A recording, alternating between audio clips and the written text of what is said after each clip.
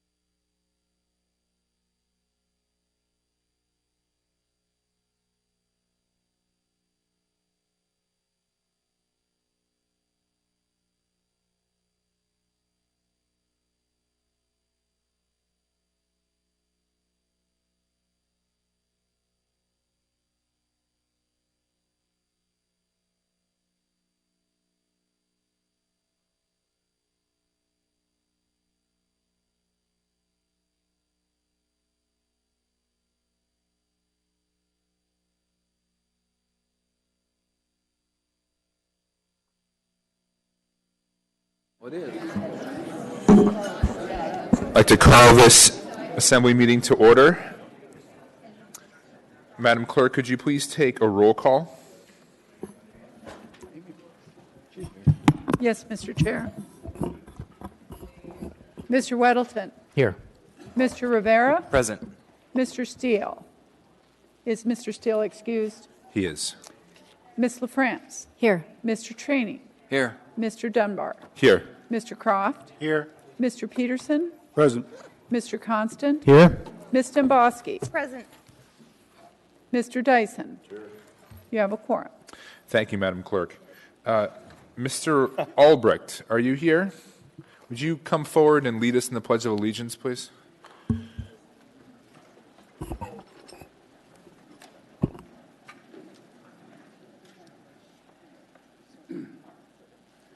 I pledge allegiance to the flag of the United States of America and to the republic for which it stands, one nation, under God, indivisible, with liberty and justice for all. Thank you. We're going to call you back down in just a little while.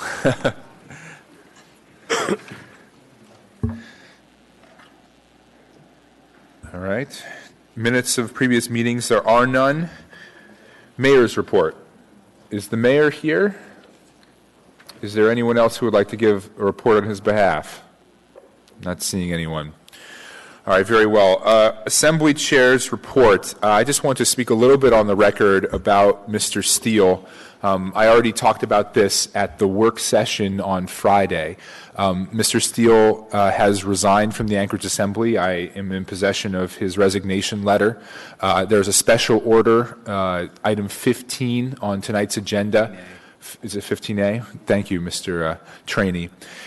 It will declare the vacancy, set a special election, and then we will have a debate as to whether or not we fill the interim appointment. But I think I speak for my colleagues when I say that we have a great deal of respect for Mr. Steele, and we wish him the best in terms of his health. I have asked him to come back to the Assembly to receive a resolution at some point when his health allows, and at that time I asked my colleagues to reserve their comments about him until that time. I'll put it that way, because traditionally when someone leaves the body, we go down the aisle and sort of sing their praises. But so with that, we'll go to committee reports, starting with Mr. Weddleton. Oh, thanks. The Community and Economic Development Committee met last Thursday, and we went through mom and pop's amendments, and we'll see that a little bit later today. In 2 weeks, on the 21st, we'll be looking at the definition of athletic fields. Does a bowling alley count as an athletic field? We'll also look at kind of some of the details on what a transfer of ownership means when we talk about marijuana enterprises. Thanks. Thank you, Mr. Weddleton. Mr. Rivera. Thank you, Mr. Chair. The next Assembly Committee on Homelessness will be next Wednesday, June 20th, from 11 a.m. to 12:30 p.m. in the Mayor's Conference Room, 8th floor, City Hall. Thank you, Mr. Chair. Thank you, Mr. Rivera. Ms. LaFrance. Thank you, Mr. Chair. Nothing to report. Thank you, Ms. LaFrance. Mr. Croft. No committee report. Thank you, Mr. Croft. Mr. Traney. Nothing, Mr. Chairman. Thank you. Mr. Peterson. Thank you, Mr. Chairman. The Ethics and Election Committee met on June 23rd, and we had discussions about the results of the most recent vote-by-mail election, our first ever vote-by-mail election, and we discussed some possible improvements to the voting system that we have, and we will continue those discussions at our meeting later this month. Thank you. Thank you, Mr. Peterson. Mr. Constant. Thank you. Nothing to report. Thank you, Mr. Constant. Ms. Domboski. Nothing. Thank you, Ms. Domboski. Mr. Dyson. Yeah, thank you. At the public safety meeting, part of the hearing was on the mandatory reporting bill. Subsequent to that, the school board has asked that we postpone voting until after our joint meeting with them. And so that's kind of a part of what happened. Also, there was some confusion. We had considered having the homeless issue talked about a bit at the public safety meeting, and my understanding was the administration was not able, and Nancy was not able to be there, so we did not. But in the meantime, some folks thought that that was going to happen and be on the agenda for that meeting. And I have told them that I would have another public safety meeting on the homeless issue, but I think the clerk's office communicated with Mr. Riviera of the Homeless Committee, and I believe that we're kind of having a joint meeting, and so that'll be next week on Wednesday, I believe. And I appreciate Mr. Riviera's willingness to cooperate on that. Thank you, Mr. Dyson. All right. At this time, could I get a motion to incorporate the addendum to the agenda and the laid on the table items? I move to incorporate the addendum to the agenda and the laid on the table items. Second. Thank you. Moved and seconded. Ask for unanimous consent. Seeing no objection, that motion is approved. Mr. Croft, would you read those items into the agenda, please? Under the addendum, item 9D, 28, Assembly Memorandum number AM 404218, Police and Fire Retirement Board appointment. 9F10, Resolution number AR 2018-181, a resolution of the Anchorage Municipal Assembly naming the South Central Law Enforcement Tactical Range and Training Facility as the Ted R. Smith Tactical Training Facility for Law Enforcement. 9F11, ordinance number AO 2018-52, an ordinance amending Anchorage Municipal Code, Section 1250.030, retail sales tax on marijuana and marijuana products, to increase the tax rate by 2%. 9F12, resolution number AR 2018-182, a resolution of the Municipality of Anchorage appropriating a grant in the amount of $196,500 from the State of Alaska, Alaska Mental Health Trust Authority for a housing and homeless services coordinator, and a contribution in the amount of $7,573 from the area-wide general fund for grant support, all to the state direct federal pass-through grants fund 231 within the office of the mayor. Ordinance number AO 2018-53, an ordinance amending Anchorage Municipal Code Section 15-2020 regarding the abatement of illegal campsites as public nuisances by adding a 15-day zone-based abatement and clarifying the appeals process. Item 12D, Tim Potter and Jim Rinkert on behalf of Alaska Skates. I think we're going to put that off, but it is for them to present us with a check for $10,000 to help offset municipal parks and recreation costs for ice maintenance at the speed skating and fitness oval at Cuddy Family Midtown Park. Ordinance number AO 2018-34S, an ordinance of the Anchorage Assembly amending Anchorage Municipal Code Title 8 Penal Code to add new sections for the crimes of failure of a mandatory reporter to report abuse or neglect of a minor, sexual abuse of a minor, failure to report a violent crime committed against a child, failure to report a violent crime committed against an adult, and sending an explicit image of a minor, and amending Section 810-100, reckless endangerment, to add a special definition of serious physical injury when the victim is a child. Resolution number AR 2018-180-180, a resolution of the Anchorage Municipal Assembly determining that a vacancy exists on the Assembly, initiating the process to fill the vacancy, and calling for a special election by mail within 60 days in the affected Assembly district. And then under the laid on the table items is AR number 2018-183, a resolution of the Anchorage Municipal Assembly recognizing June 16th, 2018 as Juneteenth in Anchorage and acknowledging the many events in Anchorage celebrating Juneteenth in 2018.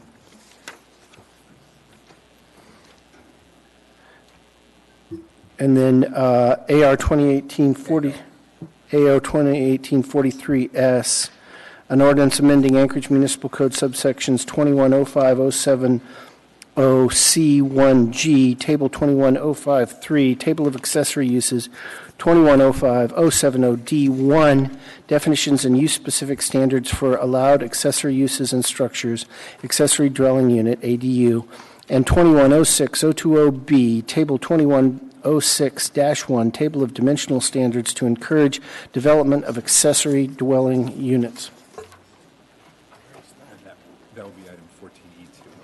Okay, and that last item, the ADU will be 14E Echo 2.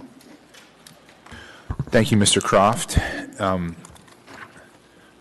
So now,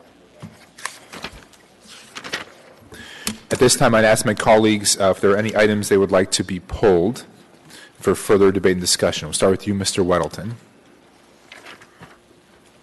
Thanks. I think just a point on the addendum, but not everyone has a copy of the S version of the ADU, right? There was a, I mean, on the body here even. right. So there was an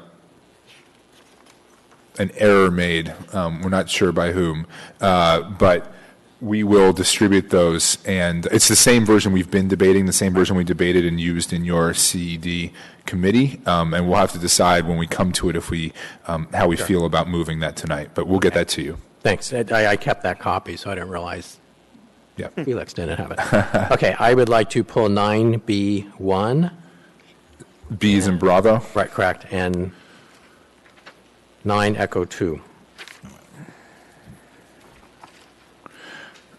Thank you, Mr. Weddleton. Mr. Rivera. Thank you, Mr. Chair. No items. Thank you, Mr. Rivera. Ms. LaFrance. Thank you, Mr. Chair. I'd like to pull 9 Alpha 2 for reading. All right.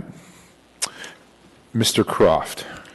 9 Alpha 1, 9 Alpha 4, 9 Bravo 1, and 9 Delta 3. Thank you. I believe that 9 Bravo 1 was already pulled by Mr. Weddleton. It was. There, missed it. Thank you. Mr. Trainey. Nothing, sir. Mr. Peterson. Thank you, Mr. Chairman. No items this evening. Thank you. Mr. Constant. Thanks, sir. Please pull 9A3. Thank you, Mr. Constant. Ms. Domboski. No items this evening. Mr. Dyson. Nothing. Thank you. All right. So please vote on the balance of the consent agenda.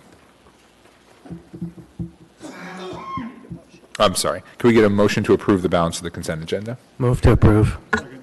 Thank you. Moved and seconded.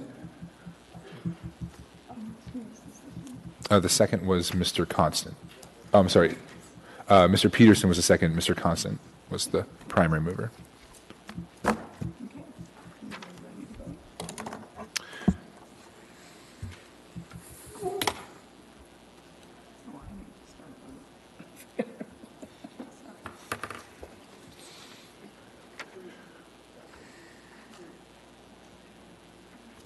All right, that passes unanimously.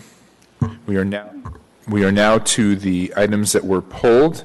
The first is 9 Alpha 1. This is being read by Mr. Croft and being presented by Mr. Trainey. Mr. Albrecht, would you please come to the podium?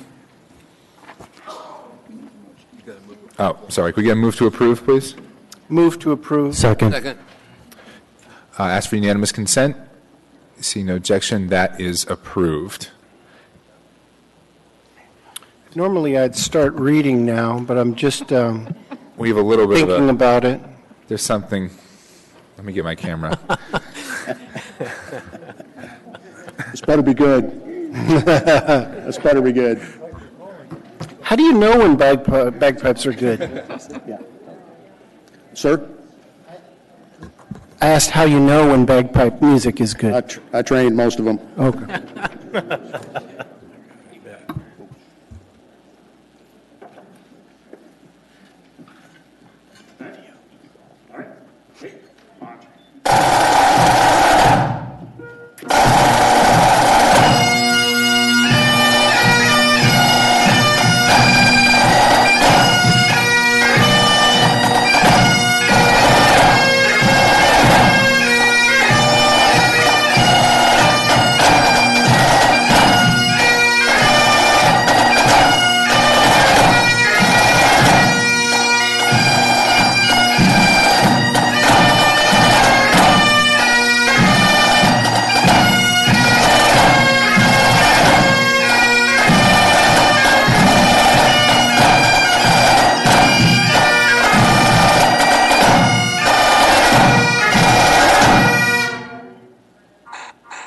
Not bad, not bad.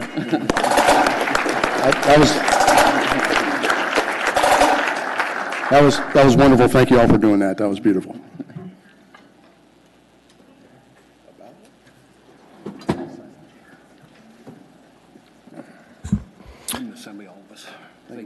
Assembly Resolution Number 2018-173, a resolution of the Anchorage Municipal Assembly recognizing, honoring, and thanking Anchorage Fire Department Captain Joseph Albrecht for his 40 years of public service and dedication to our community. Whereas Joseph Albrecht began his public safety career on May 15th, 1978, as a freshman in high school, enjoying a 5-day academy at Old Station 3. There were only 5 new hires in the class. After completing 5 days of training, Joseph's first 24-hour shift was at Station 4, and whereas during Joseph's first few years at the department, he rode on tailboard rigs, which was risky but fun even in the wintertime. He officially became a fire engineer in 1984 and was assigned to Station 9, where he worked for 12 years. And whereas throughout his career, Joseph has been active in the International Association of Firefighters, IAFF union, and was instrumental in starting the Political Action Committee, PAC, that the IAFF union still maintains. He served on the IAFF Executive Board for 11 years and was elected president twice. And whereas Joseph has served under 9 mayoral administrations, including George Sullivan, Tony Knowles, Tom Fink, Rick Meistrom, George Wersch, Mark Begich, Matt Clayman, Dan Sullivan, and Ethan Berkowitz. And whereas Joseph is an accomplished and renowned bagpipe player, he was key in establishing the Anchorage Firefighters Pipes and Drums in 2014 and is the lead bagpipe teacher for the group. He has been playing the bagpipes for the AFD Honor Guard since 2001, and whereas he is an eloquent and well-spoken advocate for his coworkers and the community, and whereas since 2004, he has been as effective and skilled fire captain.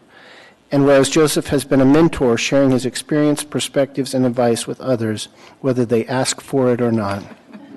Now that, therefore, the Anchorage Assembly resolves that Captain Joseph Albrecht is recognized, honored, and thanked for his 40 years of dedicated and distinctive public service to the citizens of the Municipality of Anchorage, passed and approved by the Assembly this 12th day of June, 2018.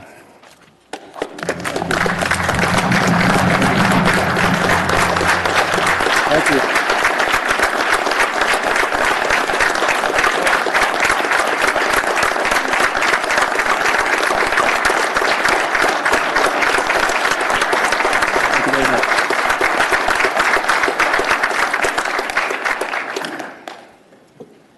Well, thank you. It's a real honor to be here, and it's been an amazing ride. What can I say? I want to thank the pipers and drummers for coming out. I did not expect that. This is very special, and you actually sounded pretty darn good. I have to say so myself.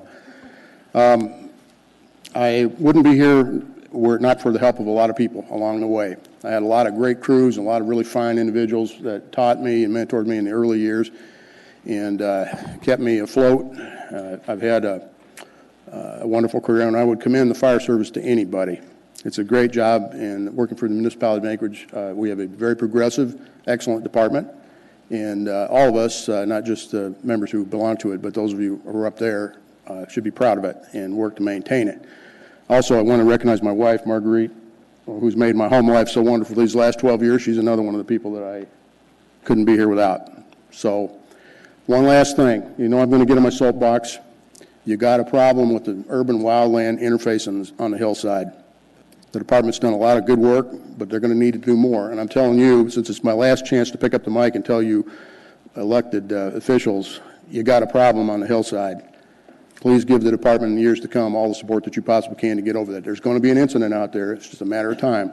And John C. did not put me up to that. It's a fact, just so you know. And with that, I'll let you get on with your meeting. I want to thank everybody once again. It's been a real privilege. I wish I could do it all over again and go back to the 20-year-old me and start over, but this just goes to show you what stubbornness and inertia can do for a guy's career. So, thank you all. Thank you much, sir.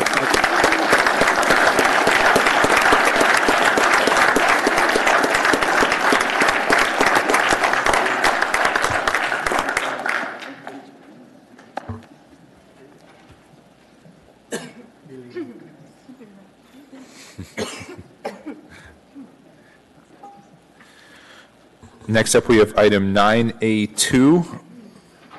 What is the will of the body? Move to approve.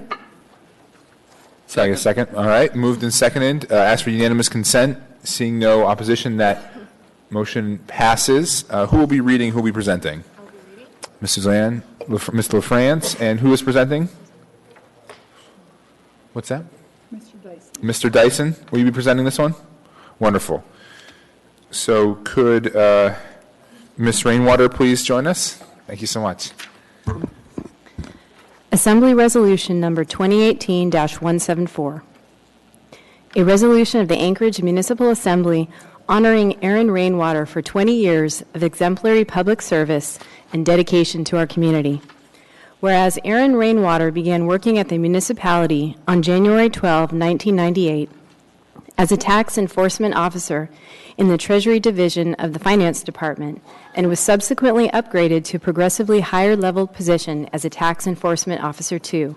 And whereas Erin's work and educational background, as well as her detail-oriented and thoughtful approach to conducting self-reported tax audits, helped her excel during her service to the municipality. Erin has been regarded as highly knowledgeable and analytical, and she consistently operated with personal and professional integrity while fairly and equitably enforcing Anchorage Municipal Code governing room tax, rental vehicle tax, tobacco tax, marijuana sales tax, motor fuel tax, and E911 surcharge.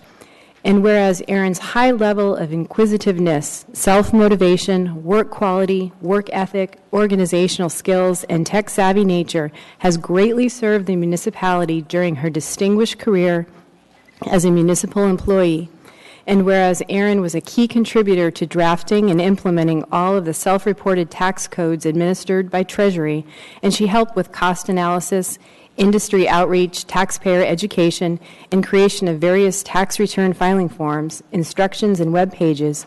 And whereas Erin was always willing to go above and beyond her job duties to assist other municipal employees with learning various key aspects of their jobs, to share her vast knowledge of Microsoft Excel, and to help with large data analysis projects, and to educate others on crucial historical information about Treasury's various self-reported tax codes. And whereas Erin set the bar for the smoothest possible transition out of her Treasury job by creating thorough and immaculate documentation covering her core job duties and accumulated job knowledge, and whereas after over 20 years of public service, Erin officially retired on May 30, 2018. Now, therefore, the Anchorage Assembly resolves that Erin Rainwater is recognized and honored for her significant contributions during her 20-year career with the municipality and for her service and dedication to the municipality and residents of Anchorage, passed and approved by the Anchorage Assembly this 12th day of June, 2018.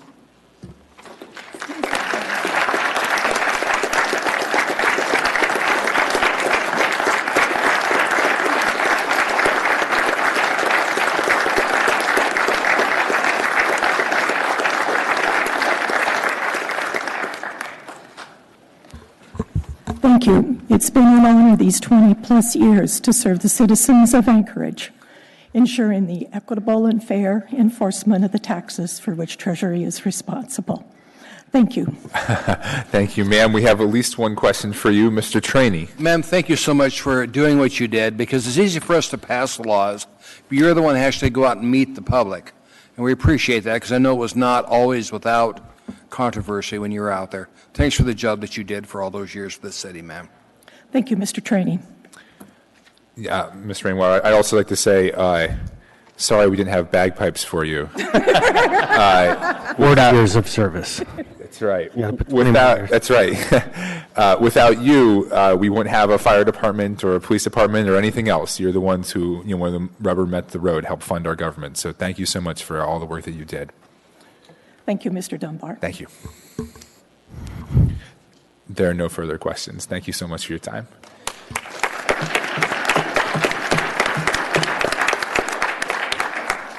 Next up, we have item 9A3, a resolution of the Anchorage Municipal Assembly recognizing and honoring the Anchorage transgender community and the Transgender Leadership Council Alaska. What is the will of the body? Move to approve. Second.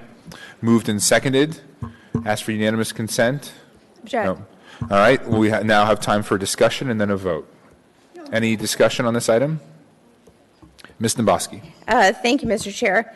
I want to be clear that I believe every single individual in our community deserves respect, and their contributions to our community are valued. However, I won't support any resolution that may indicate that I supported AO 96. I did not.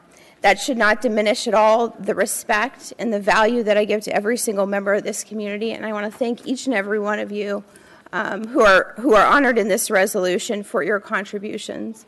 Thank you. Thank you, Ms. Nabosky. Mr. Constant. Thank you. And to my peers who I put in an awkward position through this resolution that I might make you feel like you have to not support it, I'm grateful that we are able to be civil in a process that moves this city forward, and I am glad for the opportunity to move this forward because it recognizes something that hasn't happened before in our country, and I just want to honor that. So I honor you and I honor them. Thank you, Mr. Constant. Is there any further discussion? If not, we will have a vote. Oh, let's have a vote.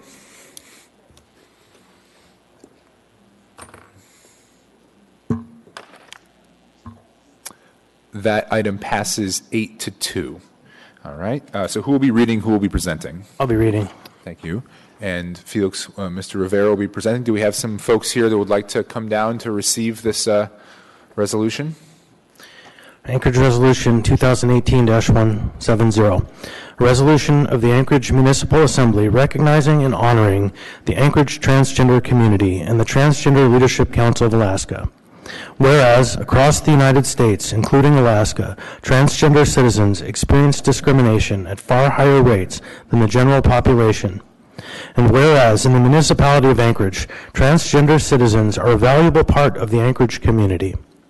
And whereas, in 2015, the Anchorage Municipal Assembly passed AO 2015-96-S1 as amended, extending equal protection under the law for LGBTQ residents and demonstrating support of diversity and equality. And whereas during the 2018 first ever vote by mail municipal election, Anchorage voters were asked to decide whether ballot proposition number 1, a ballot initiative seeking to restrict access to intimate public facilities according to gender as assigned at birth, should become law, and in a historic vote, Anchorage overwhelmingly rejected the proposal, becoming the first jurisdiction in the United States history to reject a measure by popular vote specifically targeting transgender citizens' rights. Now, therefore, be it resolved that the Assembly recognizes this historic accomplishment and the continued importance of the Transgender Leadership Council in Anchorage, now known as Transgender Leadership Alaska, for their commitment to fair treatment and equality under the law, and for developing new community leaders who have and will play an important role in the continued progress of diversity and equality for all citizens of the Municipality of Anchorage. Be it further resolved that the Assembly recognizes the following members of the Transgender Leadership Council: Skylar Arend, Danny Ashton Earl, Lee Harrington, Lillian Lennon, Mahogany Magnetic, Samuel Ohana, Augustine Rant Rydell, Andrea Rediker, Oliver Gabriel Smith, Denise Sudbeck, Brianna Witzke, and all transgender citizens of the Municipality of Anchorage, and honors them as valuable members of the community. And be it further resolved that the Assembly affirms its commitment to the full equality, inclusion, and acceptance of all of its people. All means all. Passed and approved by the Anchorage Assembly this 12th day of June, 2018.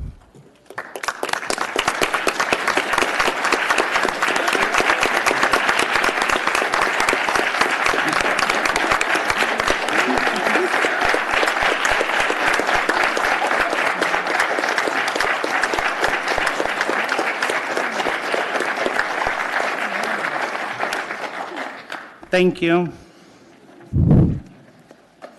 If I can just steal a moment, let me tell you all from the bottom of my heart how much I appreciate you guys' support, even those that are in opposition.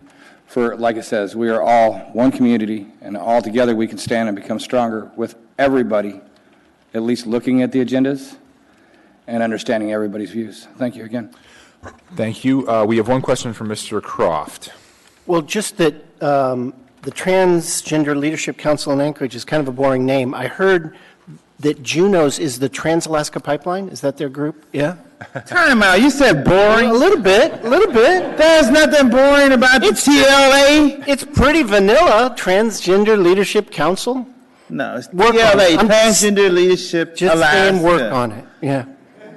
We're gorgeous as it is, and we're beautiful. We don't need to do any more to change our name. We spent a lot of hours in meetings over that name. You should know how it is to sit in hours of meetings. I want to say thank you all for this, and I'm glad we pulled together as a community here in the city, and we showed the nation, we showed the world that we are here for justice, equality, and respect for all people. So I'm just happy we got a win. Got my little name right there and everything. Have a good one.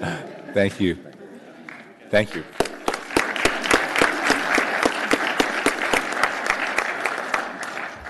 Next up, we have item 9A4, a resolution of the Anchorage Municipal Assembly recognizing June 16th, 2018 as Juneteenth in Anchorage and acknowledging the many events in Anchorage celebrating Juneteenth in 2018. What is the will of the body? Move to approve. Second. Moved and seconded. I ask for unanimous consent. Seeing no opposition, that is approved. I believe am I reading or presenting? I'm reading and Mr. Peterson is presenting. Is there someone who might please come down? Thank you so much. So, a resolution of the Anchorage Municipal Assembly recognizing June 16th, 2018 as Juneteenth in Anchorage and acknowledging the many events in Anchorage celebrating Juneteenth in 2018.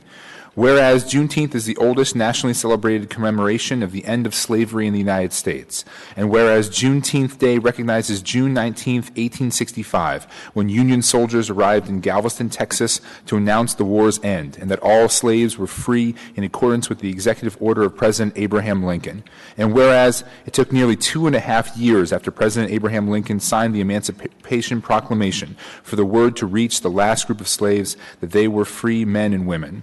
And whereas this year will mark the 153rd year of Juneteenth celebrations and the 23rd anniversary of organized events celebrated in Anchorage, and whereas the 22nd Alaska State Legislature passed HB 100 in 2001, establishing the third Saturday in June each year to commemorate the abolition of slavery and to reflect on the suffering and sacrifice endured by millions of early African Americans, and to appreciate the unique freedom and equality enjoyed by all state citizens. And whereas 2018 will feature a week-long Anchorage citywide Juneteenth celebration with events at the University of Alaska Anchorage on June 12th and 16th, a teen summit on June 22nd, culminating in a citywide celebration at William B. Lyons Park from 12 to 5 p.m. on Saturday, June 23rd. Now, therefore, the Anchorage Assembly recognizes June 16, 2018 as Juneteenth Day and encourages the Anchorage community to participate in local events to celebrate African American freedom, heritage, and contribution to our American culture. Passed and approved by the Anchorage Assembly this 12th day of June, 2018.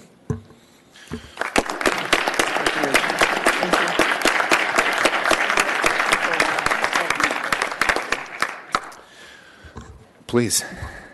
Hello. My name is Bethany Frank, and I'm here as representing for Juneteenth Committee, and I have a written statement. Thank you so much for recognizing Juneteenth Anchorage and the annual Juneteenth celebration. As mentioned in the proclamation, this event is extremely important in the African American community. It is best described as African American Independence Day. Myself and the committee are extremely happy to receive this recognition today and plan to share it at our citywide park celebration on Saturday, June 23rd at 12:30. We are happy that the festivities this year can take place in Mountain View and serve more individuals in our diverse community, and hope that you all will join us in celebration. Once again, we thank you for recognizing African American history as your history, and hope that you will not only celebrate with us, but share the legacy Juneteenth with many. Thank you so much. Mr. Dyson. Yeah, thank you. Appreciate you doing this, and I rejoice at what was accomplished. It's a little-known fact, but in North America, almost all the Aboriginal people practice slavery.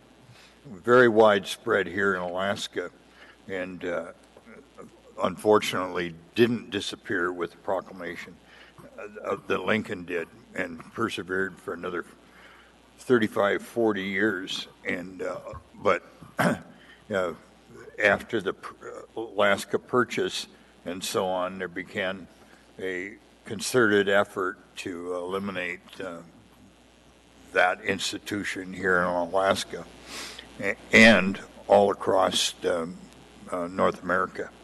Anyways, slavery is a great blight on human history.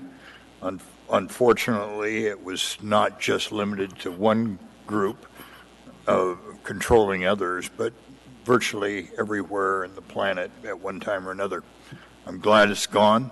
Still places where it's happening in Africa and a few other places. And let us all resolve to not stop in our efforts to limit and eradicate involuntary servitude, if you will. And my particular one is the trafficking in children that tears me up. Thank you. Thank you, Mr. Dyson. Ma'am, I just want to say I hope to come and join you in Mountain View. The 23rd, for some reason, there are a lot of events happening, but I will try to be there by 3 or 4. Please don't close down shop before 5. I really want to get there. Yes. There are no further questions. Thank you so much for coming. Thank you.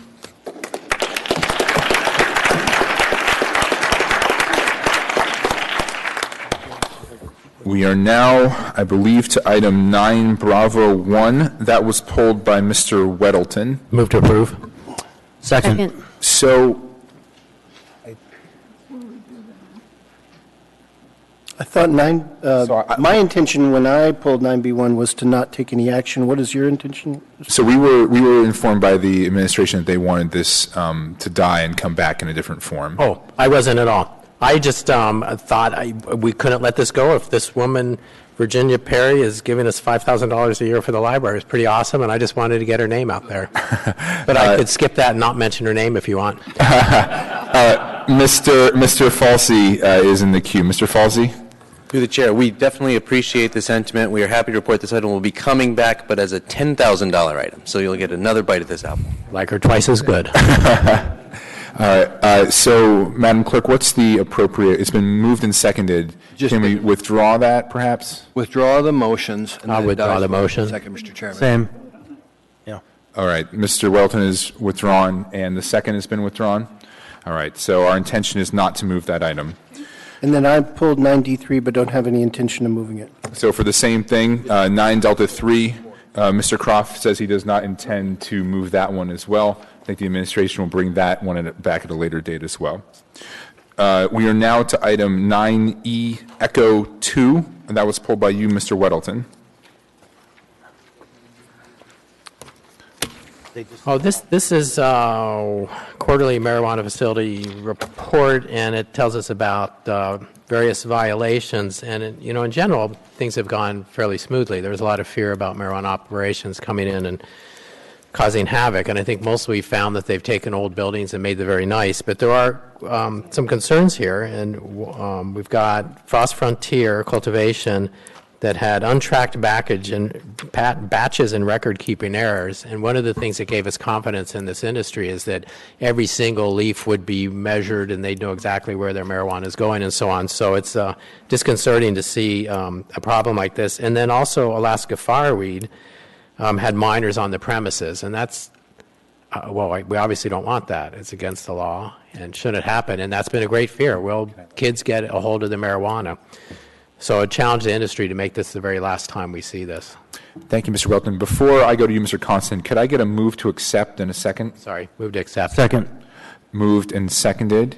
So now we're back in discussion. And the clerk would like me to remind my colleagues to please press the button to buttons aren't move coming up. and second. They're not coming up? Nope. Okay, so we're having some some issue with the machine then. But Mr. Constant, Now you were in there's the the button. Oh, there we go. There you go. Mr. Constant, you were in the queue? Yeah, thank you. If you'll notice that Mr. Weddleton pointed out these violations. One of them was in 2017, fully half a year ago and more. We don't have exact dates, which we might want to ask for.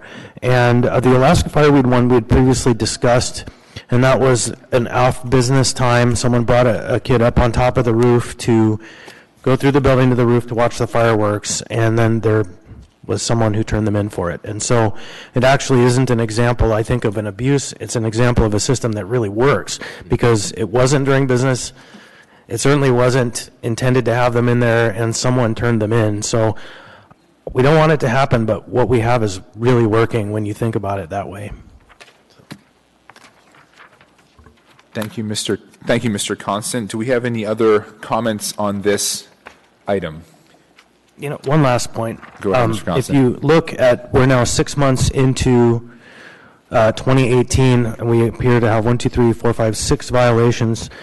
In 2017, there were 17. So we're on track for a better year than last year. Compliance is good. Thank you. Thank you, Mr. Constant. Any other comments on this item? Not seeing any, I would ask for a vote. Madam Clerk?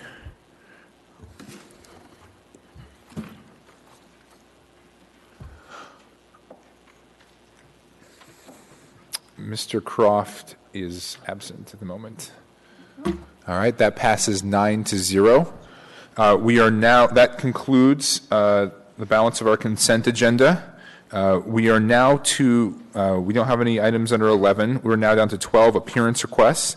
My understanding is that Ms. Mack cannot join us tonight, and so we will hear from the Unitarian Church on the 26th. So we are now down to item 12B, Mr. Toby Whitcomb. Is Mr. Whitcomb here? I'm sorry, Miss. No, Mr.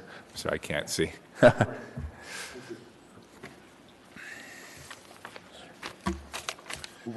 It's wonderful to be able to address the Assembly about the homeless issue in the city, and I am going to read you a poem, which is my version of some remarks directed to you.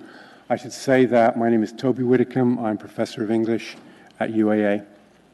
I have a 5-minute version, but I promise I'm going to give you just a 3-minute version, carefully edited. But I do have to ask that you be kind, because after all, this is not bagpipes, and I really can't beat that, it seems to me. So here's the poem, and I want to emphasize the subtitle. The subtitle is For the Anchorage Assembly, Whom I Genuinely, Deeply Admire. The title is In Your Hands. You sit here before me, raised to show power and authority, a little like ravens on a telephone wire, a lot like a judge and jury. In your score of hands lies our fate, to prosper into newness like the sun at dawn, or to decline like a mossy tree. I stand here before you, lowered, to show respect, and because I can do no other. But I tell you I only see a want of caring, a lack of profoundest gratitude for the comfortable lives we lead. The houses and the cars and the kids, the money that never seems to go away. It streams through your lives, our existence, like a freshet from the deepest wells. I get no sense you understand. Across this city, thousands struggle every day, every single drawn-out, stretched taut day, to make a life as one might throw a clay pot from a million crumbling shards. It cannot be done. Across this city, in the winter, people lost to privilege and to comfort die frozen stiff, or bleeding alcohol from every vein, or drugs from every pore. I get no sense you understand or care. It's easy for us, impossible for them. They are the forgotten, the ones we stare away from when they beg. They plead for something to take the pain away, anything to halt the voices, to fill the belly, to stop the skin from itching, to still the mind that crawls with every imaginable and unimagined creature. I get no sense you understand or care or even know we are in a crisis in this city. And you sit here before us all, raised to show power and authority, and I stand here before you lowered to show respect, and because I can do no other. But I say to you, hold out your hands always to the needy and the lost. I say to you, act for the good of all. You who have power, you have been given power. Do good for all, not just the voting few. Do good for everyone, not just those you feel you owe. Do good or be gone. Thank you. Thank you, Mr. Whitcomb. Are there any questions from my colleagues? There is one. Mr. Constant. It's not a question. It's actually an invitation. I understand your poem reads, I get no sense. And I would offer that if you were to come and spend some time with us in our committees and where we're doing this work, you might get a sense that we care, because there's a lot of caring and hard work that goes on, even though it might be hard to see. Thank you. No, if I could reply to that. I do absolutely understand what you're saying. I will do that. I would also say that my sense is this is a relatively rich city. The homeless problem is one that we can solve. And that's what I want to see. I want to see a solution to this, and not the year in, year out clearing away of the debris and the inadequate response to the damaged lives that we see around us in this city. Thank you. There's another question or comment. Mr. Dyson. Yeah, thank you. I think Mr. Constant said it very well. There are certainly some amongst us who care deeply, and their hearts are engaged, and there's some action. This has been a very frustrating issue because it seems like we're blocked many things we want to do. The delightful young lady that sits over there, Nancy, if I got my figures right, said that we're spending about $58,000 per person. And it would seem with $58 million, we'd be able to do a lot. Anyways, if you know of communities that are doing well at helping the folks that need help and dealing with this issue, I think all of us, and Nancy and the mayor, would be very glad. We're looking for paradigms that work. And certainly this mayor and probably all of us care deeply. We just need to figure out how we can do it. Thank you, yeah. I will also say that that whole business about you guys not caring is rhetorical, in the sense that I know you care. I absolutely know you care. I really appreciate you doing the work that you do. I just think that as a city, we need to solve this problem. And we can solve this problem because we're not a poor city. We have to figure out ways in which we can create a situation where the lives of people are not so colossally, permanently damaged as they are now, year in and year out. Thank you, Professor. There are no further questions. Thank you. Next up, we have Mr. Russell Webb regarding Chester Creek Trail homesteading, public health, and public safety issues. Mr. Webb, please. Thank you, Chair Dunbar. I would, before I get started, like to pass this to you. I promised. Please give it to the clerk. My comments, the written copy that I forwarded to all of you via email. So I guess we'll make copies of that and distribute it during the break. Sure. Okay. Go ahead, Mr. Webb. I think it's appropriate. It's good to hear about embracing compassion. I think that's a good reminder for all of us. I think it's also good that we think about a crisis that our city has. My own experience is that we, in fact, do have a crisis, and that crisis is one of massive entrenched encampments, occupying and destroying the value of our public spaces. We should never have allowed this to happen, and we cannot allow it to continue, because to do so is, frankly, to lack compassion and it's also to not be very smart. Our community is too good to allow poor, disabled, disadvantaged citizens to live without shelter because they have no alternative. We are also too smart to enable those who are capable of finding alternatives to occupy public spaces for convenience and to support a lawless lifestyle. We should be both too good and too smart to allow the kind of squalor that currently defiles our public spaces to exist at all, or to allow anyone to live in it for any reason. It's partly a problem of our own making. Past litigation has led us to adopt a risk-averse and frankly ineffective approach to dealing with camping in public spaces. We have employed policies and strategies that are both too limited and too timid to effectively address the intertwined components of the problem. What we do now is insufficient to assist those who are camping because they have no alternatives, but worse, it enables those rather than prevents the proliferation of massive, near-perpetual encampments by those who choose to occupy our public spaces to live an unfettered lifestyle supported by crime. We have, in fact, established a community norm of passive acceptance of these entrenched encampments. We are enabling ever-growing numbers of them, whether by camper choice or necessity, and they present a real and growing public health and public safety risk to our community.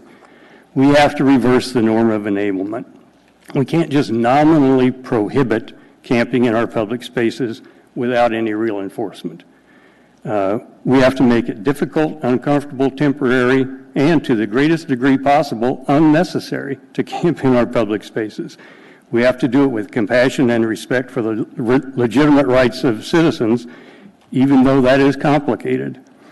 It will require changes in public policies, changes in our strategies, reallocation potentially of existing resources, and likely some additional resources over time. I think the public is, well... Would you like to sum up, Mr. Webb? I'll sum it up. The public, I think, is generally supportive of what we're trying to do, but is frustrated because there are no appreciable results that they see. I have offered not just complaints about it, I've offered you, I think, 17 different specific actions that the municipality can take that I think would be significant in improving our efforts, 3 of which I believe involve municipal code changes. Thank you, Mr. Webb. Are there any questions for this? Yeah, go ahead, Chris. Only could you send those list of the 17 items by email to us in a list? I did that last week, as a matter of fact, but I'll be happy to do it again. Yeah, I don't know. I get a lot of emails on the topic, so I'm sorry I missed it. Okay. Thank you, Mr. Constant. Are there any other questions? I don't see any. Thank you very much for your time, Mr. Webb. All right, with that, we have concluded this portion of our agenda. We will take about 16 to 17 minute break now and try to come back at 6:15. Thank you very much.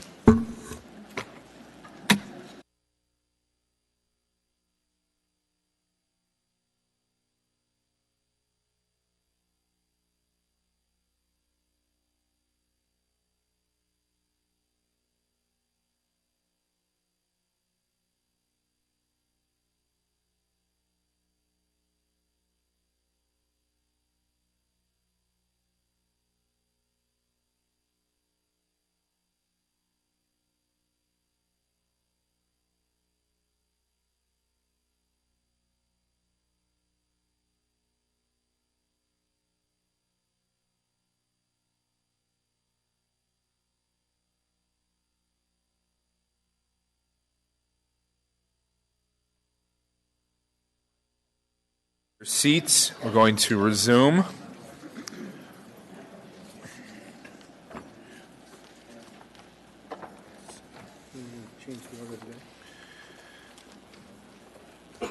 Yeah. So, Mr. Croft, could I get a motion to change the order of the day? I move we change the order of the day to bring up now AR 2018-180 resolution on the special election and vacancy. Could you Second. hit your button on that, Mr. Croft, please, the motion? Who was the second? Me? Ms. LaFrance is the second. I ask for unanimous consent for the motion to take up item 15 now. All right, seeing no objection, that motion passes. So now could we get so let me call it up. So we are now on item AR number 2018-180, a resolution of the Anchorage Municipal Assembly determining that a vacancy exists on the Assembly, initiating the process to fill the vacancy, and calling for a special election by mail within 60 days in the affected Assembly district. What is the will of the body?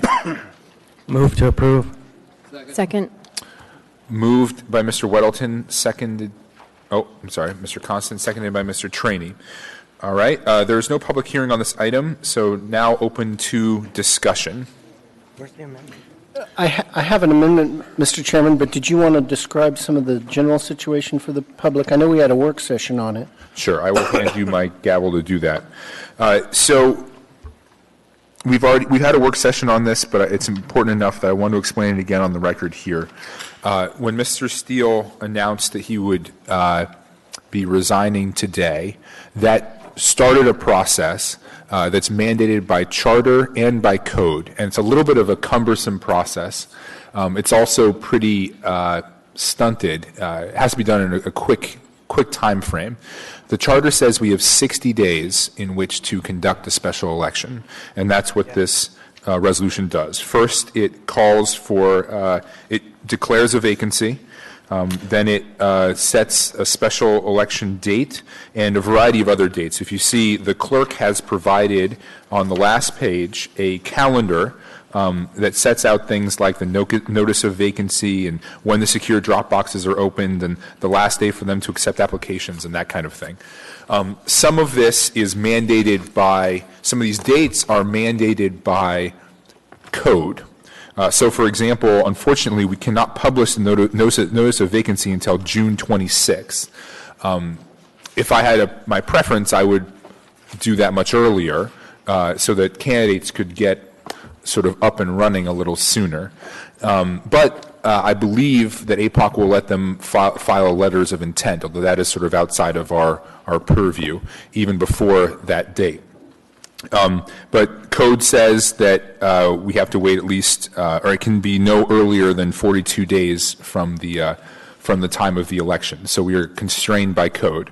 I guess just to put it on the record now, I think once we have finished this whole process and hopefully got a new member from West Anchorage seated, I suggest to my colleagues that we go back and revisit some of this code, because the code to both appoint someone in the interim and to conduct this special election is a little bit, I would say, antiquated. It was established quite a long time ago, and it doesn't really fit the character of the city and the size and complexity of the city right now. So that's what it does. It also, there are two versions, basically. There's the version that is currently before you that does not appoint the vacancy, does not fill the vacancy, and that is under our discretion per the charter, section 7.02b. I also asked the Assembly Attorney to draft up an amendment that would lead to someone being appointed in the interim, and I believe that Mr. Croft, who else is sponsoring that? Demboski and Constant. Mr. Croft, Ms. Demboski, and Mr. Constant are now the sponsors of that amendment, and I have no strong feeling either way. I would consider that a sort of friendly to neutral amendment. It was just acknowledging that it's a little bit of an awkward process for us to do and for the clerk to do. So with that, first I'll let Mr. Trainee speak, and then if one of you would like to... Thanks, Mr. Chairman. Just whoever wants to put in for this seat needs to get over APOC immediately if they're going to file. Because the APOC disclosure form there's a lot to it. And I don't think people understand how much information the state requires you to give up to the public. So I would suggest you get a hold of APOC now, get the paperwork if you're going to file, and see what you're getting into before you file. That's all, Mr. Chairman. Thank you, Mr. Trainee. Yeah, good advice. Mr. Croft. Yeah, so on the underlying resolution, I don't think there's a lot of controversy because a resignation is effective when they do. They have the right to resign, and it triggers these code and charter requirements. The resolution as it stands is just almost what we have to do.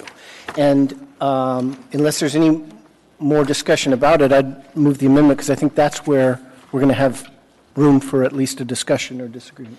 Second. Yeah. So I moved amendment number 1 and Ms. Dombrowski second. Moved and seconded. Any discussion on the amendment? And I'll say, for some reason, I don't seem to have it in front of me, but I assume it was distributed to everyone. There it was. Does everyone have a copy of the amendment? We have 2 copies. Can I speak on it then real quick? Yes, please do so. And so I appreciate the way you've handled it, Mr. Chair, putting sort of a vanilla version, if you will, and then and having the amendment prepared for us, for me. By coincidence, the Spenard and Turnagain Community Council meetings were after this announcement and before our work session. They were on that week. And I brought this issue up and asked for their opinion. It was unanimous in both places, adamant in both places. They wanted somebody to fill in the seat. I tried not to take it as a criticism. Nobody said, we can't go without representation. But really, they understood. I think that there's, even though it's summer, and even though it would only be 3 meetings that this person would be in, there's things like the ADU ordinance and liquor licenses that Spenard is very interested in. Turnagain's very interested in the ADU. Sand Lake, a lot of different transportation issues. So they're aware community councils and know what they wanted, and they wanted 2 people from West Anchorage, and they were both adamant that it be somebody who can drop in and do the business, that knew West Side issues, that knew how the assembly works, that didn't want to have a lot of training, and that it be somebody who's not running, because they wanted them to focus, as I said, on the actions and interests of the West Side. So after that work session, I appreciate Mr. Constant and Ms. Dombrowski coming on board. I know Ms. Dombrowski's a community council warrior, goes to those religiously. And Mr. Constant has explained to me how difficult single-member districts can be, and I get it more. We'll eulogize Mr. Steele later, as you requested, but it's been just a great pleasure working with him. Eulogize? You don't like that? I know, but that's not what we're going to do. Praise him then. I think it can be used in both contexts, but now I'll look it up. But praise him in a different context. But I would appreciate the consideration of the Assembly. My community councils, after they voted and passed those things, I said, okay, then I'll go fight for that. And I believe we can get such a candidate that we can put in there that will have the experience and the knowledge of West Side issues. Thank you, Mr. Croft. Before I go to you, Ms. Dombrowski, I want to state I've been speaking with the clerk, and we plan to put this amendment and its text up on the website tomorrow were it to pass, so the people that are interested can immediately see it. And then the text of the amendment has us publishing the notice of election, or the notice of the appointment on June 14th as well. So we want to be as transparent as possible. Ms. Dombrowski? Thank you, Mr. Chair. I just want to support the member from West Anchorage. For me personally, it's crucial. I believe that every seat on this body should be filled as quickly and as possible. I don't like the thought of West Anchorage only having one of their 2 representatives.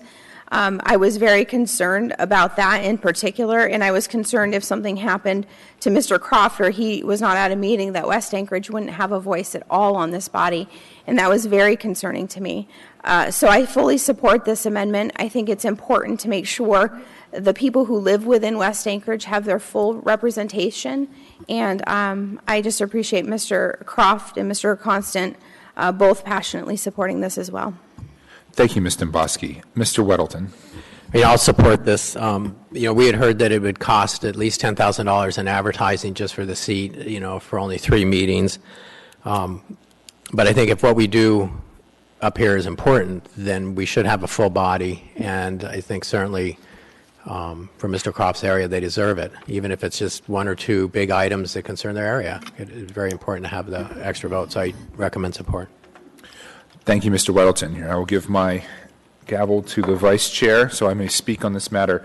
I intend to vote for this, even though my original my original ordinance did not have us appointing someone. I've been persuaded by my colleague, and also, I was originally concerned that this would overwhelm the clerk's office because they end up having to do a lot of this kind of work, and they already have to put together a special election very quickly. But I believe that they are up to the task. We have an excellent clerk and excellent clerk staff, so I'm hopeful. I will say, in the interest of transparency, we have the ability to choose who we want. I mean, of the applicants, we vote on them, and then we select the person that will fill it. And I believe the timing works out such that we will know whether people have filed in the special election or not when it comes time to make that appointment.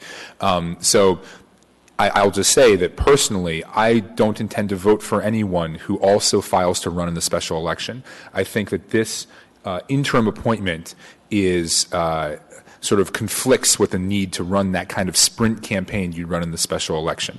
I want someone that can drop in and serve West Anchorage, but not be simultaneously running for the seat. But that I could get outvoted on that. That's not a code requirement. That's just a personal preference. Take that back. Mr. Trainee. I'll be supporting this. I think it's important that West Anchorage has full representation. Not a problem. Is that all, Mr. Trainee? That's it. Thank you very much. Mr. Peterson. Thank you, Mr. Chairman. And I also believe that they need to have representation, but I also believe we could find ourselves where there would be a tie vote on several items, 5-5. And I think we want to try to avoid that if at all possible to avoid that. Thank you. Thank you, Mr. Peterson. Is there any other discussion on the Croft-Dembosky constant amendment? Seeing no discussion, let's take a vote on that amendment.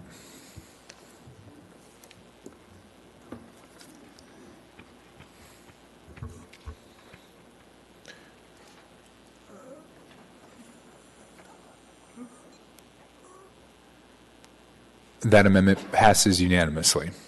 So we will now have an interim appointment, but it's also constrained by code. So unfortunately, we cannot appoint them immediately, but there will be a process that's laid out in that amendment to appoint someone in the interim. So we're now back to the underlying resolution. Is there any further discussion on the resolution as amended? Seeing none, please vote on the resolution as amended.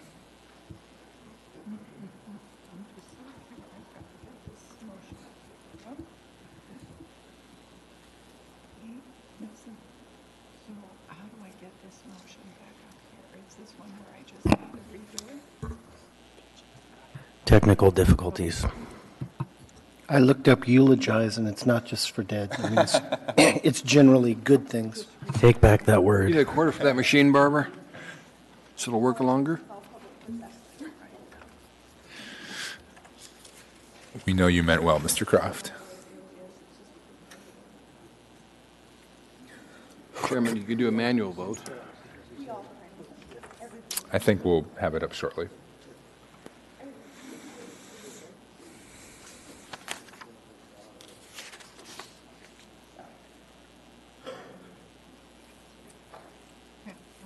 So I just have to redo the whole motion? Would you like? It's not enough. No, just a sec.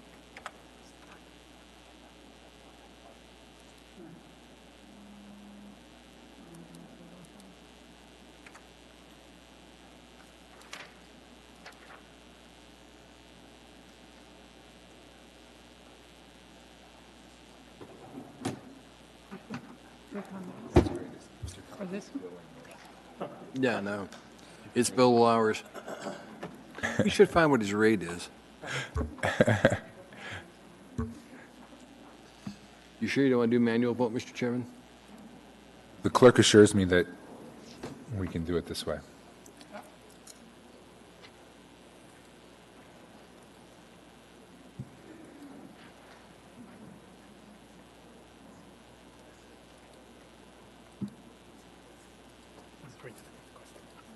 Okay.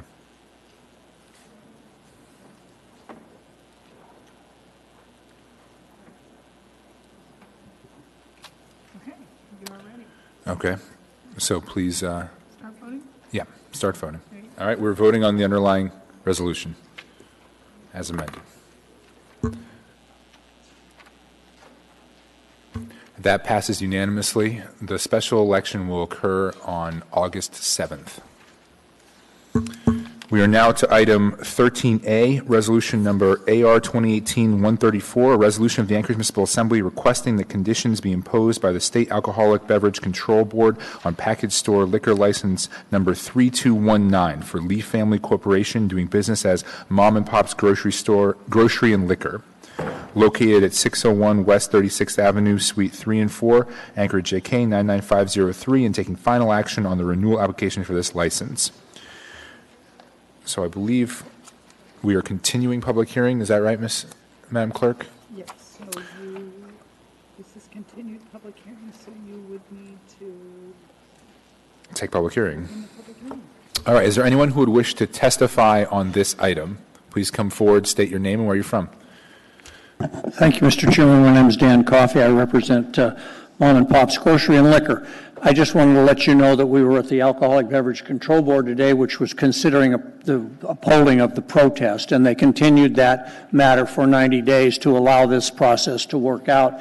And so obviously when this happens, the sooner the ABC board is notified, the sooner the protest will be lifted and they'd be able to go on.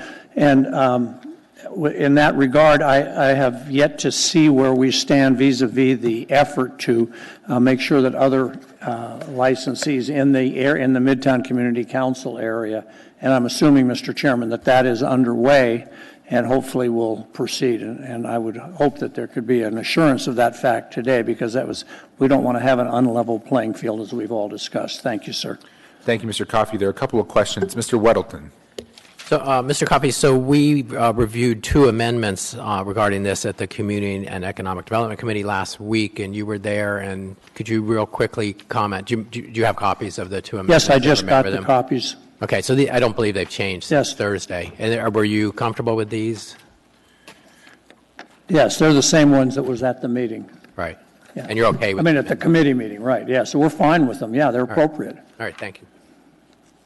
Thank you, Mr. Weddleton. Mr. Constant. Thank you. On the question of the various other entities, and I did review the packet that was submitted from the Community Council, there was a resolution requesting additional action moving forward. And so I would suggest that you challenge Mr. Weddleton to get it on the committee so that it is taken up forthwith. Thank you. Here I come. Thank you. Thank you, Mr. Constant. Mr. Coffey, there are no further questions. No, thank you, sir. Thank you. Would anyone else like to testify on this matter? Please come forward and state your spelling your name. Yes, my name is Tim Potter. Not speaking for the Midtown Community Council, but I've been working closely with Mr. Coffey and the owner to help resolve and come to this memorandum of agreement as to how they will operate now and into the future under their licensing and their conditional use that is approved by the Assembly. I did want to just make sure, for what Mr. Constant indicated, clarification that the Community Council did pass a resolution which requests that the Assembly move forward with an action at the earliest possible time to identify the Midtown area and the 10 or 11 packaged liquor stores within its boundaries. Come under a common theme of what the restrictions are, so that they would be in alignment with the memorandum of agreement, which Mom and Pop's has entered into. I've spent more time in a liquor store in the last 30 days than I care to. It's kind of like when Mr. Dyson used to go and do on-site visits with another type of entertainment activity, all on Assembly business. But I've watched Mr. Lee and his staff modify the prices, modify their operation, and seen it result in some disgruntled customers going to a very proximate liquor store across 36 at the corner of 36 and Arctic. The Community Council will be meeting with that party But we do think it's very important that everybody should be playing on a level playing field, and that the issues and impacts associated with the inexpensive alcohol that we've brought up as an issue is inherent throughout our community council boundary and not just restricted to the area of 36th and Arctic. So I'd appreciate the Assembly's support of that, and that Mr. Weddleton and his committee take that resolution up and pursue that as an outcome. Thank you. Thank you, Mr. Potter. There are no questions. Would anyone else like to testify on this matter? Anyone at all? Seeing and hearing no one, public testimony is now closed. What is the will of the body? Move to approve. Moved and seconded. Discussion. We have a couple amendments. Yes, we do. Who is going to be, and I believe this is heard in your committee as well, Mr. Weddleton, if you have any comments on this. Well, I'd go ahead and have the makers of the motions go ahead and read them in or whatever, and then I'll just comment. Okay. So who is making the First Amendment? Makers of that amendment. Mr. Speaker, Mr. Croft is the first one. Croft Amendment 1. Would you like to make that amendment? Sure. But before I do, if I have the floor, I still think that that this is the correct approach, but I also respect the work that Chairman Weddleton does in his committee, and I wasn't able to attend it. So was there action there that you wanted to propose or defend a particular course of action? These are sort of the two alternatives, right? You either say, we want you to have an agreement with an MOU with the community council, and we'll let them monitor and change it, or we get into the specifics and we police it. And I guess I'm curious what happened and what's going on. Well, we'll start with me then. Yeah, Mr. Constant's in the queue as well.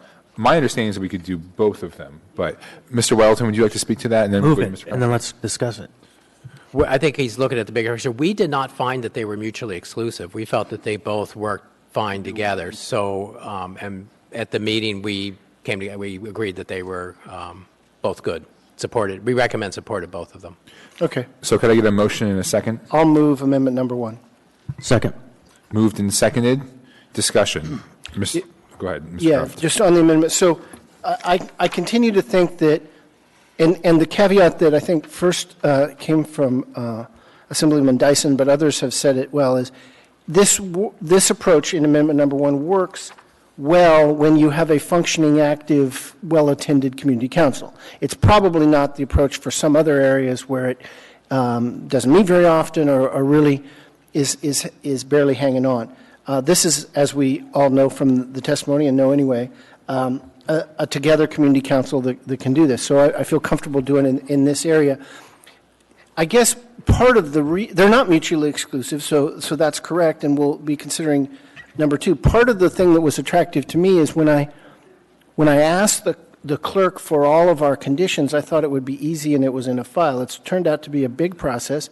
We didn't know, and to her credit, as they come up, she's gathering them on a spreadsheet for me. But there's a lot of old ones. The one that sticks out is that the Ding Hao restaurant still has a condition on its liquor license that it must approve the kitchen expansion by 1996 or something, right?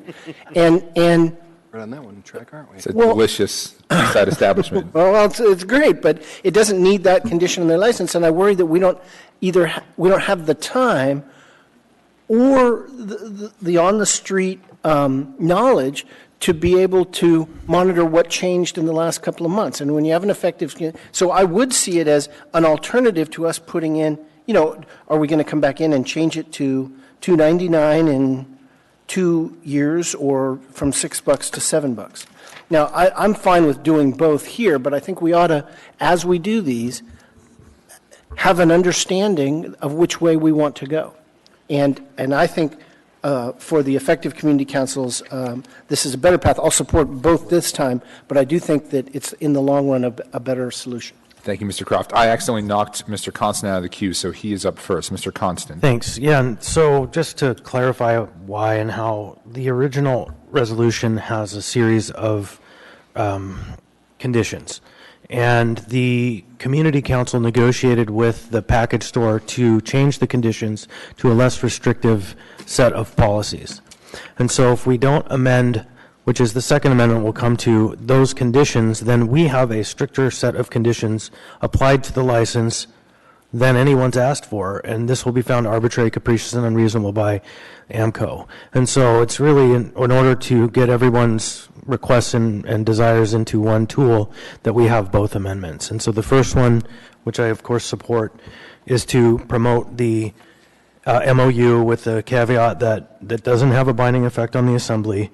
And then the next one will be to change the conditions so they match what the petitioner and the store negotiated in their MOU process.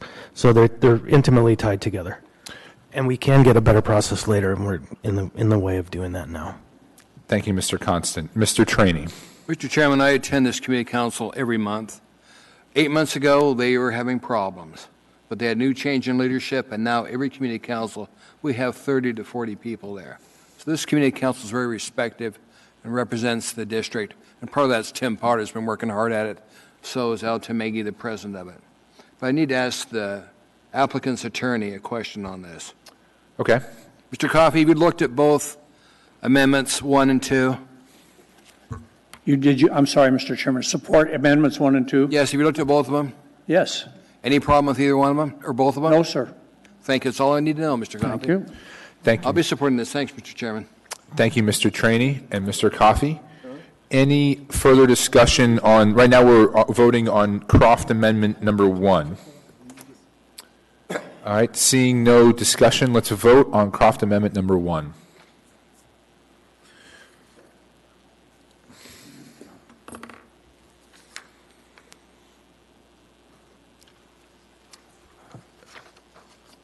That motion, I assume, passes unanimously. Yes, it does. So that amendment passes unanimously. We now have another amendment with no sponsor yet. I had actually offered to sponsor it at the meeting on Tuesday, or Thursday, never got added on there. So, okay. So we'll call it constant amendment number 1. Yeah, and I would move this amendment number 2. Okay.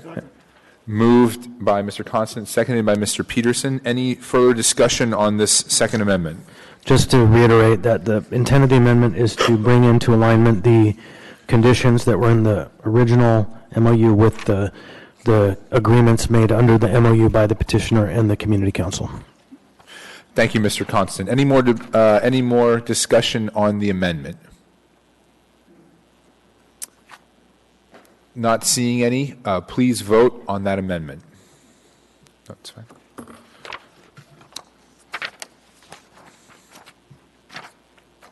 That amendment passes 10-0. We are now on the underlying resolution. Is there any discussion? Okay. All right. Now, this is where we're having a little glitch here. I'm going to try something, and if not, I have to re-enter the motion. Okay, so while she figures that out, I'm going to vamp a little bit and say thank you to the community council and I guess it's not the petitioner, but the liquor store for working together on this. I think it actually is a good example of coming together and having good faith negotiations, and we hope to see improvement there. Mr. Trainee. My thanks to the two gentlemen sitting down here that understand you sat in cars hand in hand watching people go into and out of the liquor store. So thank you. I don't know what the two are going to do when you can't meet like that anymore. I don't know if all right, Mr. Peterson. Don't want to follow that, but thank you, Mr. Chairman. There is going to be some additional work that we are going to have to do on this because the community council is, by setting some of these conditions, is giving mom and pops a competitive disadvantage. And so to make it a fair playing field, so to speak, the other liquor stores in the area will probably have to follow these same conditions at some point in the future. At least that's I think what the long-term plan is here, if I followed it correctly. Thank you. Thank you, Mr. Peterson. Mr. Constant. Thank you. And the committee discussion went along the lines of, should we have a citywide set of conditions that restrict access to certain products or price point And I think that my takeaway from the committee meeting, and we'll probably come to this in Mr. Weddleton's committee, is that the best practice is to set up an array of tools that work for neighborhoods that are asking for help, as opposed to setting up a blanket for the whole city. And so we can come up with a template and a method that has a set of tools, and then we let neighbors who are feeling the pain tell us they need a response, rather than just being everybody gets all one set of rules. Otherwise, they're not conditions. They're something else. Thank you. Thank you, Mr. Constant. Mr. Trainee. Mr. Constant, I think this committee council, as you see these licenses coming in front, are going to apply the same thing to every single license. Because the problem we have in Midtown is not just one store. It's all of them. I absolutely agree, and in fact, that's what I mean. If a community says that our area should be this, then those rules should be set for that area. And if another community, say, and the best example is Eagle River, they don't complain about these issues, then we shouldn't apply it to the people who, in a general area, aren't complaining, right? We should apply our rules to where we have problems, I think. Thank you, Mr. Constant. Well, great job and filling the time, and we are now ready to take a vote. Oh my God. Sure, brought to you by. It was a good discussion. Please vote. Oh, wait. Not there? Nope. No motion. No? Hmm. All right, I'm going to do it one more time. Mr. Lee, we can't get you your license. This is brought to you by SAP.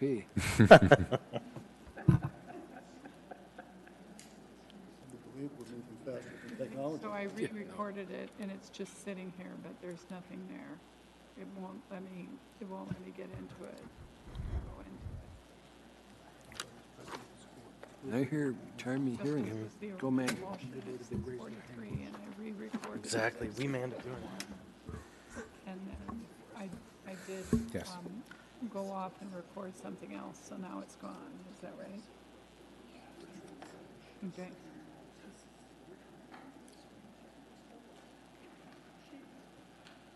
Here, look. Okay. Okay, got it. All right. All right, Mr. Chair, you're ready. Oh. All right, we've got it. Please vote.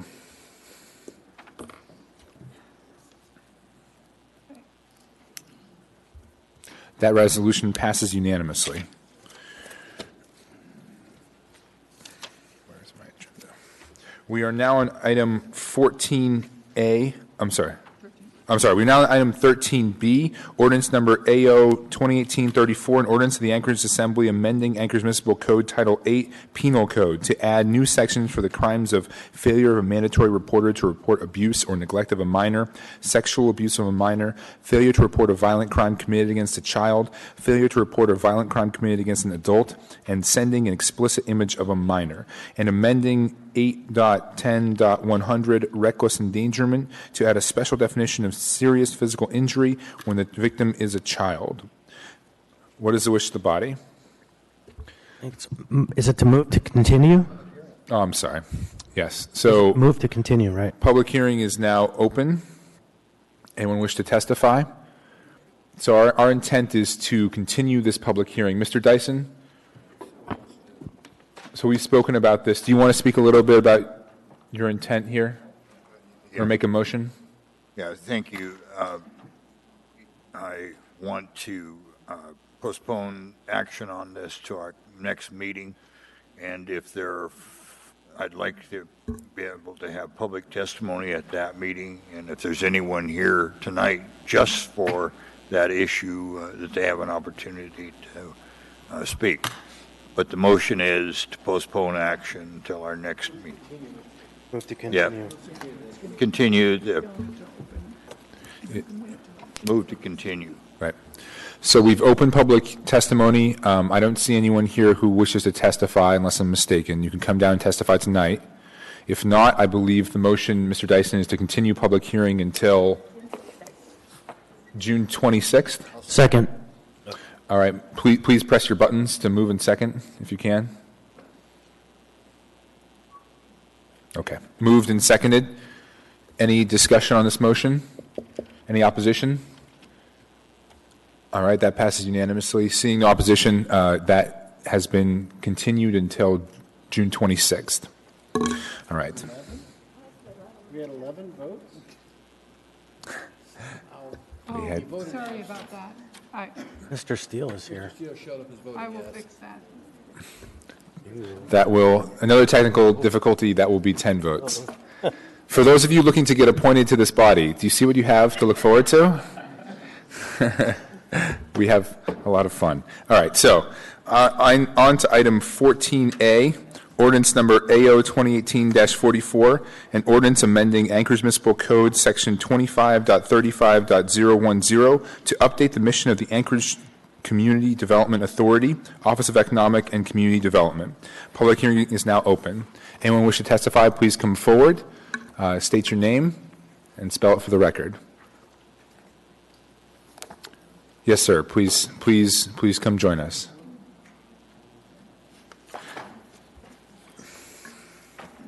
How are we doing?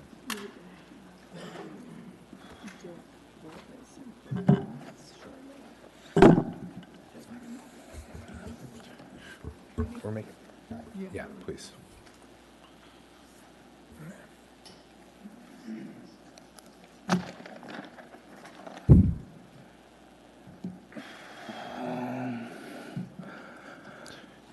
My name is Eugene Carl Haberman. I represent myself. I live in Memphis in the Valley. I follow the public process. The public process done appropriately. The decision made by the governing body is more like the public interest. My comments are on specifically on the 2018-44 that's before you right now. I realize there are a couple other items there, but I'll keep my remarks to this issue.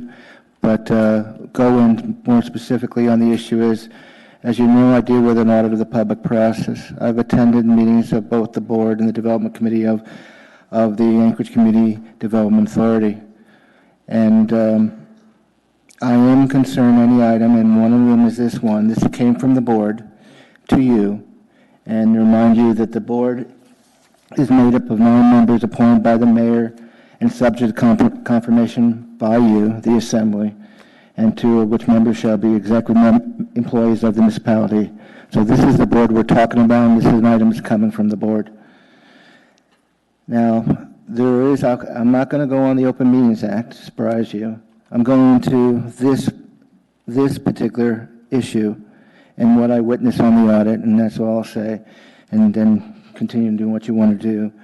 But Alaska Statute 29.20.020A states, the governing body shall provide reasonable opportunity for the public to be heard at regular and special meetings. And as you know, you have opportunity. But when my audit of these meetings, there is no place for public comment. No place for public comment. And when I went into an audit and I attended a meeting a week on Monday, one was the Development Committee at 10:30, the next one was 11:30. They immediately went to a motion to go in executive session, and the remainder of the meeting was basically executive session, and they came out. And then the other one too is they went to but there is no place. There was no, on those 2 meetings, one was the board. There was no place for public comment. Assembly member had a chance to speak, yes, but there's nothing on the agenda that cites public comment.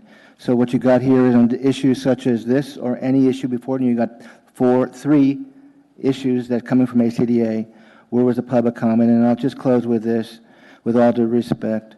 Before you hear from the before you make a decision, you need to hear from the public, and you try to do that.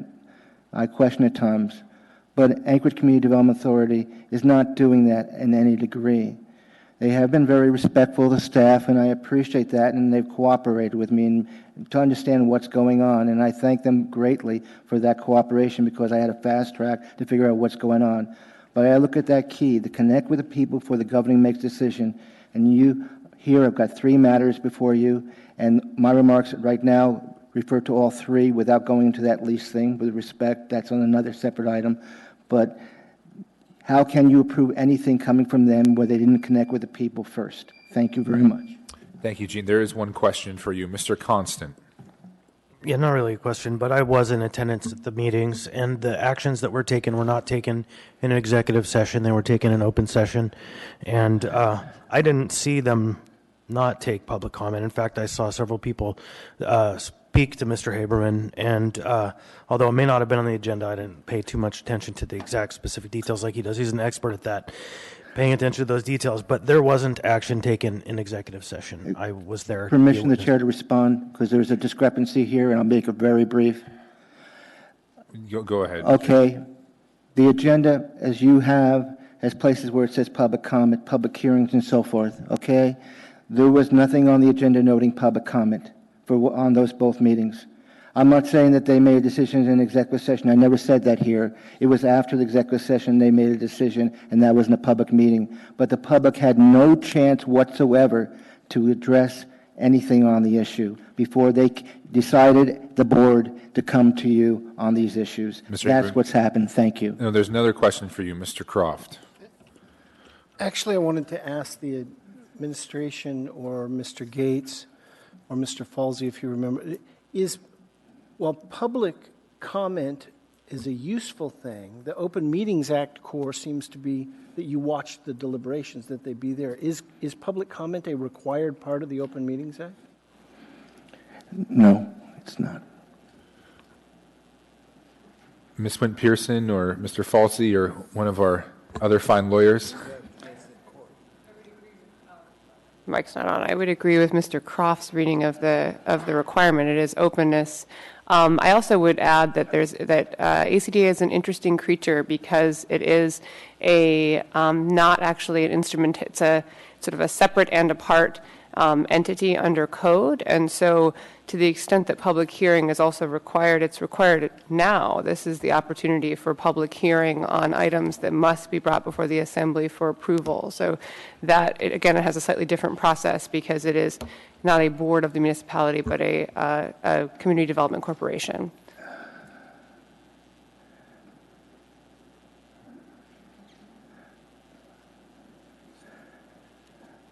Thank you, Mr. Haberman. There are no further questions. Thank you for your time. There's an error here. I did not say Open Meetings Act. I said a separate state law, reasonable opportunity to public hearing. This does not deal with the Open Meetings Act, the right to be heard. And I cited the law to you and the citation, and it's sad that the attorneys do not confirm that law. But I read to you in the beginning. It's a separate state law. Okay, I'll read it again with permission of the chair. Yes. Okay. I had it ready. That's why it specifically says I wasn't talking about Alaska statute. Excuse me, my eyes are going. Alaska statute 29.20.020A, and these are the words, quote unquote, the governing body shall provide reasonable opportunity for the public to be heard at regular and special meetings. As I said in the beginning of my statement, I was not talking about the Open Meetings Act. I was talking about a separate state law dealing with the right to be heard, the public's right to be heard. Thank you. Thank you, Mr. Haberman. There are no further questions. Does anyone else would anyone else wish to be heard on this item? Please come forward, state your name for the record, and spell it.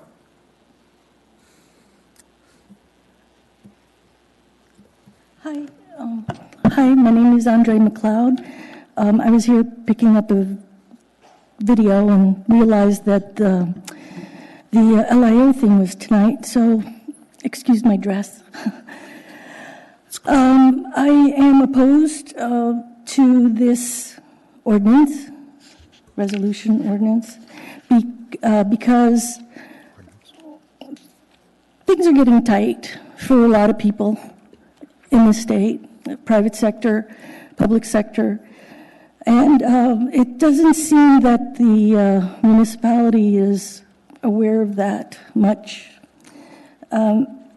We already have a heritage land bank that should be taking care of what this new mission should be. We already have an Anchorage Economic Development Corporation that should be taking care of what this mission should be, and expanding and creating more, what's it called, when you expand government, it just costs more. So I think it's a very unwise move at this time. The Anchorage Parking Authority, no matter how you rename it, no matter how much you want to rebrand it, it's always going to be the Anchorage Parking Authority, and they're always going to be out to get your pocketbook. So one way or another, it's still going on, no matter what you call it. So I don't think that we need to expand and do any more pyramid, I think it's called pyramid building. It's already being taken care of. some time ago, I was on the Privatization Commission with the legislature, and one of the things is that you try to find, one of the ways to privatize is, does government really need to be doing this? That's one of the questions, one of the criteria. Does government really need to be in the real estate field? Does government need to be a landlord? Does government need to be buying and selling land? Let the private sector do it. And if anybody wants to buy the LIO, I'm sure there are people here who have the wherewithal to buy it in the private sector. Leave it in private hands. We're going to lose the tax money from it as well, the taxes. So I don't think the municipality has any business going into buying private lands and doing whatever it is, unless the Heritage Land Bank thinks it's a wise idea. And the Anchorage Economic Development Corporation can do all the economic development partnering. Thank you. Thank you, ma'am. We have one question for you, Mr. Weddleton. Hi, thanks for that. So, well, I guess we're not really, this would expand on the next item and not the mission. I'll wait. We're just talking now about the change in the mission statement. Yeah. And that's, I'm sorry. All right, thank you. Thank you, Mr. Weddleton. Ma'am, there are no further questions. Thank you for your time and your testimony. Would anyone else wish to testify on this item? Anyone at all? Hearing and seeing no one, Move to testimony approve. is now Second. closed. What is the will of the body? Move to approve. Moved by Mr. Constant and seconded by Mr. Weddleton, or Mr. Peterson. Okay, discussion. Mr. Weddleton. Good question. I think Mr. Hawkrow could probably answer this. And, you know, we're adding a part, or number 3, to this mission. And when I read it, I see it as just providing greater detail to the points already made in part 2 of this. It says, develop opportunities that forward municipal goals. And in part 3, you just kind of detail what some of those would be. Or does this expand your mission tremendously? For the record, my name is Andrew Howcrow. I'm the Executive Director of the Anchorage Community Development Authority. Through the Chair, Assemblymember Weddleton. This basically just more adequately articulates what we do. I mean, it's when you read the changes in our board, spent some time parsing this, it really is an indication of not only what we've done over the last 13 years, but when you look at the projects we have in the queue, it's what we're going to do. And part of the goal with clarifying our mission statement is because, as you know, as we talked about in the work history, we're kind of a weird quasi-independent agency whose mission statement is actually enshrined in statute. So when we've gone out and we've talked to lenders, because as you know, ACDA has revenue bonding authority, we can bond ourselves without a vote of the people. We want to make sure that when we start talking about projects in the future, that our bond counsel clearly recognizes that this is set in statute and this is in our purview. Because there has been some questions in talking about financing over the last 2 years when we do our bond, kind of our bond review, about making sure that our agency is specifically tasked with this and we can borrow money for this. So it's really it's a house cleaning item that more accurately reflects what this agency does. Okay, can I follow up on? Yeah, go ahead, Mr. Weddleton. So the point was just made that we also have the real estate department, and HLB as part of that is in charge of municipal land and can buy and sell properties. In my understanding, and this is perhaps colloquial over the several years, is that that's somewhat a cumbersome process. They have a annual plan, a 5-year plan. If you're trying to be active in the real estate market, buying some property that the city needs, and you go through their process, you're really getting very non-competitive because you've narrowed down, well, it's one of these 2 properties, and then, of course, the price may go up.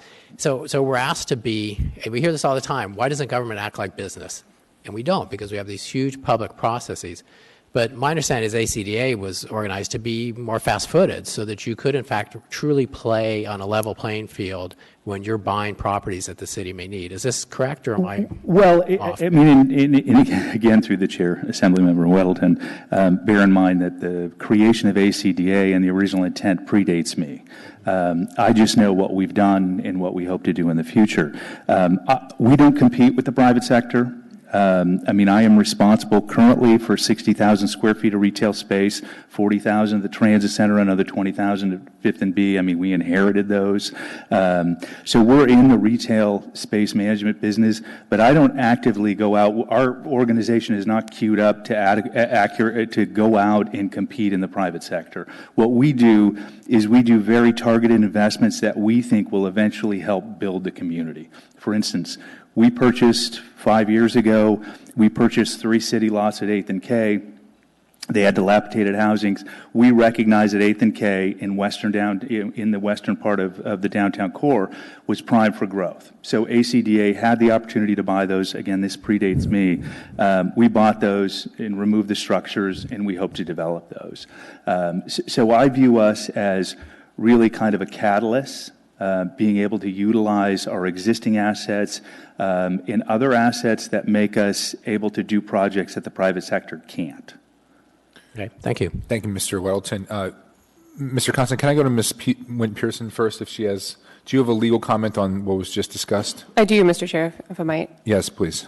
Certainly. Also, thank you, Mr. Chair. So in response to Mr. Weddleton's questions, I just wanted to add 2 quick points. First, with respect to the change to the mission statement and what Mr. Halkor spoke to in terms of powers and the necessity of this change to allow financing arrangements to move forward. I would say that it's my legal opinion that this change doesn't actually create any new powers for ACDA, particularly if you look at the legislative history from 2008 when this body amended Title 25 to add that point. It's I think it's subsection 2 of the mission statement that has the broad community development authorities. I don't think there's anything that's added here that is an additional power. All it does is it specifically delineates those powers, and it does so at the express advice of our bond counsel, who advised that that level of specificity would assure our ability to move forward with financing arrangements, because it would provide necessary assurance to the financial institutions who'd be involved in those transactions that this is expressly part of the code, because they won't be looking at legislative history and they won't be looking at the background of when the other change was made that broadened ACDA's mission.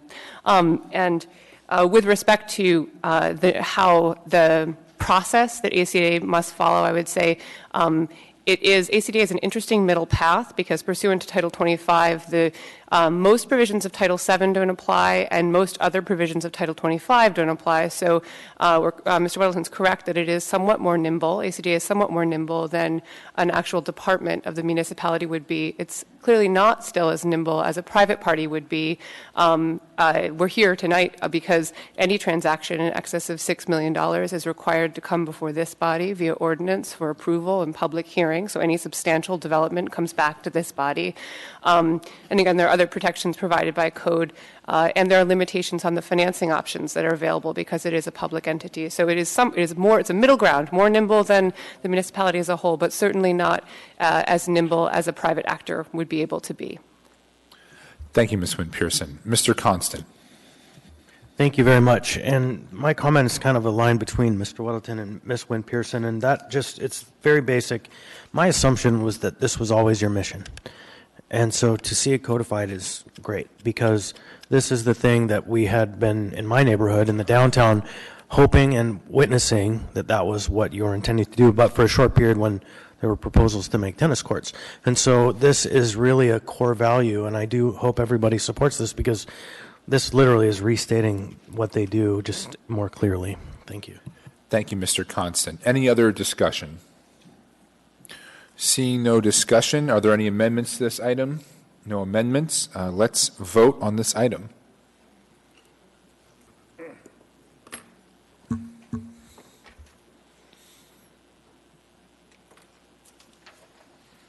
That item passes 9-1. We are now on item 14B, AO number 2018-45, an ordinance authorizing the purchase of real property located at 716 West 4th Avenue by the Anchorage Development Authority. Public hearing is now open. Anyone wish to testify? Please.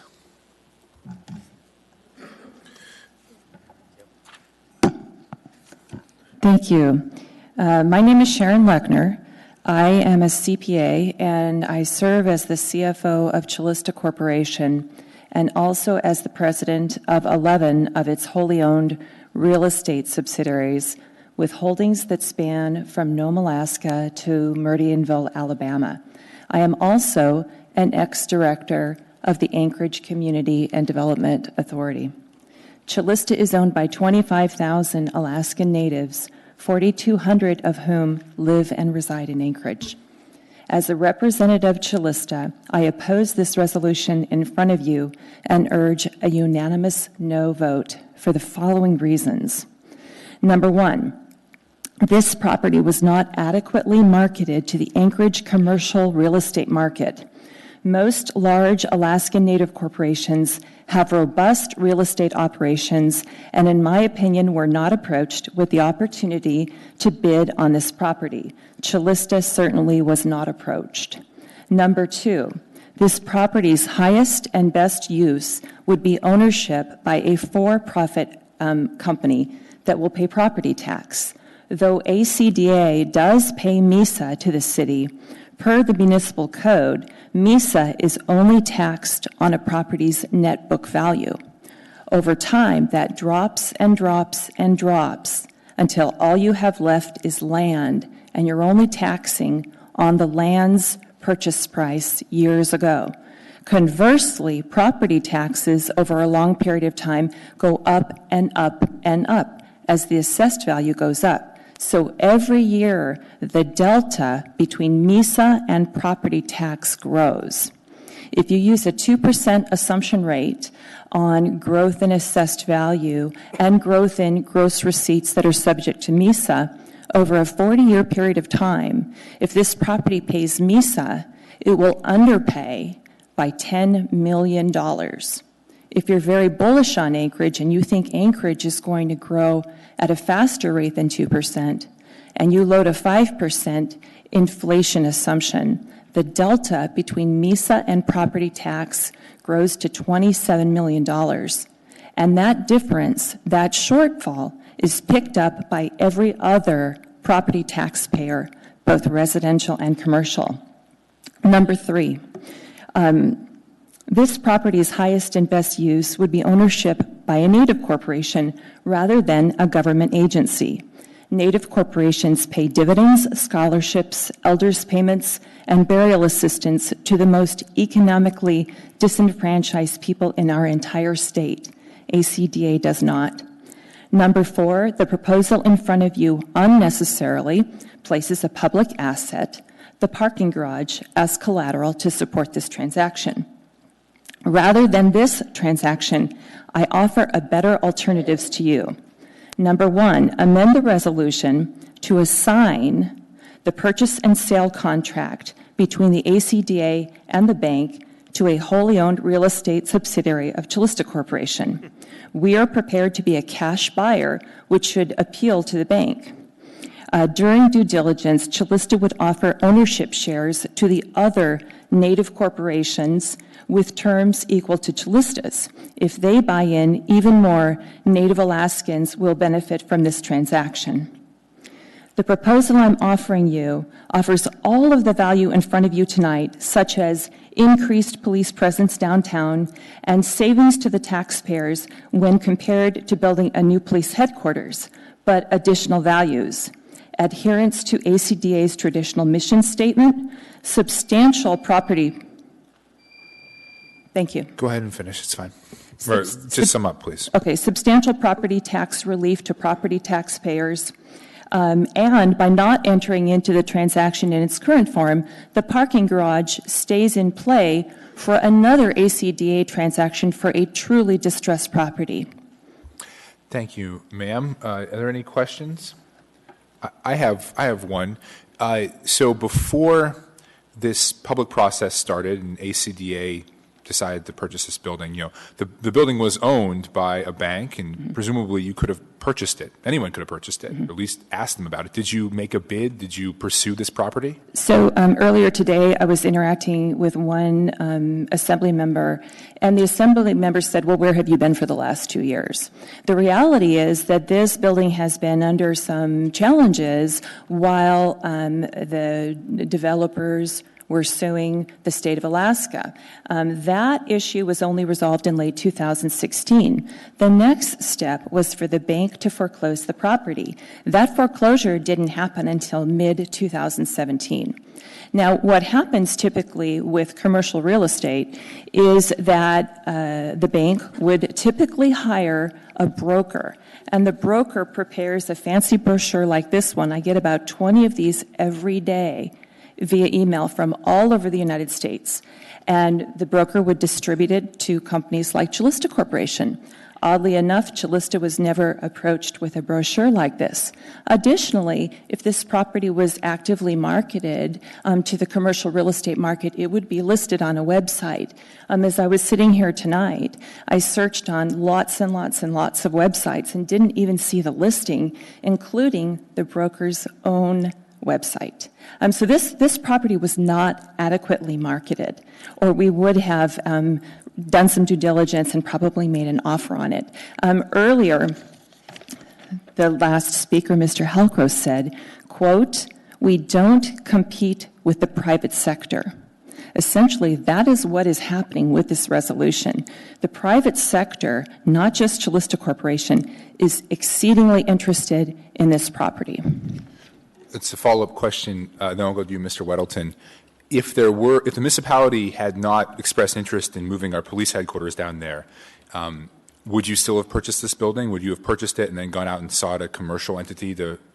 And if we decided we don't want to put police down there and work with a private corporation, would you still make an offer on this building? Mr. Chairman, the answer to that is yes. At a $14 million price point, this building is very attractive, even if it's completely empty. So if you compare a $14 million price tag to what it would cost to build a new building, you get a favorable answer. If you compare a $14 million price tag to the assessed value, which is already dropped by $2 million because the building's been vacant, you get a good answer. Additionally, some potential tenants have expressed interest in moving into the building, but they sort of got, pushed aside by the Anchorage Police Department.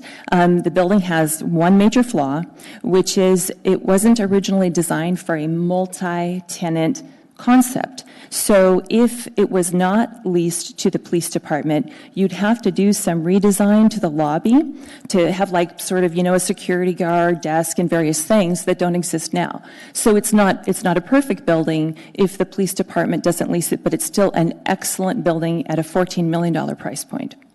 Thank you. Mr. Weddleton. Oh, thanks. So, Mrs. Lechner, regarding the property tax, this is an important issue. Is this taken off the rolls and other Anchorage taxpayers would have to backfill that $250-something thousand a year? But any private business that would bought it would have to include that in their rent. So ultimately, we would be paying that some way. If the police department went in there, if they became your tenant, you would add it to the lease payments. So it kind of washes out. Am I wrong? Through the chairman, it all depends on the details of the lease that a landlord enters into with its tenant. So it's all in the details. It depends on whether or not the tenant's responsible for the property taxes or whether the landlord agrees to pay the property taxes. But what it boils down to is if this body tonight decides not to allow this building to become owned by property taxpayers, you are absolutely guaranteeing that every single other property taxpayer will pay the price indefinitely. And it's substantial. So I read an article where an assembly member said $14 million is a great deal. It's not $14 million. It's $14 million plus the difference between MISA and property tax. If this building is owned by the ACDA, that's the impact to the taxpayer. Thank you. Thank you, Mr. Weddleton. There are no further questions. Thank you for your testimony. Would anyone else like to be heard on this item? On this item specifically?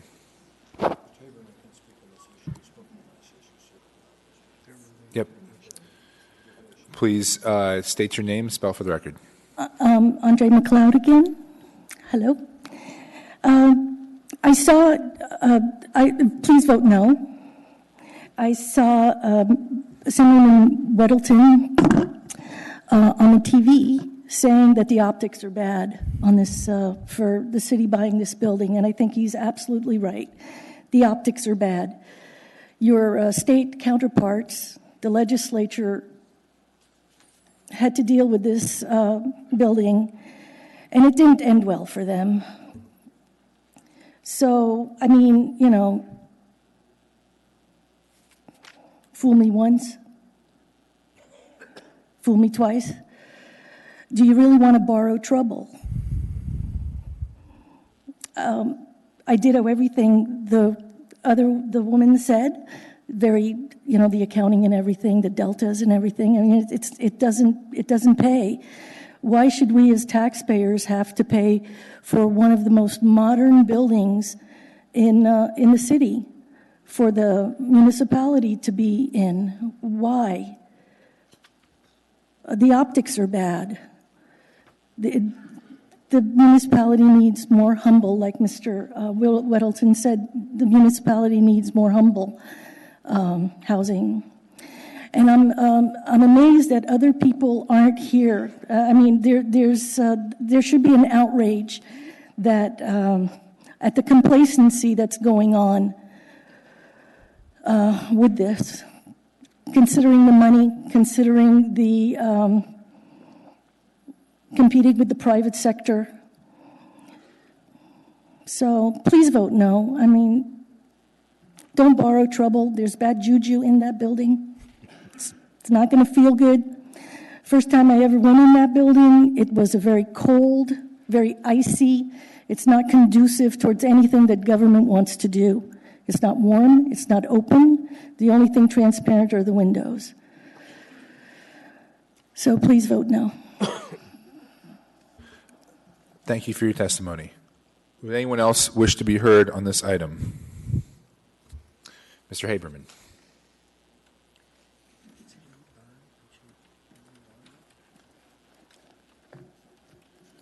Please state and spell your name for the record. My name is Eugene Carl Haberman. I represent myself. I follow the public process. The public process done appropriately. Decision made by the governing body is more like the public interest. I live in Madison, the Valley.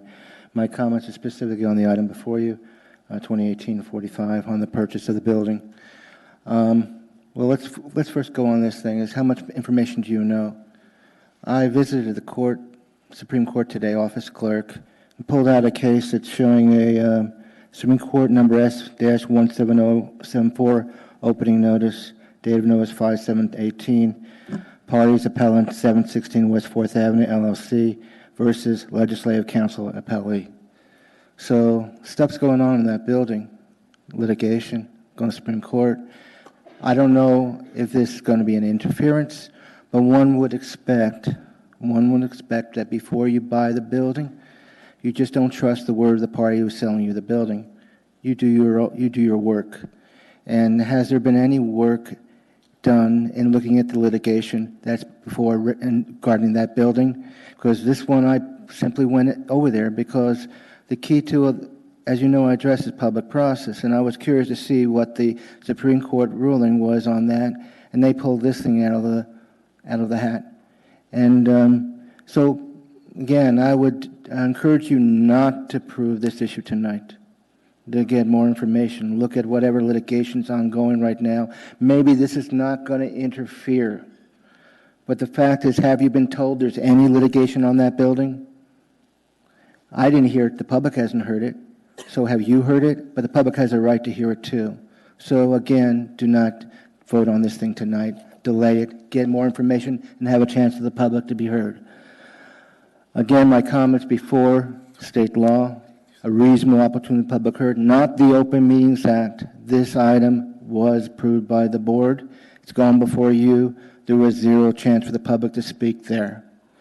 And not the party before, but the party before, two parties before I spoke, I'm glad to hear that kind of comments that came out concerning the property. And that those kind of comments are more encouraged if there's more time for the public to be heard, a chance to know what's going on. This is fast track. Could you imagine if there was not fast track, what you would really hear about the public? And I also remind you that this building has a history. What a history. It's in the minds of Alaskans throughout the state. So obviously you want to dot the I's and cross those T's. But I don't see the parties that are bringing this thing before you have dot the I's and cross the T's, and they fail to have their meetings to have a chance for the public to be heard, a reasonable opportunity for the public to be heard, a board that was appointed by the mayor here, the mayor of Anchorage at the time, and confirmed by the assembly. Thank you very much. Any questions? There are no questions. Thank you for your time. Would anyone else like to testify on this item? Please step forward, say your name and spell for the record. Anyone at all? Seeing and hearing no one, public testimony on this item is now closed. What is the will of the body? Move to approve. Moved and seconded. Discussion. Mr. Weddleton. Well, I think this would be a good time for Mr. Hawkrow to come up and maybe answer a couple of questions. Mr. Hawkrow. For the record again, Andrew Hawkrow, Executive Director of the Anchorage Community Development Authority. Okay. So, to the chair, so could I go through some of the points that were raised in the testimony and have Mr. Hawkrow just address those? Yes, Is please. that appropriate? Okay. First of all, we heard that this was not adequately marketed. Normally you get a flyer and so on. But, I mean, this has been empty for 2 years. And in my view, any building, no matter what, is for sale. And did you just, what made you go look? Have other people looked? Through the chair, Assemblymember Weddleton, we, like everybody else in this town, watched the saga for years with the legislature. We knew the building was in foreclosure. We watched, we listened to the market. I'll tell you, there's probably a handful of developers in this state that can even afford that building. I know a number of them walk through and kick the tires. I can't speak to exactly how the building was marketed. That's not my purview, and that's not my concern. ACDA looked at the building. We evaluated it on a purely business decision. We looked at the building. We were encouraged to make an offer. We knew that others were looking. To our knowledge, nobody had put in a serious offer. We penciled what we thought ACDA could afford. We made the offer, and the bank accepted it. So other than that, I apologize. I can't speak to the marketing or who they talked to. We do know that there were a couple of big developers that walked the building that felt they just simply could not make it work. So it's not typical that you have to wait for a flyer in the mail before you would? No, I do believe that there was a fairly big press story when it emerged from bankruptcy before we even started having conversations about the building. So it was, it was fairly public that the building was coming out of bankruptcy. Okay. And we heard, I think, we all got emails and heard a testimony this evening about the difference between MISA, which I don't even know what that acronym stands for, and property tax. And that's an issue. Are we taking this building out of the private sector and losing how much is this? 200-something thousand a year in property, 25,000 a year. That is actually not correct. 2 points. The building will generate $264,000 a year. Through the chair, I think it's important that we stay focused. This ordinance allows ACDA, whose board looked at this as a business decision and made the decision that yes, this is a building that ACDA should own based on the price that we offered. It was not bought based on a tenant. So, I think that's really important. So moving forward, whoever the tenant is, we will pay not only MISA on the building, but we will pay a 1.25% tax on gross revenue. So what we've come up with in our pro forma is that this building is going to generate roughly $270,000, which is basically the equivalent of what the building is kicking off now in property taxes. Now, the delta between MISA and property taxes assume that ACDA doesn't put any money into its equipment. And, my asset base between 2016 and 2017 went from I think 25 million and change to 26 million and change. So my asset base, for instance, look, I own 30-year-old garages. I mean, these things are increasing in value because I'm investing capital money in them. And so this is a good way for me to take advantage of that. So we pay NISA, we pay a gross percentage, not to mention, of course, every meter around that building, when you put $1 in the meter, the taxpayers get back 5 cents. So it's not just the building, it's the associated areas that we look will generate far more dollars to the city than a private landowner. Okay. Yeah, if we do one more follow-up, Mr. Welton, we'll let other people ask questions. Sure. So, and then another point made was when you put the parking garage and those parking lots on kind of as collateral against this, that would diminish your ability to move on other projects in the future. Is that No, it will not, because while we are basically collateralizing a 30-year-old garage in an even older surface parking lot, on that first day, we will own a building that is valued at $18 million. So we have looked at this through an exercise of saying, what is the worst thing that could possibly happen, and how would we address that? We have looked at 8 ways to Sunday, as far as if the wheels came off, how the organization could not only maintain operating, but basically, move forward without any scratches. And we can do that. We have with the cash we have in the bank, not to mention the fact that those 2 assets alone, the surface parking lot and the parking garage, generate $2 million a year alone in revenue. I feel we have enough revenue channels to toggle to generate revenue, even if the worst case scenario happens. Okay, thank you. Thank you, Mr. Weddleton. Mr. Constant. Ms. Wynn Pearson is in the queue. Maybe we hear from her first. Yeah, Ms. Wynn Pearson. Thank you. Through the chair, I just wanted to make a few quick legal points in response to some of the testimony that was offered. First, to the suggestion of an assignment of the purchase and sale agreement. The purchase and sale agreement actually wouldn't allow for an immediate assignment to an unrelated party. We could potentially go back to the bank for that consent, but they have the discretionary right to withhold that for any reason or no reason at all.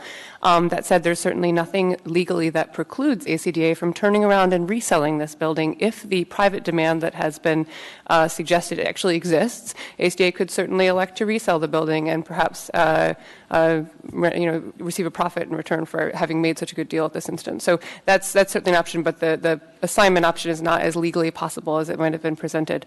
Also, MISA stands for Municipal Enterprise Service Assessment. Thank you, Ms. Wynn Pearson. Mr. Constant? Thank you very much. I heard a quote. I'm outraged. Or I'm surprised people aren't outraged. Well, I am outraged. For 2 years, this thing is sat empty. For 2 whole years, nobody has decided there's some interest and value in this property downtown. A hole right in the middle of the downtown. So here's a little aside. You'll know I've been pushing to put a little farm on the old hospital site on 3rd Avenue, right? The day my story went public, the media covered the fact that I wanted to have a farm there. I had 5 other people saying they had a better use for that land. It was suddenly the most popular piece of property in the downtown. I heard Ms. Wynn Pearson carefully say, if such an offer exists, that if the Development Authority made this purchase, and if such an offer actually exists, I think the people who are sitting on $14 million cash should be ashamed of themselves for waiting 2 years if they actually had interest in this property. The fact is that there is one entity that spoke in advance of all others and that reached out and made a deal, a purchase and sale agreement, a contract with the owner of the property and said, we can make this work. And it makes no sense to hear all other offers at the table all of a sudden, because all of a sudden there are 5, 10, 15 other entities that are interested in this property. Folks, you have a really good deal in front of you. This is an opportunity that the downtown is screaming for, and the downsides are not very down, unless, of course, you had an opportunity to buy this building, but you sat on it. And so I just really humbly ask that you all vote yes on this matter, because the downtown is screaming for this, not promises of blue sky in the future. Thank you. Thank you, Mr. Constant. Mr. Trainee. Sorry, the state originally wanted to buy it at $32.5 million. Couldn't get the political deal to get the money. It's appraised $18 million now. You're buying for $14 million. If I craft something in here that gets the city to right of first refusal, if ACDA wants to sell it, is that going to be a problem for you? First, right refusal. I mean, certainly, I'm not a lawyer through the chair, Assemblymember Trainee. I'm not a lawyer. I'd hate to agree to something. I mean, I think that's something that's certainly doable. Again, I think ACDA, as the city attorney mentioned, we have the ability to turn around and sell it if ACDA feels like the market has responded or whatever. So, as far as a right of first refusal, I mean, we could, that's something the policy body would have to do. So if I could ask a quick follow-up to that, Mr. Trainee, to our attorneys. So we have to approve their purchasing something. Do we, over $6 million is what was stated today. Do we also have to approve their sale? So if ACA decided to sell something, would it come back to us? Through the chair, certainly yes. So if this building was sold, any sale that ACDA proposes for this asset would come back to this body, and then you could say, you could elect not to approve that if it's not in accordance with your wishes for this property. So I guess we got it. Okay. Thank you, Mr. Trainee. Mr. Weddleton and Ms. Wynn-Pearson. Well, I would hope to give a final pitch in support of this. Should I wait until questions are done, or? Perhaps. Does anyone else have questions for Mr. Halcrow? Or we have some other, Ms. LaFrance, Mr. Peterson. Why don't you go ahead, John? Okay. I do recommend support for this. I was not excited about it until I found out we're really buying something for the police department that we're going to have to buy anyway. I think the optics are really, really bad to put government stuff in this amazing Crystal Palace, but I'm willing to overlook that because this is a good deal. And in fact, Mrs. Lechner said at $14 million, this is looking pretty good. If $14 million with a really good, solid tenant makes it even more valuable to anyone. I think any way you look at that price, that's a bargain. That's $223 per square foot for the building, plus we get 150 parking spots, and it is outstanding. If we build a building for the police department, we will pay far, far more than that. The issue with the property tax compared to the MISA is been brought up several times, but at some point we are going to pay either as municipalities through our rent to reimburse for that property tax, or we'll just get MISA out of the ACDA, which will be somewhat less, but I don't believe as dramatic as we were told. APD has told us they need dramatically more space. Where they are now is built for 300, a staff of 300. They now have 600. We've been beefing up the police with tremendous support from the community, and we need a place to put them so that they can do their work. This is ready to go. I hope that others support it as well. Thank you. Thank you, Mr. Weddleton. Mr. Croft. Yeah, I think it's a good deal as well. Mr. Weddleton said government usually moves too slowly. Well, not this time, right? This time it was the one that got on it. And whether it was because it was too big or they weren't thinking of it, they went. We don't normally criticize the government for getting too good a deal, right? We don't normally say you moved quickly and got a real bargain. And yeah, we know the history and the optics, if you will, but it's not like this building is haunted. It's just, it was a stupid move by the state, and we get to take advantage of it. I would hate to have been the legislators who did this. I was out before it was even thought of. I know who they are. But we get the other end of it. We get to take advantage of it. And what hadn't been talked about a lot, which I think is as attractive from my perspective, I served 2 years as a municipal prosecutor. You need police in the courthouse all the time. And in particularly, the state does as well, but I can just speak to what I did. When you're prosecuting a DUI, your officer is your witness. They're the entire thing. Why'd you pull them over, do the breathalyzer, all that. And so you pick your juries. You have to have them there. They do a lot of waiting around. and it's really inefficient. And the chief brought up, but I don't think it was really emphasized in this, if they're able to be across the street at their desk doing stuff while I'm doing all the other stuff, and then I can say, come over, and they're there in 2 minutes.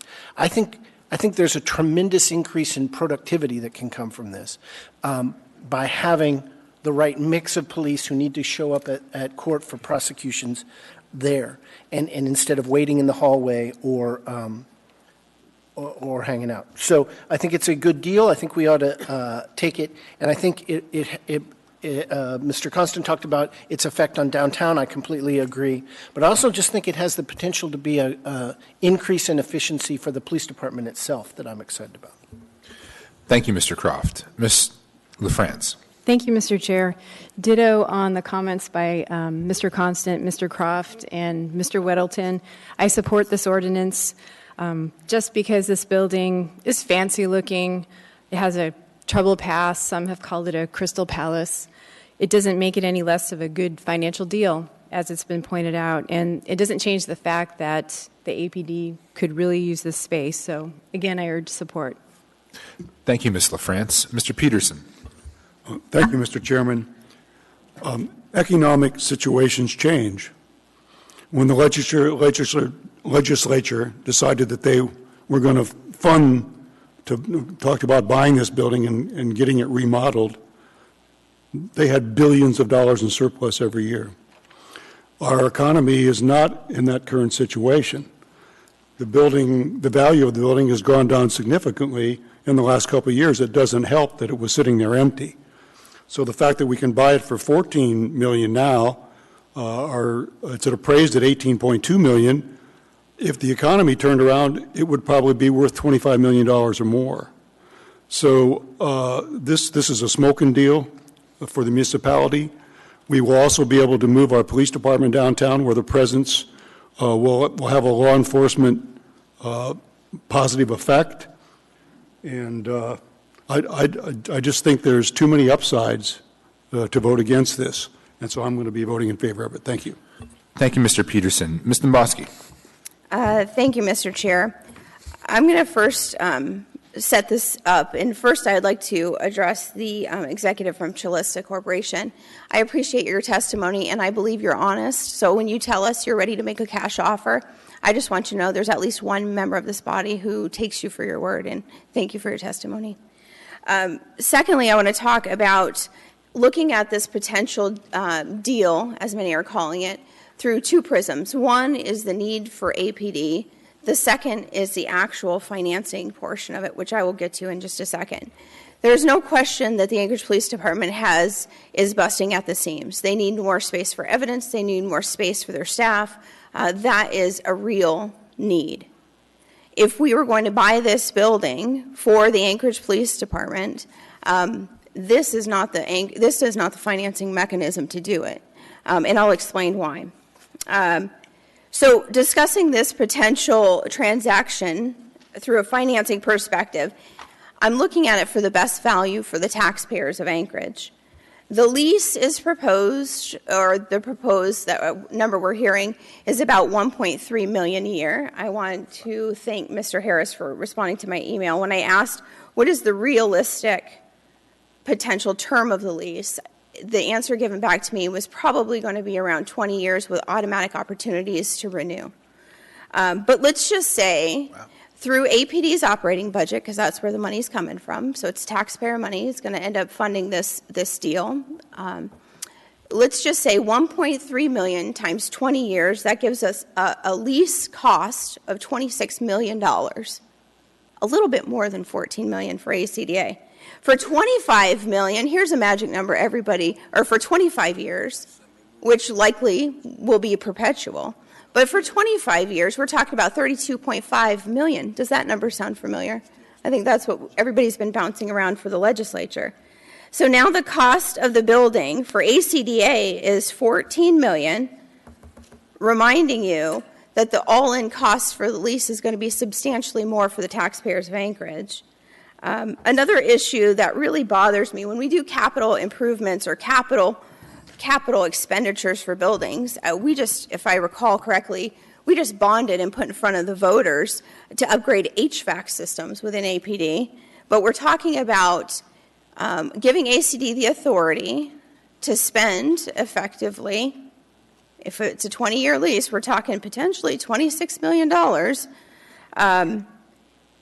And we're going around the voters. If we're going to make a capital expenditure like this and really value the police department, frankly, I look at what's happening with crime, and I'm not excited about taking $1.3 million out of the operating budget for the police department. I don't think that's very smart, frankly. So effectively what we're looking at is this is a really great deal for the ACDA, effectively leveraging and taking money out of APD's operating budget through a very expensive lease. This isn't a good deal for the taxpayer. In fact, this deal is an intentional attempt to bypass the voters. So in the end, if we decide to actually buy the building for APD, that should be the discussion.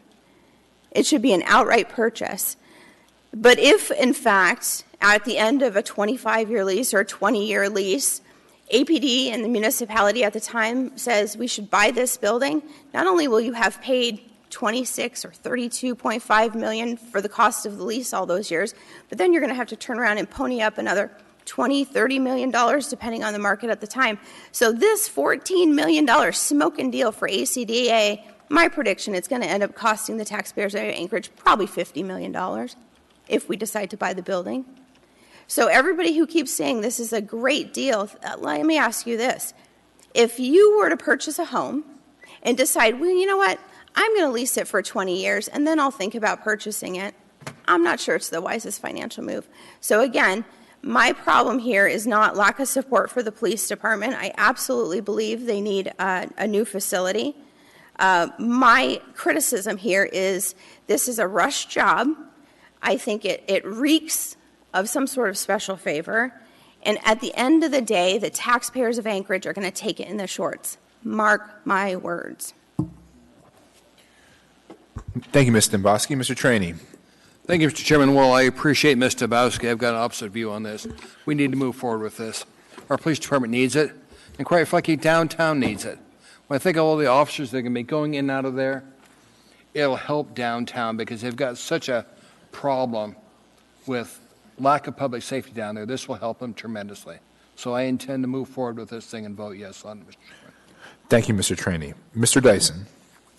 Yeah, thank you, Mr. Chair. For me, this is a classic case of cognitive dissonance. I think it's a whale of a deal. In addition to being near the courthouse, Mr. Croft, they also be fairly near Cook Inlet pretrial. And the calming influence of having police officers downtown, crime rate tends to fall to zero when an officer in uniform or squad car drives by. I'm troubled. I'm going to vote against this because I have a couple of unanswered questions. If indeed on the market this building would have brought a lot more money, I want to know why the bank didn't get the opportunity out there. Maybe they did and nobody responded, but that's troublesome for me. I worry, and maybe this is, I shouldn't, but I worry that we trample our ideals in our form of government when we do the expedient thing at the expense of principled things. Bankruptcy is certainly a way out for the people who own the property to get out, but it leaves hundreds of people holding the bag, the contractors who did the work and the suppliers and so on and so forth. And there's no way for them to ever be reimbursed for the gamble that they took, believing that the state government was going to make this happen.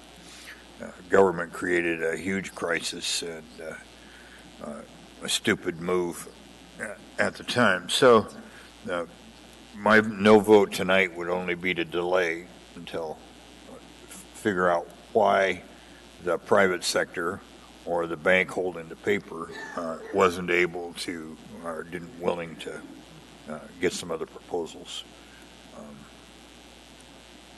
Thank you. Thank you, Mr. Dyson. Mr. Constant. Yeah, I'm just going to pass. Thank you. Thank you, Mr. Constant. So I'm going to pass the gavel to Mr. Croft and ask to be recognized. Mr. Dunbar. Thank you. I have some questions I've been sort of mulling over for the administration. There doesn't happen to be anyone here from the bank that actually owns the building, is there? I guess that's too much to hope for. Then for the administration, you know, I think this is being framed in kind of an interesting way, as if we are in complete control here. But at the end of the day, there is another party here who actually owns the asset, and we can't force them to sell. Perhaps we've gone far enough down. This is a question for Mr. Halcrow, I guess, as well. So first of all, are we far enough down the road where if we put this forward, they cannot sell to anyone else? And second, it just baffles me. They're a bank. They're not a charity. Why would they give us this great deal? We don't have any way to force them to do it if they had or could get the private sector to pay them more. Through the chair, I can speak to the where are we in the process and what can we have them do and they can have us do at this point. We have executed a purchase and sale agreement. At this point, they cannot sell to someone else. They're contractually bound to sell to us as long as we meet all of the requirements of the purchase and sale agreement. We are still in the due diligence period where we do have the option which we negotiated for intentionally to allow the public process to run its course before there was any financial risk to ACDA. So we have made a down payment, but that is refundable if we are unable to move forward for the duration of the due diligence period, which I believe ends on the 18th of June. But at this point, the bank does not have the capacity to sell to someone else unless and until we terminate the purchase and sale agreement or otherwise default. Thank you, Ms. Wynne-Pearson. And to my first question, Mr. Halcrow, again, why didn't the bank go out and find some other buyer? Sure. Mr. Chair, I can't speak to how the bank marketed the property. I know, publicly we're aware. I mean, a lot of developers were aware. I know there was quite a few companies that wandered through the building to take a look at it. It didn't work for a lot of them. I'd heard financial firms and a real estate firm was through there. I don't know particular, second, third hand.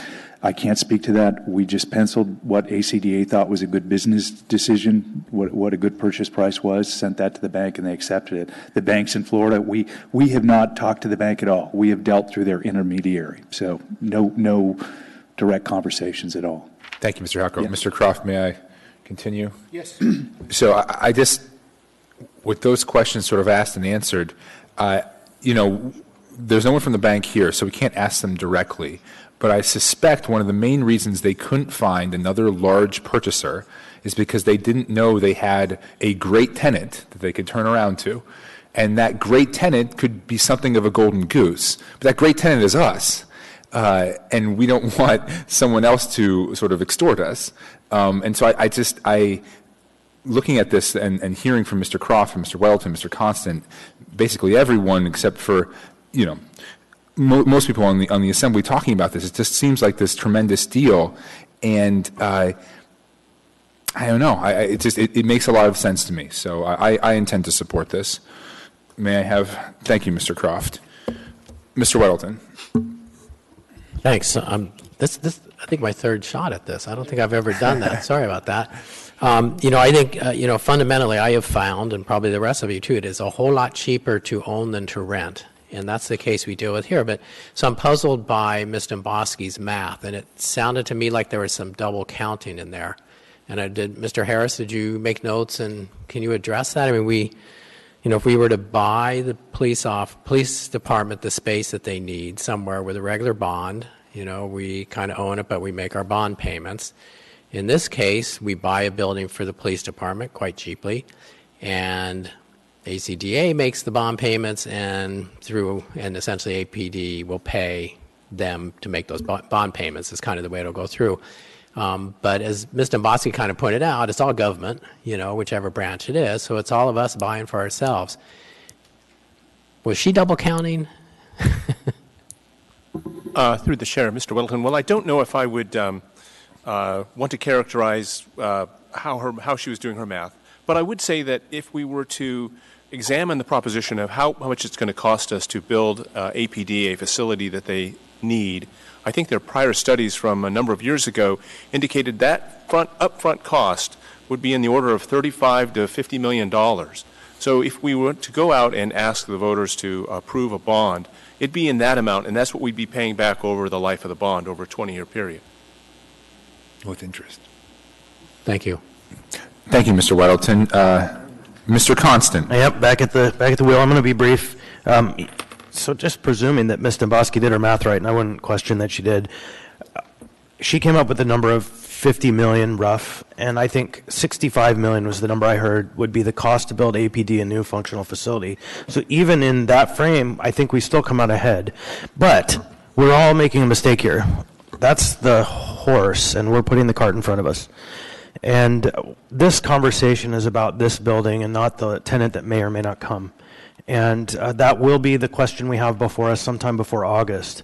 The question before us now is it proper for ACDA to buy this building? To Mr. Dyson's point, I believe that there are no liens, that all contractors have been paid. And Ms. Wint-Pearson is nodding her head to that point. Yeah, I can't attest to what happened with the contractors prior to the foreclosure, but all of the financial issues that were involved with this building with the developer were resolved by the bank in the foreclosure proceeding at this point. It's owned free and clear by Everbank. So the title is clear and ready for transaction, and we are under contract with a solid purchase and sale agreement through the Community Development Authority. Last words, I do support this deal. Thank you, Mr. Constant. Ms. Domboski? Thank you. Since clearly my math didn't make sense to some, I'm going to recap. I can answer the question. So the way I came to that number, I was actually being generous. So let's pretend it's going to end up being a 25-year lease. 20 years, but then they'll probably extend. Let's say 25 years. 1.3 million a year times 25 years is 32.5 million. Say at that time, the assembly and the mayor says, you know what? We want to buy the building from ACDA because we don't want to take the lease payments out of APD's operating budget anymore. Because remember, you can't say it's all owned by government because ACDA, though it is a municipal corporation, it's at arm's length. And if we decide we want to buy this building, we have to purchase it for fair market value. So I was being kind, saying the cost would only be $20 million. Likely it'll be a lot more than $20 million. So you add the lease payments of hypothetically $32.5 million plus the new purchase price if we decide to buy it outright. And the cost of the building today is $14 million to ACDA. Of course, they're leveraging and taking the payments for that from our IPD's operating budget. So the cost today is $14 million for them. If we decide to buy this building in 25 years or 20 years, we could be potentially paying another 25 million. So it costs us at that time a whole lot more than 14 million. So everybody has missed the entire point here. The entire point is two. One, we're taking $1.3 million a year out of APD's operating budget at a time when we have the highest crime rate we've seen, the most dangerous city in the nation. And then on top of it, we're bypassing the voters. If the discussion is this is the best building for APD and this is exactly what we need to purchase, I'm willing to have that conversation. I absolutely believe APD needs new facility. But we should buy it outright because at the end of the day, it would be far cheaper and better for the community if the municipality owned it and not ACDA. I see absolutely no reason why we should be paying loan payments to them. Mr. Halcrow is right. This is a smoking deal for ACDA, but at what cost? $1.3 million a year out of APD's operating budget. It's too much for me. Thank you, Mr. Domboski. Mr. Dyson.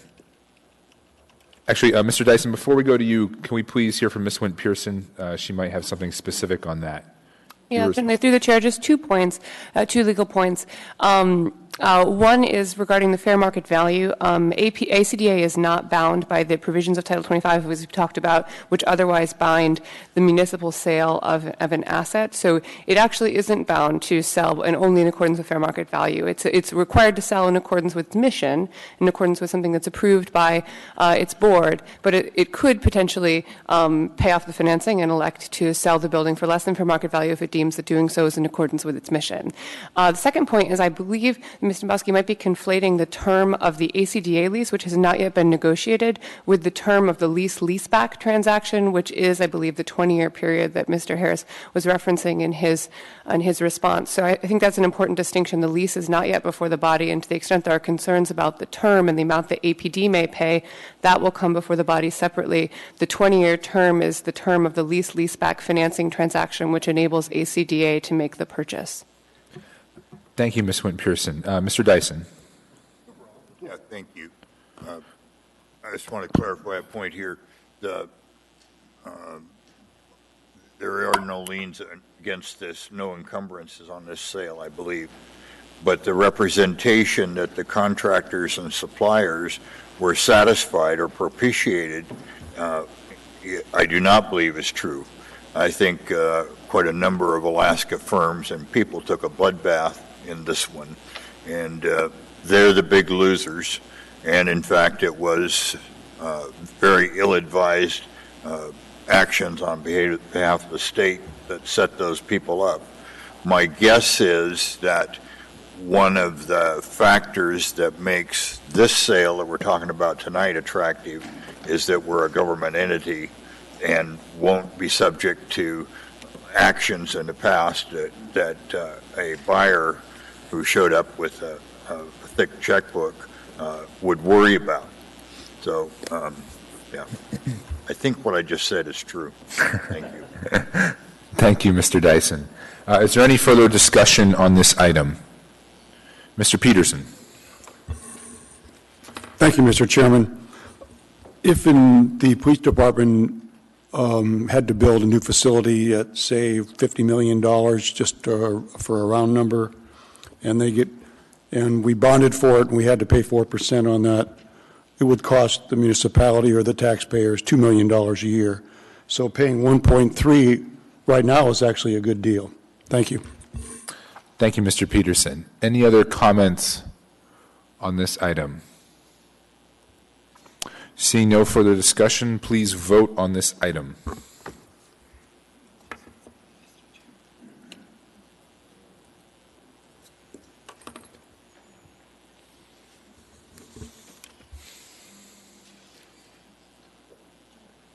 That item passes 8-2. Next item is 14C. Mr. Trainey. Thank you, Mr. Chairman.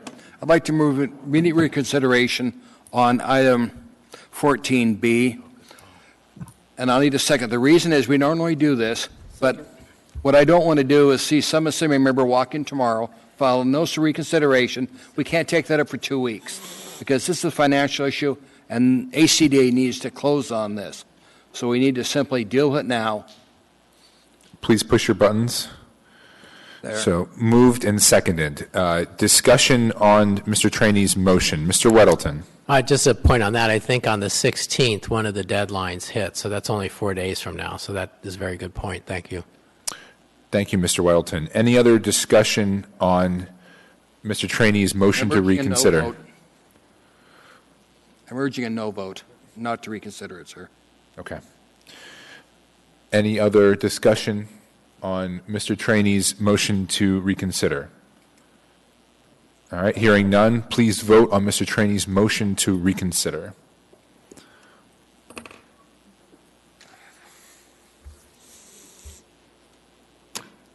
That motion fails 9-1. We are now on to item 14C, ordinance number AO 2018-46, an ordinance of the Municipality of Anchorage approving the execution and delivery by the Anchorage Community Development Authority of a ground lease and facility leaseback, authorizing the Chief Fiscal Officer as Treasurer of the Anchorage Community Development Authority to determine the terms and conditions, including financing terms relating to the ground lease and the facility leaseback, and appropriating the proceeds of such ground lease, Finance Department, Public Finance. Public hearing is now open. Anyone wish to be heard? Please come on down.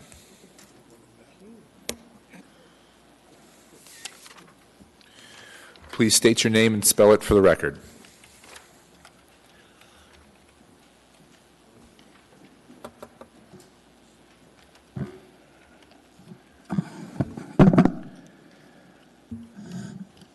name is Eugene Carl Haberman. I represent myself. I follow the public process. The public process to an appropriate decision made by the governing body is more like the public interest.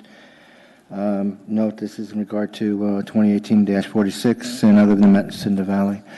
I'll be very brief. You can take all my comments I said in the previous two and incorporate them in this item. That'll save some time on my speaking. And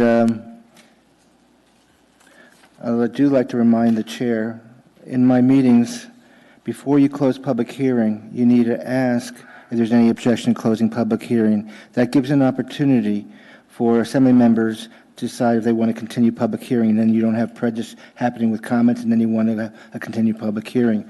Both are reminding the chair is both the chairs of Palmer City, Palmer, and Houston comply with that request, and that's how they handle their meetings. Anyway, on this thing, I remind you of the thing that stands out on these items is, again, reasonable opportunity for the public to be heard. This is an item that's coming before you by ACDA, and there was zero. And the fact doesn't change that, doesn't change it to something else.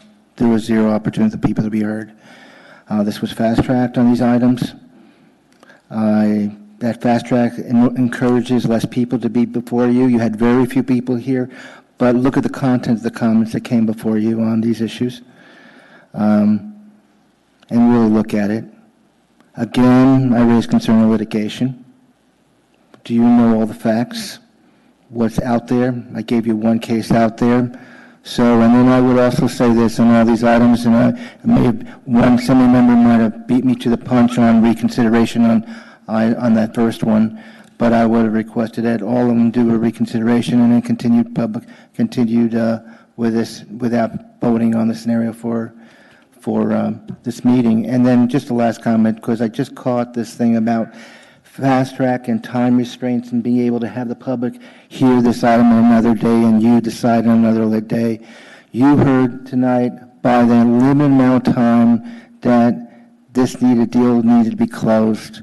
And is that fair to the public? Is that fair to you? It's not.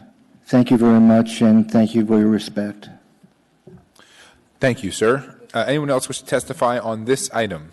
Please state your name and spell it for the record. Thank you. My name is Sharon Lechner, Lechner. I'd like to speak out in opposition of this agenda item.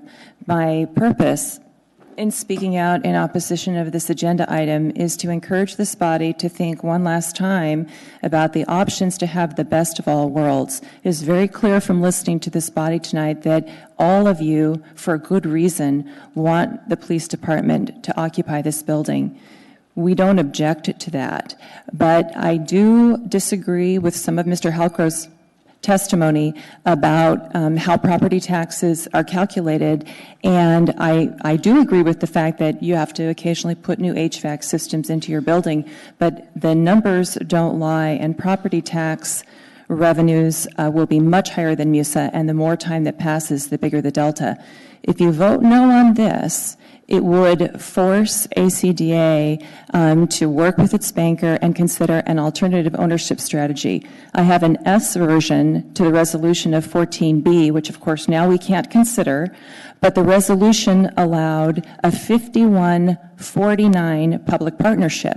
ACDA could hold on to 49% of the building, and a private corporation could own 51%, thereby putting this building on the property tax rolls and helping every single citizen in the city of Anchorage, and also helping ACDA afford this building, and then you still get to put the police downtown. Unfortunately, there weren't enough questions from this body for me to introduce my S version of 14B, which allowed a 51% purchase. But I encourage you to vote no on this, because if you vote no on this, it opens up the door to more conversations. I remind you that ACDA's mission statement says that it is interested in public-private partnerships, and I offer you the opportunity to encourage them to live up to their mission statement and consider a 51-49% ownership so that this building can be subject to property taxes, which would benefit every taxpayer, and the police can still move downtown. Thank you, ma'am. There are any questions? There are no questions. Thank you for your testimony. Would anyone else wish to be heard on this item? Anyone at all? Hearing and seeing no one, public testimony is now closed. What is the will of the body? Move to approve. Second. Moved by Mr. Constant, seconded by Mr. Peterson. Discussion. Mr. Weddleton. All right, well, I guess one for, anyone, probably Mr. Hawkrow, but we should learn to sit up front.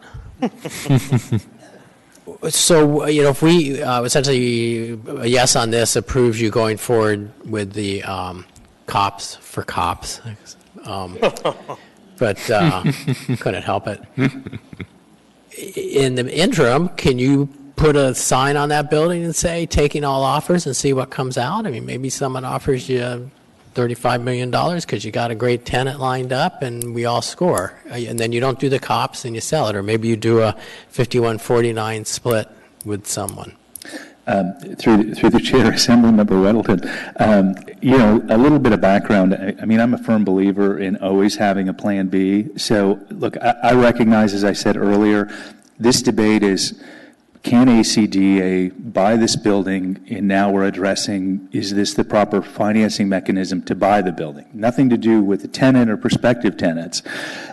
So when we look at this, I mean, I am already talking to people who are interested in the building. I mean, I understand that the APD lease it doesn't exist because you haven't made it exist yet.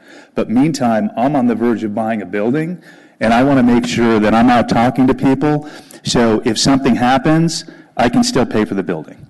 So to answer your point, I'm already out there talking to people. I received a proposal today about possible use for the building from a group here in town. I'm actively having conversations saying, look, we're open. We recognize that, again, I mean, this APD lease we keep talking about doesn't exist, and it won't exist until you make it exist. In the meantime, I have a $14 million building that I want to make sure I can pay for. Okay, so voting yes on this does not mean you must do the cops. It just gives you permission to do it. But you can talk to Mrs. Lechner and anybody else tomorrow. That is correct. And it might even be in the papers, announced to everybody. Absolutely. Okay. I mean, again, through the chair, we don't have a signed lease with APD. I mean, we have kind of a broad brush agreement, but this is the governing body. So, as I said, during the meantime, I'm not taking anything for granted. I'm talking to people, lining up possible contingency plans. Ms. Wynn-Pearson. Through the chair, just a very brief legal summary answer. Mr. Weddleton's exactly right. This ordinance enables ACDA to use this financing mechanism, which then gives them the assembly approval they need to be able to use this. It in no way requires them to do this. Certainly, if some better option shows up tomorrow, they are legally able to pursue that as well. But this gives them the ability to do this and bring the transaction to a close in accordance with the timeline set by the purchase and sale agreement.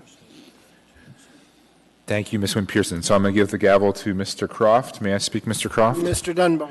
Thank you. So I guess a question again for Ms. Wynn-Pearson and Mr. Hawkrow together, and it goes to Ms. Domboski's point.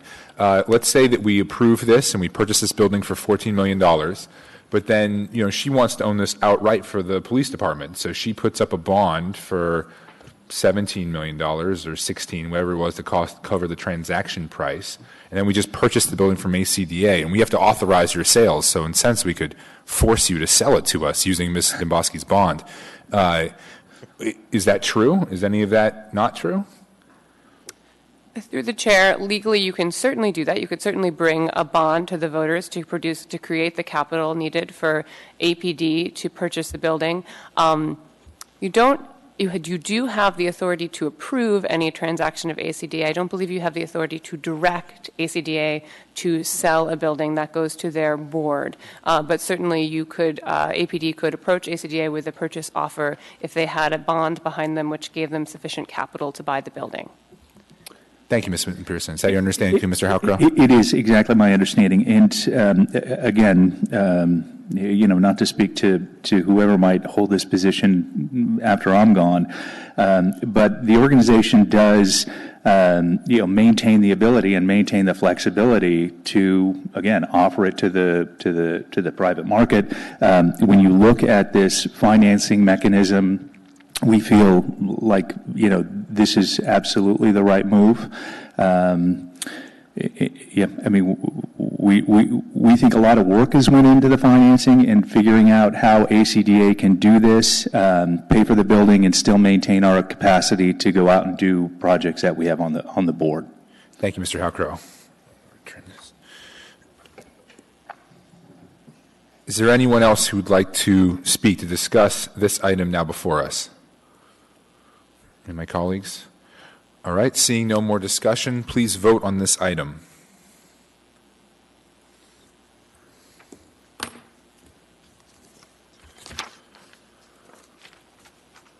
That item passes 8-2. We are now on item... Mr. Chair? Yes. I would like to make a motion to rearrange the order of the day to take up 14H, I, and J, because I believe they have members of the public here that aren't related to the ADU conversation, which may go on till the next day. Okay. That's been a motion. Is there a second for that motion? Second. Moved and seconded. Discussion on that motion. I just would like us to take on these three items because they have public hearings, their licenses, their licensees, and they are sitting here and they're going to sit here until the rest of these folks, and we're done with this conversation with 8 different amendments, and it's going to go on pretty late. Thank you, Mr. Councilman. Mr. Trainee.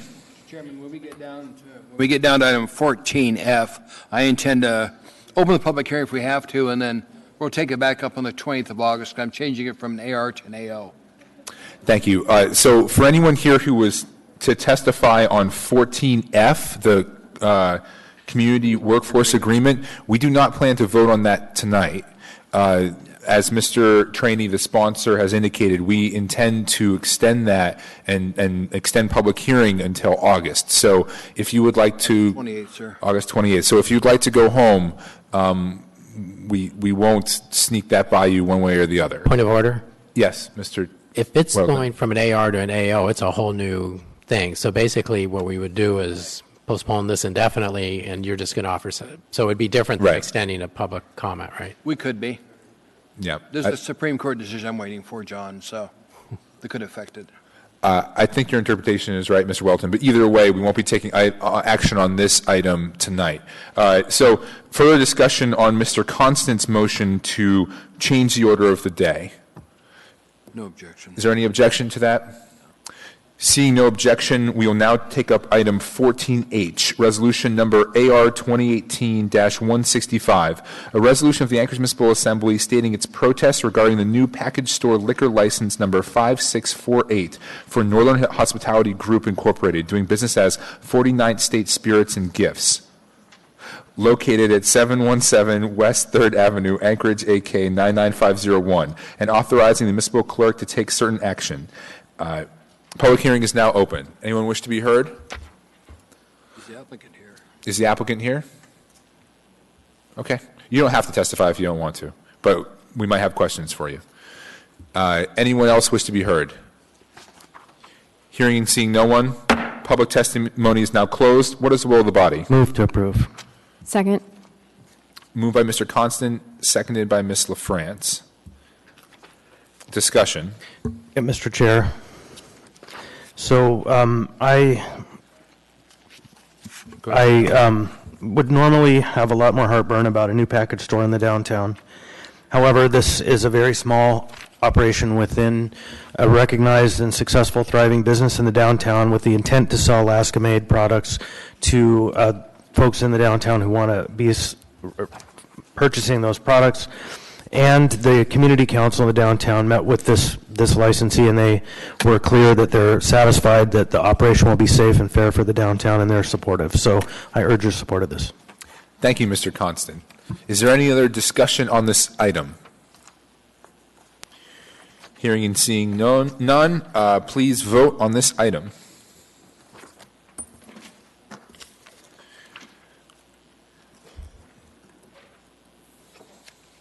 That item passes 9-0. Have a good night. We're now on item 14I, resolution number AR 2018-169. Waive reading.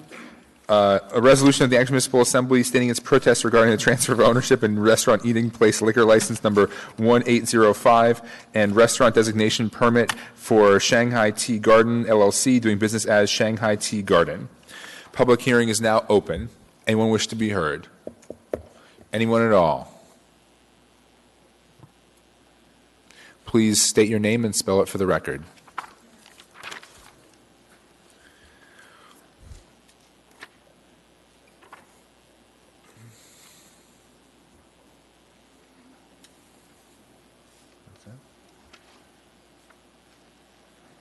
Thank you, Councilman. I'm sorry, could you put the microphone down to your mouth, please?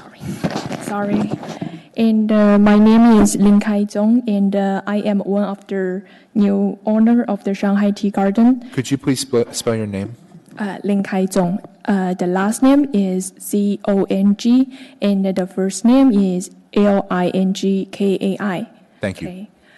So when we apply for taking over the liquor license, the previous owner just did the complete file inspection 2 months ago, and the result was the golden star. So we just think it's in a good standard. But when we received the email regarding the protest, we had a new file inspection yesterday. The result just was a minor correction. When use our kitchen hood exhaust system need to be scheduled for inspection, and we just scheduled for tomorrow. And we need to add emergency light at main entry, exit signs at in the front entry. This correction has been complete, and that's all. Thank you. Thank you, Miss. We have one question for you. Mr. Trainee. Ma'am, if we approve this, what'll happen is you have to get the fire inspection done and then submit that to the clerk's office, and then go ahead and approve the license for you.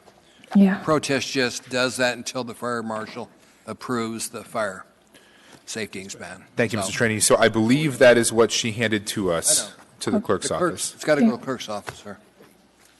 Thank you, Mr. Trainee. Mr. Constant. Yep. So it was similar, just she'll take care of it if we vote this. Thank you, Miss. There are no other questions.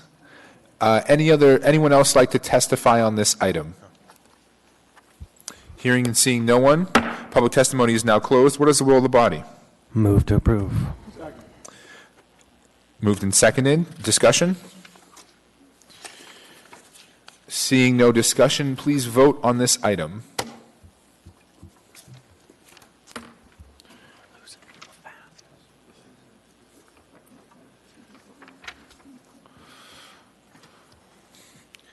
That passes 8-0 with 2 assembly members absent.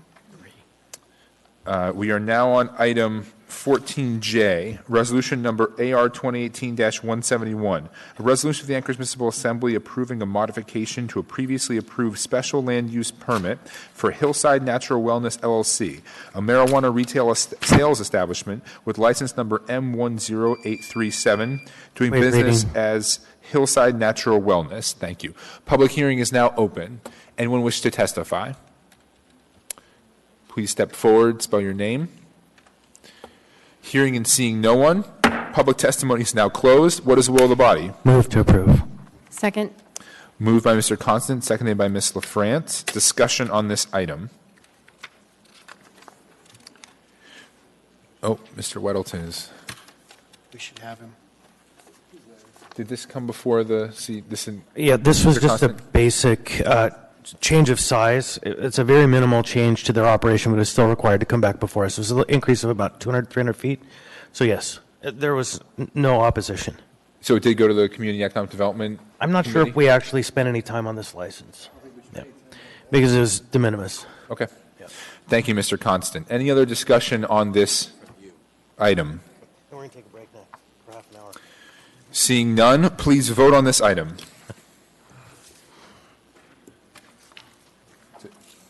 Mr. Weldon is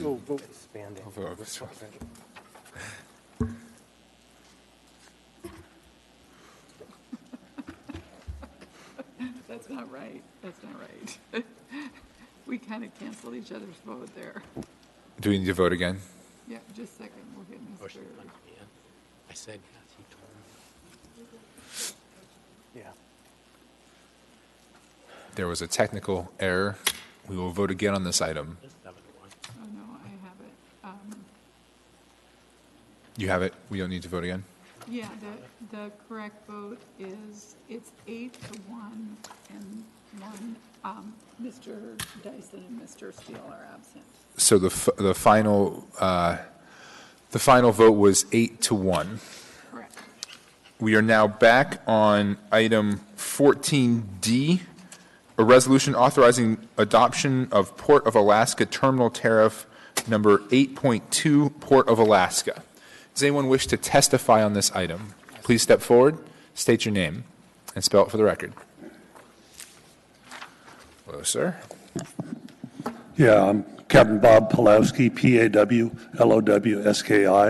the Vice Chair of the Port Commission, and I'm talking on behalf of the Port Commission in full support of this change to the tariff.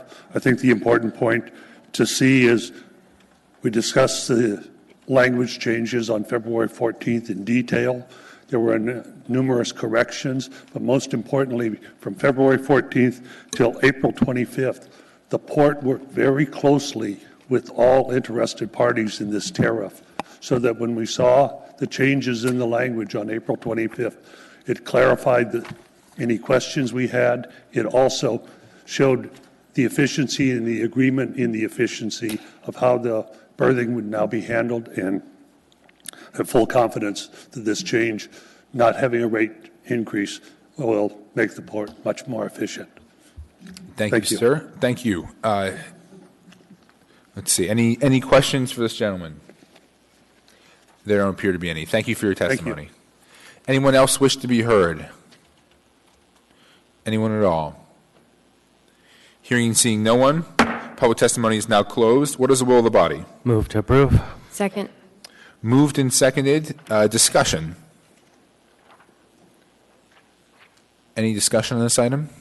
Not seeing any. Madam Clerk, please call a vote.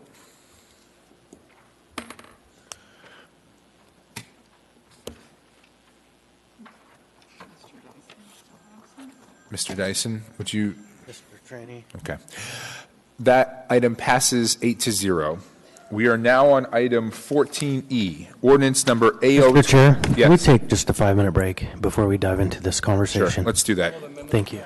We'll take a 5-minute break to distribute amendments and use the restroom.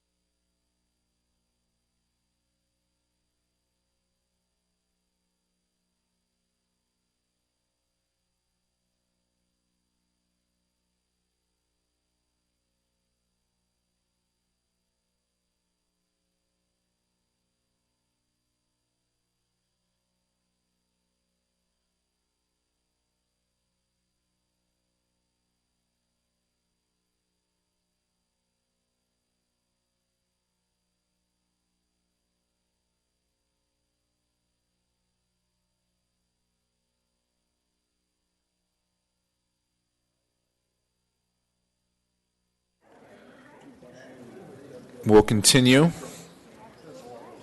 Mr. Croft, I know you're out there in the hallway. Come join us, Mr. Croft. Before we send the marshals. Excellent. That's right. Well, there's no sergeant at arms here, unfortunately. Not yet. Okay. Okay. Let's see. This is going to be interesting. Yes. So again, we are now taking up ordinance number AO 2018-43S, an ordinance amending Anchorage Municipal Code subsections 21.050, 070C.1.G, Table 21. Yes. I was taking up the 43 and then 43S also, because I don't think we even had 43S. 43S was laid on the table, so that is. Right, so we are going to have an explanation after we take it up about what happened. I'd ask the clerk, should I take up both versions or just the S version? Okay. All right, she is recommending, as you said, Mr. Trainee. So we'll take up first ordinance number AO 2018-43, an ordinance amending Anchorage Municipal Code subsections 21.05.070C.1.G, Table 21.05-3, Table of Accessory Uses 21.05070D.1, Definitions and Use Specific Standards for Allowed Accessory Uses and Structures, Accessory Dwelling Units, and 21.06.020B, Table 21.06-1, Table of Dimensional Standards to Encourage Development of Accessory Dwelling Units. And now I can stop. We will also take up ordinance number AO 2018-43S with the same title. And before we start public hearing, I would like to apologize for the error in the S version not hitting the agenda, and ask Mr. Schutte to speak a little bit to the differences between the S version and the original version. The S version is actually what we have been discussing in the variety of work sessions and committee meetings that we've been having. But Mr. Schutte, if you would please explain the difference between the two, I'd appreciate it. Through the chair, Chris Schutte, Director of Office of Economic and Community Development. You have tonight AO 2018-43S.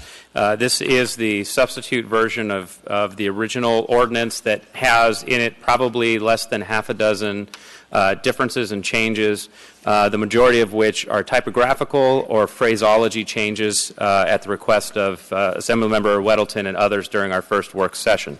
I'll run through all the differences very briefly without much explanation because we've done that before at the CEDC. So on page 3, starting on line 22, there is a section D, Delta, that in the original ordinance was included that is proposed for deletion entirely, simply because the Title 21 User Guide does not exist. Same page, line 49, there was a request, again, a phraseology request to use a different term or terminology. If you turn to page 4, line 9, this is to correct the both the tense of that verb as well as to specifically call out the authority of the traffic engineer when it comes to making parking decisions. Same page, lines 15 through 18, there was a request from Assemblymember Weddleton to delete the language that said accessible, affordable housing option. Moving on to page 5, let's see, about line 31, there was a request to change the word center to facility, although without giving away too much, I know there's an amendment tonight that deals specifically with this item, so that may be a moot point. And then fast forward all the way to page 9. There was, so this is about line 7. There was a request to modify the effective date, since that's like in a day or two, and to change the effective date to 6 months after the effective date of this ordinance. In lines 37 through 40, these are all of the original reference documents that are contained in the code section that this changes.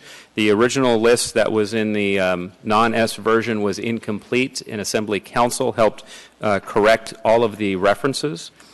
And then lastly, on the bottom of page 9, lines 48 through 50, it has a section 4 in it that was stricken entirely because it did not need to be there.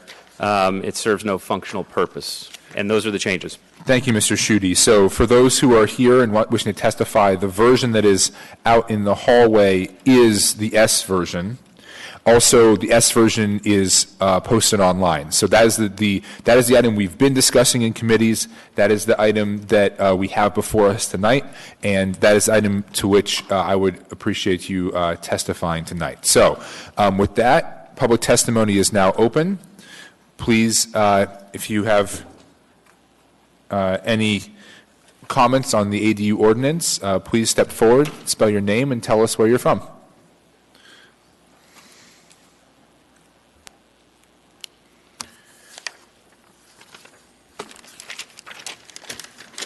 Mr. Chairman, Assembly members, my name is Jim Richardson, R-I-C-H-A-R-D-S-O-N. I'm a Rogers Park resident. I've lived there for 25 years. It's been a wonderful place to live and have my family grow. I am very much against the changes to the accessory dwelling unit regulations. It's this kind of double jeopardy. We went through this about 12 years ago, and we specifically, when we were buying our house 25 years ago, we looked at this neighborhood because we wanted a neighborhood. And this is a kind of a hard thing because this is a neighborhood where people know their neighbors, they participate in community council. I have for years. I've been on the board. We get involved in things. We were just cleaning up the park strip 3 days ago. And here's our neighborhood is subject to, from my perspective, being diminished. My enjoyment of my livelihood and property is potentially going to be decreased, as well as my property values by people that don't live in the neighborhood. And you've heard from people in Rogers Park that have voted against this and did not want it. And I've always hated the concept of gated communities where you have covenants and things are set into stone. But I can see why people do it, because you have people coming in and saying, gee, for good reasons that we think are important, we're going to change it. In any case, I've lived there for 25 years. I'm also an economist, and I have had a 30-year career doing analysis of benefits and costs and taking a look at economic impacts of decisions. And why that's important, your papers say, first of all, your last whereas say the development is compatible with existing neighborhoods, and that's a value judgment. I don't think it's compatible, and a lot of my neighbors don't either, but you're saying that as a fact. I would like to run through a few specifics of things that I have specific problems with in there. We like the character of the neighborhood. It's a unique character. It's been there since the early 60s. We have alleys. And if you have increased density, if you have we have a number of problems in the neighborhood. And it was all set up, most of the lots are pretty small. And a 6,000 square foot lot, I don't believe is appropriate for another dwelling unit, especially when you talk about changing the character of a neighborhood. And the things that have come out in this proposal do not have sufficient safeguards to make sure that you're not going to make the neighborhood look really strange and change the character of the neighborhood. Saying that you're going to limit height to 25 square feet. There's hardly any of the houses in that neighborhood are 25 feet. And could you sum up, sir? Pardon me? Could you please sum up? Are you a representative of the community council or just on your own behalf? I'm the ex-vice president. Okay. Okay. That was 3 minutes? Yes, sir. Okay. Time flies when you're having fun. Yeah. I guess I'll just ask that you pay attention to the things that I was not able to say and take the word of my neighbors in Rogers Park and vote against this. Mr. Richardson, you have a couple questions here. Jim, I don't want to extend it too much, but my question, I guess, is can you give me your top 2 points you didn't get to? Okay. We have lots of problems in our neighborhood. We have existing on-street parking problems. We have old infrastructure. We have gone on problems with crime. What the city's saying is, we'll just come in and we're going to add a problem to your neighborhood, but we're not going to help you. We're not going to upgrade our old infrastructure, our old sewer, water, electrical service, pave the alleys, sound fence. We're not going to help you with those. We'll just contribute to the problem and assume that you'll work those problems out. We are paving our streets. Were last paved when my daughter was 3. She's now 23. And it's been 20 years. The city hasn't been able to do much with that. We need better lighting. We need more police. We need attention to problem houses. We have 2 drug houses in the neighborhood that nothing happens to. We have 1 abandoned house. We have illegal camps that everybody knows about, but those affect us because our people come through. So we have issues that we're trying to deal with as a community, and nothing in this is going to make any of those better. It's going to diminish our quality of life and contribute to those problems. Thank you. Mr. Weddleton.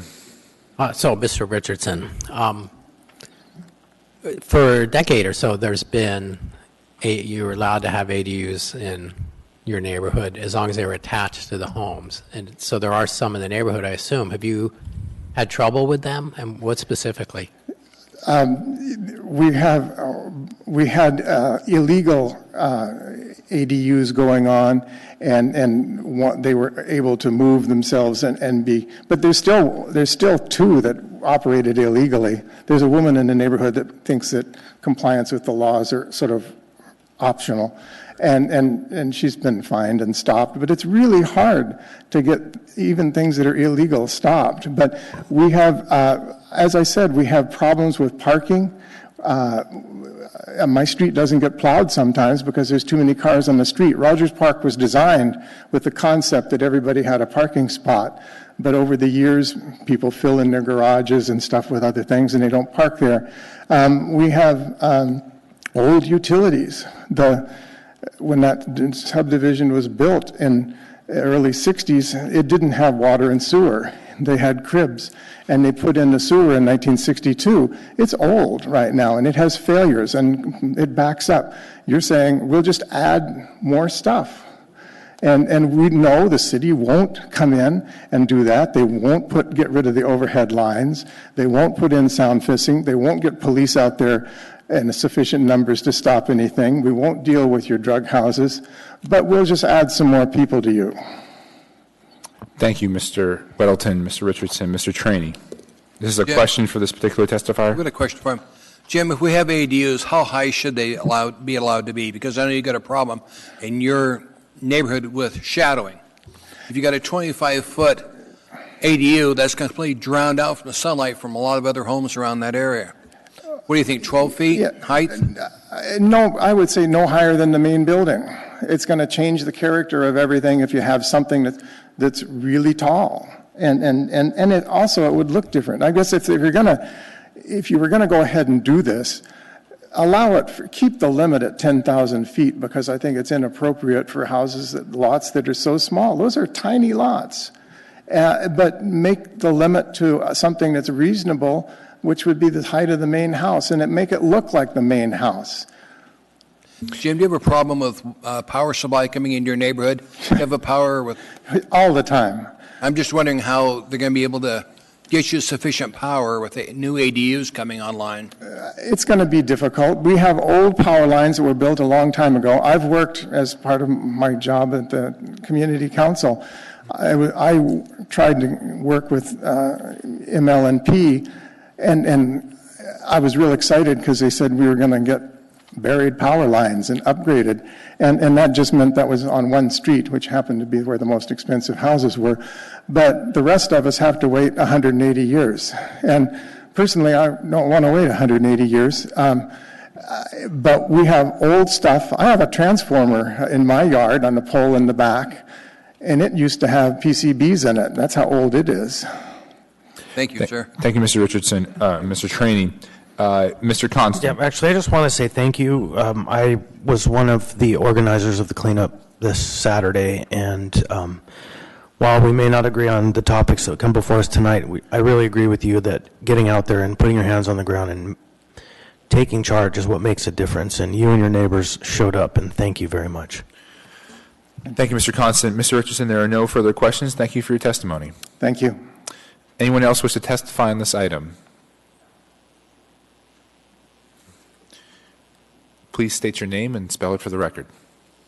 I'll do first then last since they're both different.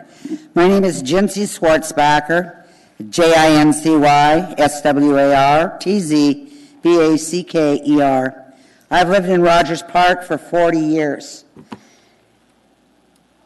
I want to talk about the infrastructure. I think you have the cart before the horse, whoever came up with this idea of the extra units they'd like us to build in Rogers Park. We don't have the electrical to even handle it now. When I turn my washing machine on, I have pulsating lights. I go to the city 2 years ago, or 3 years ago, and find out that my street isn't even on the 5-year plan to be fixed. The only reason they fixed half of it was because they told one of our neighbors, a couple doors down from me on my street, that it was her problem. She had to get an electrician, and it was traced back to a city's problem. And from 26 to her house, they laid new electrical. And so her problem was solved. But you're going to have more and more problems. It's an old subdivision. It's one of the 5 oldest subdivisions, I believe, in Anchorage. And you were asking about the height because of shadows. We have another problem. You know, we're kind of right there by Merrill Field. So there's going to be a problem on how high you can go. Again, it's going to change the whole neighborhood. We voted at our community council meeting, and we signed to let you all know we're not interested in this type of housing in our subdivision. And I guess the question to you is, do we have any say-so in this? Or is this decided by the Borough Assembly? I mean, we all pay property taxes. We bought our homes or are paying for our homes. But what kind of say-so do we have? And he's right. They laid underground wiring on Bannister Drive, and then they did a little here, did a little there. And I went to talk to the engineer, and he said to me, I'm sorry, you're not even on the roster 5 years from now to upgrade your electrical, so I don't know how you're going to even put something like this in if we don't have the electrical. I'd also like to know, they talk about what's affordable housing. I'd like to know what affordable housing is, why we're building these with all the apartments that are for rent right now. And the other last thing I'd like to ask is, if they're going to change our zoning, are we going to be paying more taxes? Or does it stay the same? Or does that change also with the changing of the type of property we'll be living on? Like, what are they going to go, R1 to R, something like that? I've asked a couple people and no one can answer that. Thank you. Thank you, ma'am. There are no questions. Thank you for your testimony. Anyone else wish to testify? Please state your name and spell for the record. Hi, I'm Julie Blyer. I'm with College Village. I'm testifying against ADUs, but I'm looking at it a little different than most everybody else is. I had heard mixed reviews on why ADUs are needed. One, I was told there was no land available in Anchorage for building low-income housing. There's a number of low-income housings unavailable for affordable housing, I guess, in Anchorage. So I did some research to find out why are we talking about ADUs, and California, Oregon, Washington, Colorado are all using ADUs to house low-income and also homeless individuals. The government is getting involved in these. They are either supplying the ADUs for the homeowners, and they are supplying a 5-year contract with the owners and putting in low-income or, again, homeless people. The people commit to a 5-year contract with the understanding that when the 5 years is over, that ADU is theirs. Now they're finding out that they have to purchase them. The problems some of the landlords came up with after they decided to do this were they're not equipped to handle special needs of some of the low-income homes, individuals or the families. The cost of the renters' insurance fell on the landlords. Homeowners' insurance, if somebody gets hurt on the property, most low-income or homeless I don't believe are able to afford even insurance for renter's insurance. So if anybody gets hurt on the home property, the homeowner, the landlord, is responsible. They had difficulty in evicting some of these low-income and homeless renters because they were contracted with the government. Rules, some of the renters did not want to follow the rules, so it was difficult for the landlord to put some of these rules out because they weren't being followed. The landlord loses their backyard to the renter, and especially in our district, the property, as they've said before, is pretty small, and your backyard would take up the majority of the ADU. Again, people have already mentioned increased parking and the heights. Property taxes will go up because you have another dwelling in the backyard. Utilities are going to go up, and other things will go up because with that, utilities and property tax. Is the government going to pay what the landlord asks, or does the government get, I know they give the low-income allotment, and I think that allotment only goes to whatever, that's the amount that they give to the landlord. It's not going to be what we ask for. My understanding, low-income gets a voucher, and if that voucher is what they're given, I guess the landlord does not get anything more than that. So I'm confused about that. I've also been asked or told that the... Thank you, ma'am. Do you want to briefly just sum up? No, that's pretty much it. Okay, great. Thank you so much. Yeah. There's one question from Mr. Constant. Actually, for the administration, the question really is it the intent of the administration to see ADUs, these expensive buildings, be used as supportive housing or as homeless housing?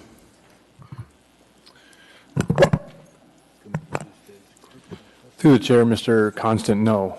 The intent of this ordinance is not to provide assistance for the homeless or anything like that.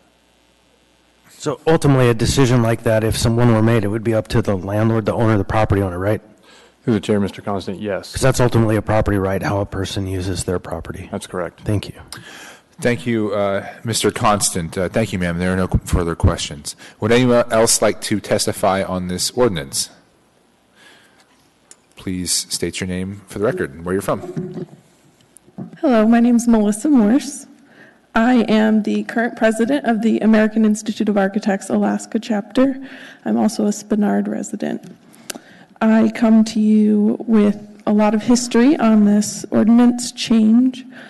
I worked on it on the rewrite through the AEDC Live Work Play Housing Committee, and I'm very familiar with the work.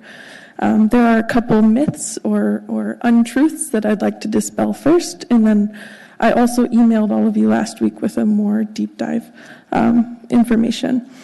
Some of the things we've heard tonight are what are the neighbors going to think? Who's going to be living there? Worried about the neighborhood changing. And a point I'd like to make is an ADU, there's a legal affidavit that must be signed by the property owner saying that they will live in either the primary or the accessory dwelling unit. So that homeowner has to live on site. If somebody's buying that property, they have to then re-sign this affidavit as the new property owner. So we're talking about homeowners on site, not some duplex thing happening. That means that this homeowner is going to be familiar with the renter. They're going to be living right next to each other. There's going to be eyes on that property, and you're going to be able to talk to the landlord if there's any issues with those renters. As far as parking goes, this ordinance change allows for the traffic engineer to decide whether or not additional parking is needed off-street, and I think that it's best for somebody that has a job like a traffic engineer to decipher. We do have streets that are overbuilt in some neighborhoods. Others, like Rogers Park, I'm sure are underbuilt. They're older. So there's the ability and the flexibility around Anchorage to be able to decide whether or not parking is necessary.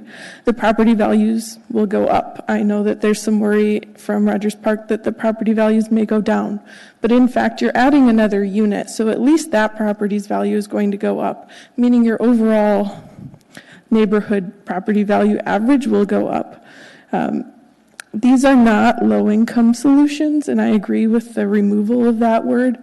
As an architect, I can tell you that it's probably double the cost per square foot to build an ADU versus a new home. So unless you're building them at the same time, there's not really any affordability in doing this. I have had a dozen clients over the last 7 years, probably more, trying to build ADUs, and all of these changes are in response to actual people trying to use the code and not being able to get through the process. These ADUs could be for a nanny or a housekeeper, or maybe they're building a winter home in Girdwood and they want somebody to live on site just to watch the house. Thank you, Miss. We have one question. Actually, we have two questions now. So, Mr. Croft. Yeah, so I've been getting conflicting, I think even here today, one person was sure it was going to lower property values and another was sure it was going to raise them. What in general does it do, and to what magnitude? I mean, how much?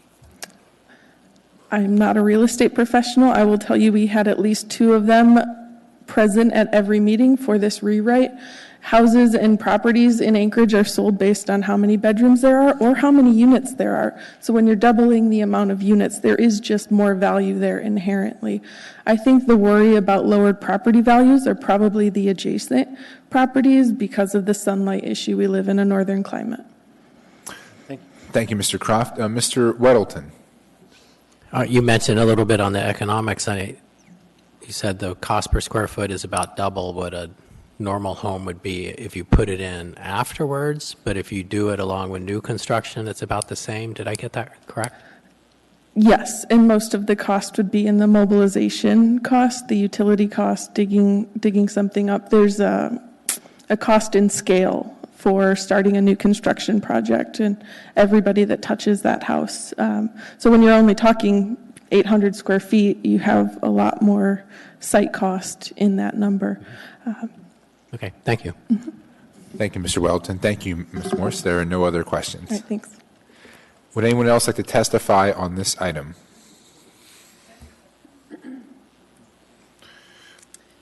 Good evening. My name is Karen Kasich-Michelson. I'm a general contractor here in Anchorage. I live on 3410 Baltron Drive on the west side of town. I'm also the president of the Anchorage Home Builders Association. I myself worked diligently with staff and members of Assembly and the zoning staff for probably 3 years now on Title 21 issues and trying to bring this particular ordinance to the table. I have a particular client that I've been waiting for over a year to get something resolved so that he can build his ADU or not. He has an adult disabled individual who is very educated, and she needs a place to live and needs the assistance of her parents and others to help her, and to build her a small ADU was pretty much out of the question, and the ability to go to a larger ADU and have her own parking there on site on this lot in Airport Heights is something that's very, very desirable for them, and it's taken an awful long time to get to this point, and we hope we can be successful and be able to design and build this for them. These are not inexpensive buildings to build. A detached ADU over a two-car garage, it starts at about $160,000. These are not cheap units to build, and to take that and add it to a lot in town is going to be a very good improvement for that lot and for the community. I just want to address the shadowing issue real quickly. The concern you have about shadowing, you could take and build a 3-story house on a lot up to the setback lines, which in a lot of the R1s are 5 feet away. And whether that's in the very backyard or I can spread it out and take it from the front setback to the rear setback, I can cause shadowing with just the normal house. It has nothing to do with the ADU.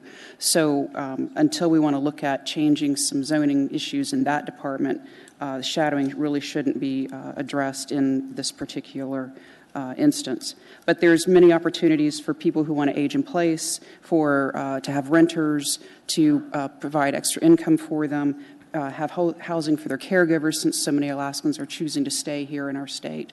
This is an ordinance that would be very good for our city, and I encourage you to pass it, please. Thank you, ma'am. We have one question from Mr. Constant. So kind of a question for the administration again, but I would affirm what you say. I can point to a building in a neighborhood that I used to live in that is 3 stories tall and absolutely shadows every property around them. And had they set it back 12 feet, they would have left sunlight on every property. They just didn't think it through. And it was really sad. But this is really a question to the administration. Doesn't the ordinance really address shadow? Isn't there real beef in there already? Through the chair, Mr. Constant, yes, the ordinance addresses shadowing. In fact, this was an issue that was brought up at the Planning and Zoning Commission. Detached ADUs in the R1, R1A district exceeding 15 feet in height are required to maintain an additional 5-foot setback. So that's to say the R1, R1A district requires a 5-foot setback. Any detached ADU above 15 feet would be required to be 10 feet back from the side lot line. So this was an effort to deal with the shadowing concerns that were brought up during the Planning and Zoning Commission hearing. So yes, it's addressed. Thank you. Thank you, Mr. Constant. Sorry, ma'am, there is a question from Mr. Weddleton for you. Hi, thanks for coming. Hey, the ADU over a garage, and I gave myself a tour of Rogers Park this afternoon, and that is a beautiful neighborhood.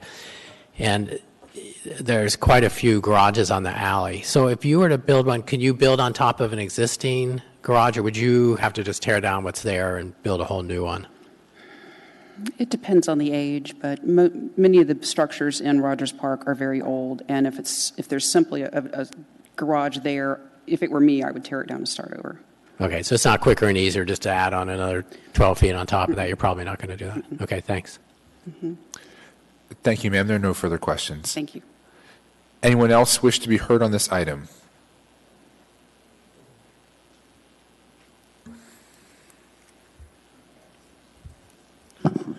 Good evening. My name is Clay Porter. I am an architect, a developer, and a general contractor in this city. I've been building in this city since 1972, and I've probably built 15 to 20 ADUs in all the zoning areas that they have across the city. I presently have 2 under construction and 3 in design, and they vary in all the various zoning districts that we have or to deal with. This city, I urge you to support this ordinance because the city is changing, and it is going to change across all its neighborhoods, and it's crucial that we solve some of our problems. I understand the infrastructure problems, but we have to solve those when we build. We have to solve those as we go along with the growth of the city. The ADUs provide one of the ways to solve our affordable housing issues. I know very well that my son can't afford to go buy a new house, but if I build an ADU for him on my property as such, that gets him the ability to start and to have and to save the dollars in order to have a house and to go on with that. ADUs are expensive to build. They're much more, and Karen is quite correct, in the neighborhood of double new construction. And they're very complicated to do because you have to make sure all the utilities and all the parts work particularly when they're detached. And so, it just becomes a complicated issue. So they're not just something you put out for a quick rental. That's not going to happen. You have to solve the design problems, and this ordinance addresses those things. The other thing that happens, and I'm very much in favor of detached ADUs in R1 and R1 areas, I don't know that I want my mother-in-law living in the apartment attached to my house. And I also know that she doesn't want that either. And it's very difficult on many single-family dwellings to have exits and egress and ingress and parking and those kinds of issues. So those detached allows a lot more flexibility. And last of all, I think it makes sense to solve a lot of our economic problems with people and how they can get some income, but they have to be involved. The affidavit requirement, I believe, is quite acceptable, and I have not found anybody that we've been dealing with on it that has any resistance to those. So I just urge you to support the changes in this. I know Mr. Weddleton is going to talk about, or I'm not sure, about the height, but, I think it ought to stay at 25 feet. But, those are designed considerations that you have to deal with as you go through them. So thank you. Thank you, Mr. Porter. There's one question. Mr. Massey. Mr. Porter over here. Thank you. I wanted to go to specifically Mr. Weddleton's amendments because you were at the committee meeting when we were discussing this. Correct. And I personally had challenges with limiting the ADUs to 700 feet instead of 900 feet.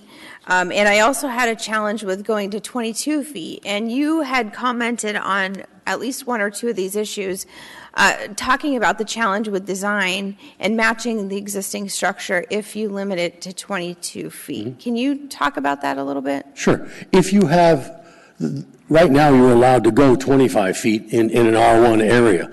If indeed you limit that height and the house you're dealing with is one we're dealing with, it's not in an R1 area, but it has a 12-12 pitch roof. That means it's a 45-degree roof. And the ordinance requires that I keep design criteria or design a project that's in harmony with what's there. That means that I will probably want to put either a 6-12 or a 12-12 pitch on that house. And it may be a second story over a garage. They may want 2 stories, all of which are within the allowable parameters of the program. I'm going to be very, very strapped, or it's going to be very difficult for me to solve that design problem. And so that's why I feel about the height limitation. Thank you. Thank you. There's one more question from Mr. Weddleton. Yes, sir. I don't want to get into debate, but we kind of are because he's here for the question. So, and just to address Ms. Gambasi's point, which I think is very important there, you do these, should they look like the buildings that are next to them? And that's often misstated, but I think in this ordinance, it doesn't really say that they should be. In fact, I think we removed words that said that they should be, and basically we just go character of the neighborhood, and it doesn't say they have to look like the principal building. I believe that was taken out. So in my tour of Rogers Park, I saw lots of the garages in the back, and I didn't see that those roof lines matched anything like the houses that were with them. So it is kind of a mixed thing. Mm-hmm. So I don't know that the pitch of the roof is critical to the success of the ADU, and it's certainly not required in this ordinance. If I'm wrong on that, I mean, didn't we remove the requirement that it had to look like the principal building? Through the chair, Mr. Weddleton, yes, we did remove that. Okay. All right. Thank you. But remember that good design and bad design both cost the same thing. Thank you, Mr. Porter. Yeah, there are no further questions. Would anyone else like to testify on this item? Please step forward, spell your name, say where you're from. Hi, my name is Marilyn Hauser, Houser. I have lived in a modest, less than 1,000 square foot home on a 1,000-foot square lot in Rogers Park for 37 years. It is zoned R1. I'm opposed to AO 2018-43S. Much of Rogers Park is smaller lots, small homes. My house was built in the late 1950s. If an ADU was built on a property adjacent to my house, it would significantly impact the quality of my life. As it is, the property to the north has a garage that is at most 4 feet from my property line. As a neighborhood, we are dealing with the problems of increased crime, making me question the wisdom of continued living in Rogers Park, but additional density in the neighborhood would be yet another negative. We have problems with snow removal and access for emergency vehicles. More on-the-street parking would be created by the ADUs, and that would further compound the snow removal problem. AO 2018-43S, Section 2D 1B IIB talks about requiring at least one landowner occupying the principal dwelling unit. How on earth will that be verified on an ongoing basis? As it is, there are a number of properties in my neighborhood where the property owner gets the senior tax exemption and the senior does not live on the property. The allowable size of the ADUs as proposed is just shy of my home. There's no need for an ADU to be that large. My house is just under 1,000 square feet. I was at the Rogers Park Community Council meeting where the resolution, which is in your packets tonight, was approved. I voted for and continue to support that resolution. I encourage you to vote against this ordinance, and frankly, if indeed ADUs become the norm in Rogers Park, I may well indeed move away from Anchorage. Thank you. Any questions? So I have a question. I'll give it to Mr. Croft. Mr. Dunbar. You said that you are aware of a number of people that are essentially committing property tax fraud? And I've reported them. Okay, great. I wanted to ask the administration how one goes about reporting that, and then I've reported them. Yeah, I mean, they can lie. I know they're not living there, but the property owner can turn around and say, oh, I'm there. Complaint driven. Yes, complaint driven. Okay, thank you, ma'am. I'll take my gavel back here, and there are no further questions. Anyone else? Oh, that. Anyone else to testify on this item? Good evening. I'm Diana Evans of Rogers Park. As you've heard tonight, we have a neighborhood with lots of 7,000 square foot lots on alleys. And here's my testimony on ADUs. I urge you not to allow detached ADUs greater than 1 story on R1, R2A zones if the lot size is less than 10,000 square feet.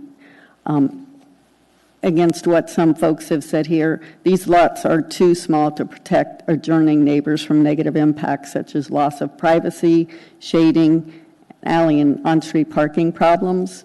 My council has been opposed to this ordinance, and the current Muni Code fulfills its purpose to protect neighborhoods where a person's home is their most single biggest investment. It seems only good governance to listen to the concerns of those most affected that you're listening to tonight, but I'm concerned that many of you live in districts where most of the homes are on lots greater than 10,000 square feet. If you haven't personally witnessed what a 2-story structure might do to the backyard of an adjacent neighbor's yard when lots are small, I think you should take that opportunity. I'd be happy to give you addresses, or you could talk to John Weddleton, who took the tour today at our suggestion. And you should put yourself in the place of the adjacent neighbor before you allow a vote on this ordinance if you see 2-story structures next to a small lot house.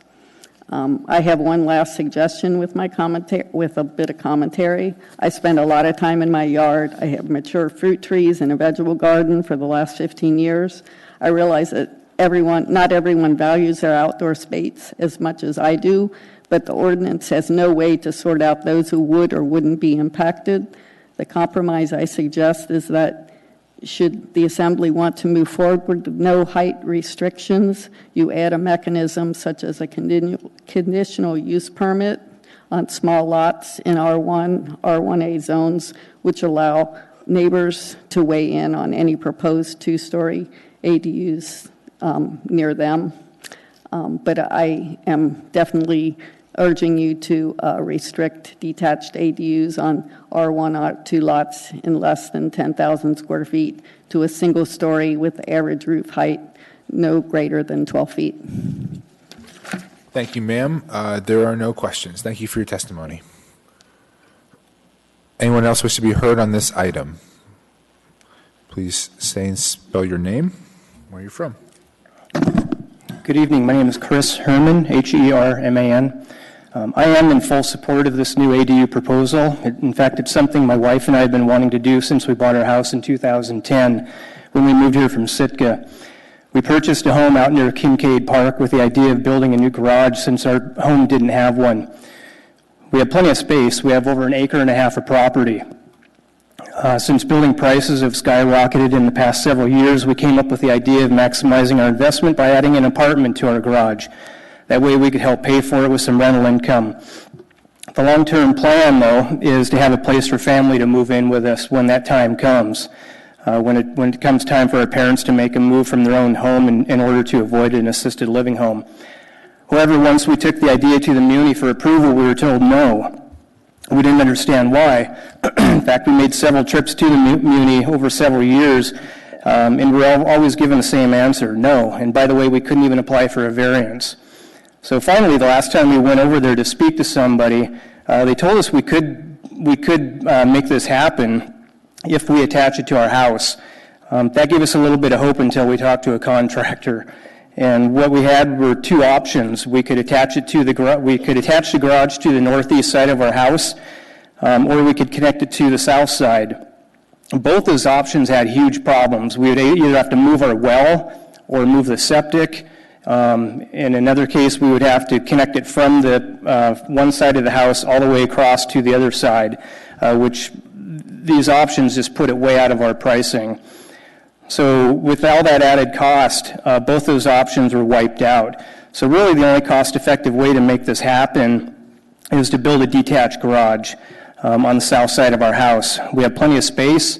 We have driveway access. We have plenty of parking. We wouldn't have to move the well or septic. We wouldn't have to tear down our new deck that we built 5 years ago to connect it. And we have the support of our neighbors. My wife and I both have parents in their late 60s and early 70s. And at some point in the near future, there's a very likely chance that they may have to move closer to us, and we'd like to be ready when that time comes. I'm sure many of you have heard this before. In fact, I heard it from one gentleman earlier. Our parents have told us that they'd be happy to move closer to us or even next door, but they don't want to live with us. And they assured it was nothing personal. We are trying to avoid having them move into an assisted living home when that time comes. That would deplete their life savings, and it would diminish the quality of their life. My wife and I both work in professions that cater to seniors, and we're always looking out in their best interest and how to make their lives better. Almost done. You could just sum up, please. Sure. And one of those ways would be to have our parents move in with us, or at least next door when that time comes. So I urge you to please pass this proposal. Thank you, Mr. Herman. There are no questions. Okay. Thank you for your testimony. Would anyone else like to testify on this item?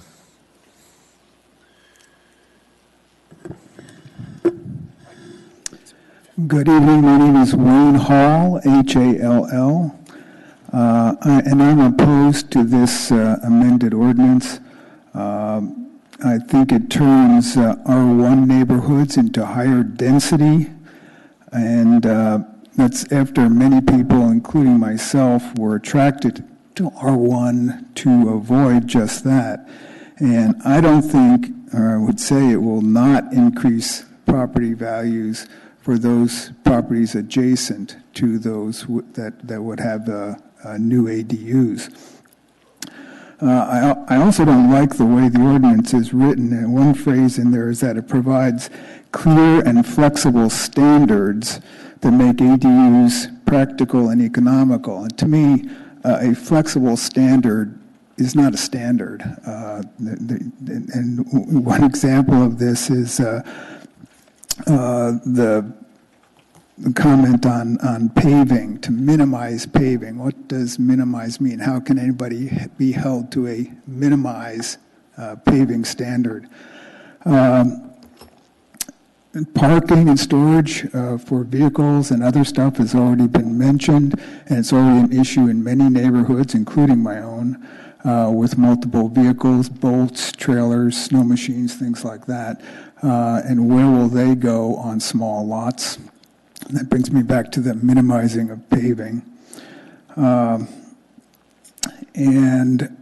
the expiration of ADUs, and that's assuming anyone is actually tracking ownership versus occupancy, which I just can't see happening.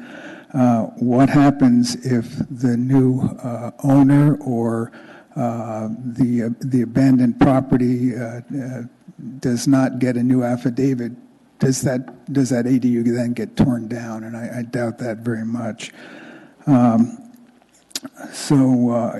again, I urge you to vote no on the amendment. Thank you. Thank you, Mr. Hall. There are no questions. Thank you for your testimony. Anyone else wish to testify on this item?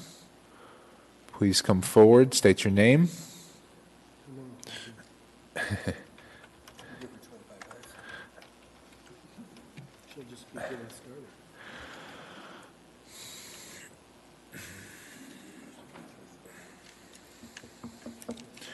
Kathy, are you speaking on behalf of yourself or the Community Council? I am. I'm speaking on behalf of Turnagain Community Council. And you will have 5 minutes.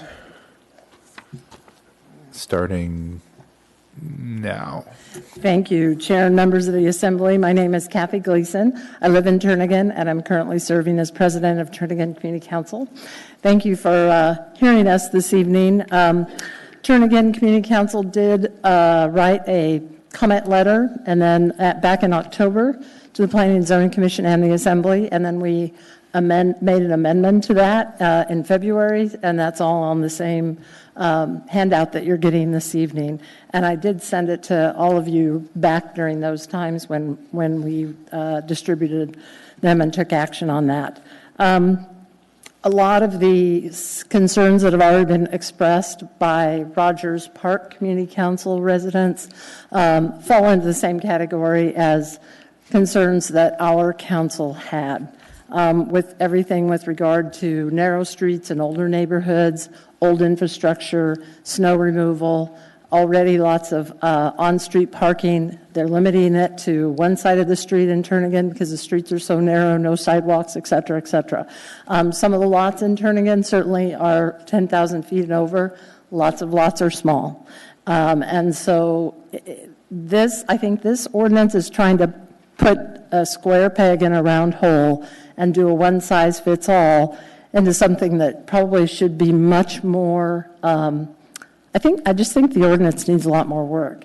And I don't think that by de facto changing all of the zoning of all the R1 and R2 in the city to R2, which is what you're going to do if you pass this draft as submitted, is fair to property owners who want to live in single-family neighborhoods. They chose that. That was their choice. I think ADUs are appropriate in certain places with larger lots. I think that shading is critical in this climate. And if you have a view shed that's suddenly blocked because of a two-story, those are a lot of the concerns that council members had, and it's all in our letter. As I was paging through the ordinance this evening, and just for a second time, third time, fourth time, I realized, as was pointed out by other speakers, this ordinance language is pretty weak and very subjective. On page 2, it does refer to 1BIA, the comprehensive 2020 comprehensive plan, fulfilling housing policy number 15. It says that provides accessory housing units shall be allowed in certain residential zones, not all residential zones, certain residential zones. And so that contradicts, you've got an ordinance changing the comp plan on page 4, when then you're changing that the ADUs are allowed in all residential zoning districts. So you've got a conflict right there. Again, on page 2, at the bottom, let's see, line 43, 44, protect neighborhood stability, property values, and character. Yeah, who's going to define how your character of your neighborhood is going to be protected? That's so subjective, it just doesn't really even serve a purpose to insert that word in the ordinance. On page 4, top of the page, line 2, minimize negative impacts to on-street parking if allowed by a traffic engineer. That's very subjective as well. Who's going to define how the impact is minimized? And will it be under summer conditions or winter conditions? And again, I just think it really needs to be tweaked so that these vague things, who's going to make that call if a traffic department engineer says there aren't any problems and then there are problems? Well, did that really fit the criteria of minimizing? And then what would be done after the fact if there's several ADUs built on the same block? Page 4B, line 21. Oh, excuse me, I already addressed that. Excuse me. Page 6, line 5 and plus. In Class A districts, the gross floor area of the ADU, not including any related garage.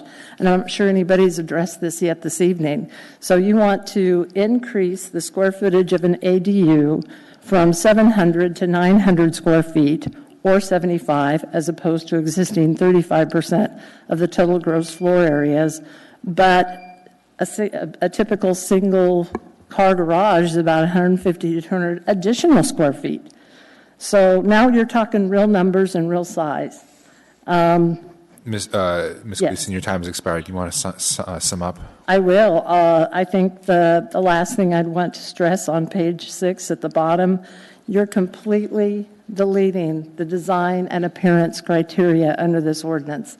So when you talk about protecting property values and neighborhood characteristics and well-established older neighborhoods, and yet you're deleting, you're going to have the building permit people allow any design that somebody comes up with for an ADU with no public input, no public notice, no neighborhood notice, et cetera. So a couple of the things that we're asking for, that we're really in support of, that we're joining in with Rogers Park Community Council and Spenard Community Council, is limiting detached ADUs in R1, R1A, if you choose to allow them at all, to 12 feet. Thank you, Ms. Gleason. Your Thank time has you. expired. There's a question from Mr. Croft. Mr. Croft? Kathy, as usual, thank you for all your hard work on this. What on page 6 deletes all standards? Or we're looking at the S version, yes? Sorry. Line 49, and then a big chunk of page 7. So line 49 on page 6 was the title of that little section called Design and Appearance. And then if you go to page 7, everything in those all caps down to line 25, that's all being deleted. Where at least current code dictates that any kind of design of an attached ADU or detached ADU, looks similar in nature to your primary residence, so that you suddenly don't have a neighborhood full of more traditional older homes built in a certain design criteria, and then all of a sudden you have a 2-story ADU that is very modern or something like that. Thank you, Mr. Croft. Thank you, Ms. Gleason. There's another Can I just ask Mr. Schutte to respond to that? Is there a reason for that? Did it go somewhere else? Is it? Through the chair, yes. In fact, we were just discussing this. So during the deliberation process that led to the creation of this, one of the inputs we heard from architects, designers, builders, and community members even, is that some of the housing styles, some of the architecture styles that people currently live in may not be what they want the ADU to look like. And so the idea that you have to stick to the same trim color, shingle patterns, things like that, were not appealing to the design build community and some of the community members that participated in this process, simply because there can be, it doesn't need to be a stark difference. We don't need to see shiny metallic buildings in a more classic 70s and 80s Turnagain neighborhood, but at the same time, the design community did not want to be locked into just mimicking what exists currently. Yeah. Thank you, Mr. Chairman. Thank you, Mr. Croft. Mr. Weddleton? Can I respond to that? Mr. Weddleton has a question for you. Okay. Perhaps you can work it in there. Thank you. Sorry, it was more a question for staff. Okay. But because of something you pinged on, but in my tour of neighborhoods where ADUs might go, detached would be new, there were some houses that were kind of T111. They were boxy with flat roofs, and I don't think you want to match that design because they would have been pretty ugly. But a question on this, because you pointed out, so on the bottom of page 6, line 49, you have the title for a section that was entirely deleted. Should we delete that title? It'll be dangling out there by itself, hinting of something you never got. Through the chair, no, if you look further, so the very top of page 7, you'll notice. B becomes the A. Yeah, Okay. the bracket starts after the letter A. Okay. So the item B would just move up to item A. I feel better now, thanks. All right, thank you, Mr. Weddleton. There are no further questions, Ms. Gleason. Is there any way I could respond to staff's comment about design? Certainly that's, but again, who's going to make that decision? If somebody goes in with an application for an ADU and does want to build a big 2-story shiny metal building, who's going to say no to that? What criteria is the building department going to use to say, whoa, that's going too far? I know that primary house isn't anything special to look at, But this one really would deter from the character of the neighborhood. There's nothing in here to stop that from being approved. Thank you, Ms. Gleason. Thank you. Would anyone else like to testify on this item? Go ahead, sir. Hi, my name's Dan Gleason. I live in Turnagain, not representing Turnagain. Oh, sorry. My fault. Yeah, I'm not Go ahead. done. Any questions? No. But we've been dancing around the issue around utilities, and on page 7 of which is it goes into utilities, and to the extent allowed by law and utility tariff, the ADU shall be connected to the water, sewer, and gas electric utilities of a single-family dwelling unit. However, lots with the on-site water and septic systems may have a separate water or septic system for the ADU. Of course, there are minimum standards for the water and septic systems, and I want to make sure that there's teeth to this ordinance, that is enforceable, and that there's other ordinances that are referenced in this ordinance that they need to make sure that they're standards. Another issue that I want to make sure that there are a lot of older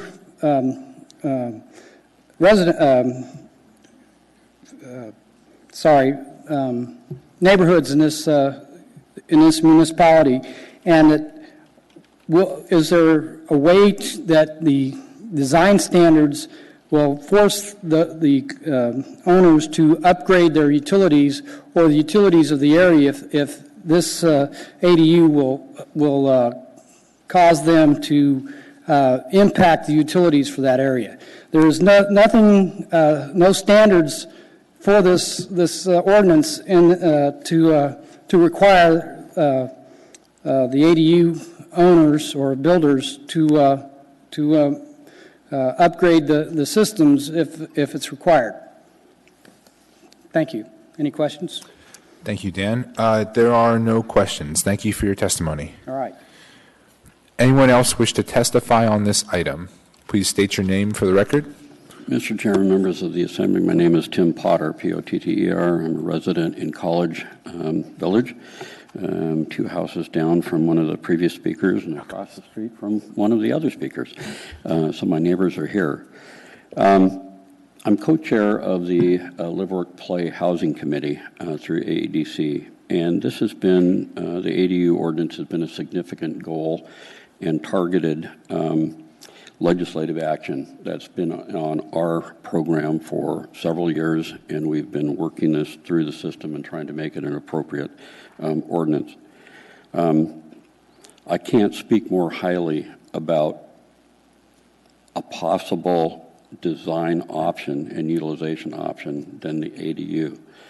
And I'll go into a little bit of detail about why I think that. But I also want to say that this is not a panacea for solving our housing, whether it's affordable or super high end. Our town has an older and very aging housing stock. It's getting to the point where we're going to start having issues because of that.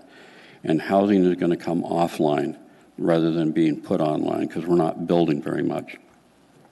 ADUs, like every other jurisdiction that's put them into place, it is a small component of meeting the diverse housing needs and lifestyle needs of a variety of people. And if you give me time later, I'll comment on what my personal interest is. But I'd really like to have you contrast what some of the people have said tonight about how ADUs, whether attached or detached, are a bit of a boogeyman, and they're going to shade my garden. They're going to shade my house. They're going to be shiny metal siding that's going to be bad. People, you don't have those guarantees that protect you in the single-family R1 or R1A neighborhoods in that zoning right now. My neighbors don't come and talk to me before they do something stupid on the outside that I don't like. You know, they may like it, but I don't like it. Clay could put shiny siding all over his house, and there's not a darn thing I could say about it. He could build an addition to the house, and as long as he didn't go beyond the lot coverage and the building height, he's got every right to do that. And as a property owner, I bought my house knowing that's the case. And if you don't like it, buy those rights or buy the house next door. Now, you may not like me, and some of the people in the audience may not like me saying that, but there are no guarantees in life. You buy your lot, you can have 30% lot coverage. There's no guarantee that the house is there now that's not shading the woman's garden isn't going to be bought by someone else, torn down, and a 2 or 3 story house built. And it would get closer to her and shade her even more. So the bottom line is the ADU ordinance maintains the same lot coverage. This version has a slightly bigger yard setback, so it gives them more protections. There's an ownership requirement. So, Mr. Potter, we have Ms. Domboski would like to ask you a question. Okay, and could I possibly get 5 minutes because I'm representing a group? Are you, no. Are you representing, you're not representing the community council, are you? No, I'm representing Live, Work, Play Housing Committee. I don't believe that is It's not. not in our procedures. Go Ms. ahead. Simboski will ask you a question, though. Well, it's really funny, Mr. Potter, because I was just going to ask you about the AEDC and their live, work, play group. And maybe you can answer, you can work in whatever you want to work in. But one is, one of the issues I had asked Mr. Porter about were 2 issues when it came to some of the amendments we're going to see a little bit later. One is limiting it, these ADUs to 22 feet versus 25 feet. And the second real concern that I have is limiting ADUs to 700 feet, coming down from the 900 feet that I believe was recommended from your group. Can you talk about those 2 issues and give me your perspective?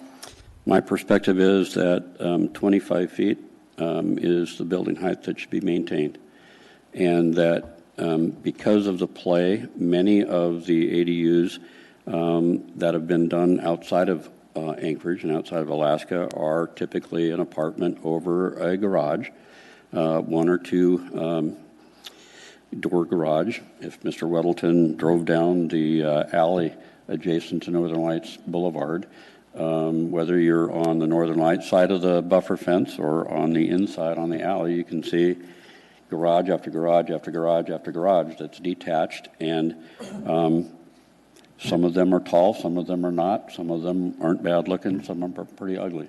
But those are the things, and to have that extra 3 feet of building height, you have to remember that, as Mr. Porter was talking about, that has to do with roof pitch and all kinds of things about what you can fit in and where you're starting in that. So I don't think that's the topical issue. Leave the room to have the ability to design something that works there. These are not cheap buildings. They will be self-arresting from the standpoint of there's not going to be a run on the marketplace to go build ADUs. So if I can follow up to the second point, from a design standpoint or from a functionality standpoint, what impact do you think we would have if we limited ADUs from 900 feet to 700 feet?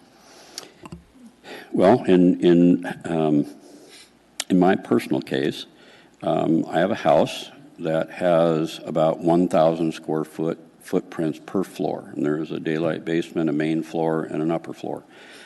And if my wife has a health condition that is deteriorating over time, and we are doing everything we can to make sure that we can age in place and deal with that issue, including putting an elevator in and that. We looked at going and building a larger ranch-style home somewhere else, but it's not in a neighborhood that we enjoy or where we want to be. So we're making adaptations to the house.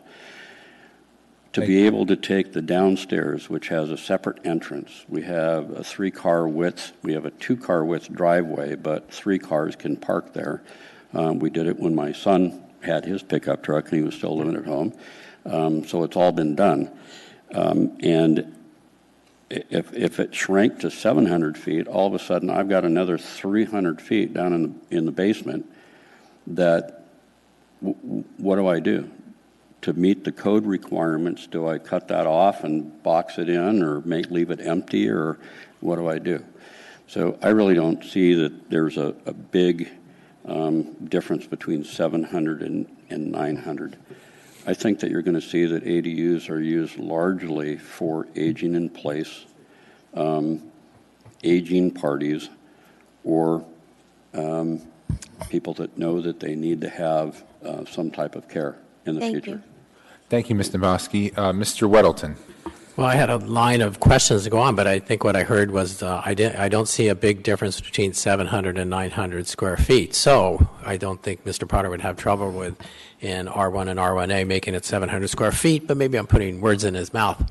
If there is an ADU on top of a garage, how big is a garage? How many square feet, roughly? Two-car garage. It's probably at least 20 and probably 22 to 24 feet deep. So well under 700 square feet. So if in just a few... No, that would be 20 by 20 is only 400. So you add 20 by 20, that's 400. So it's under 500 square feet. Right. So it's under a 700. If they said, let's max these out at 700, one on top of a garage would be under 700. And that's typically what we would see. I mean, we were talking about that alley along Northern Lights. You know, so that what you would see there would be 400 square foot ADUs. I think that is the case, and you know, it's not a one-size-fit-all. Every site's different. Every condition is different.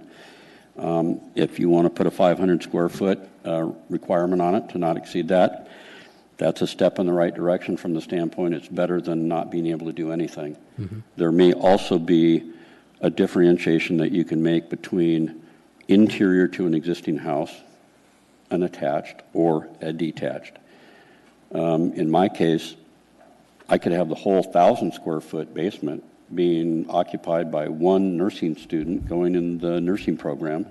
It helps that person out, and she can help me and my wife live a quality of life that we'd like to retain. And it doesn't, that difference between 700 or 500 or 1,000, if there's one person there, which we would choose to do, it's not going to add an additional car. It's not going to add an additional person. The density is not going to go up. You know, and here's part of the crux. There is nothing now except for 8 non-blood related people living in the same building in an R1 house. If you go beyond that, then you're in violation of the code. I can take the house that's right across the street from me on Stanford Drive, and it often is occupied by the homeowner, but he's got a recovery program for alcoholics that are trying to do better. And there's anywhere from 4 to 8 people in the house at any one time, dogs, kids, whatever it is, and about 18 cars parked all over the lawn. And that's perfectly legal. So I want to remind everybody, there is no guarantee given to you because you have R1 or R1A, or that you think what you have now is what you're going to have later. When the old guy died across the street and another person bought the house and then now lives the way that they do, perfectly legal.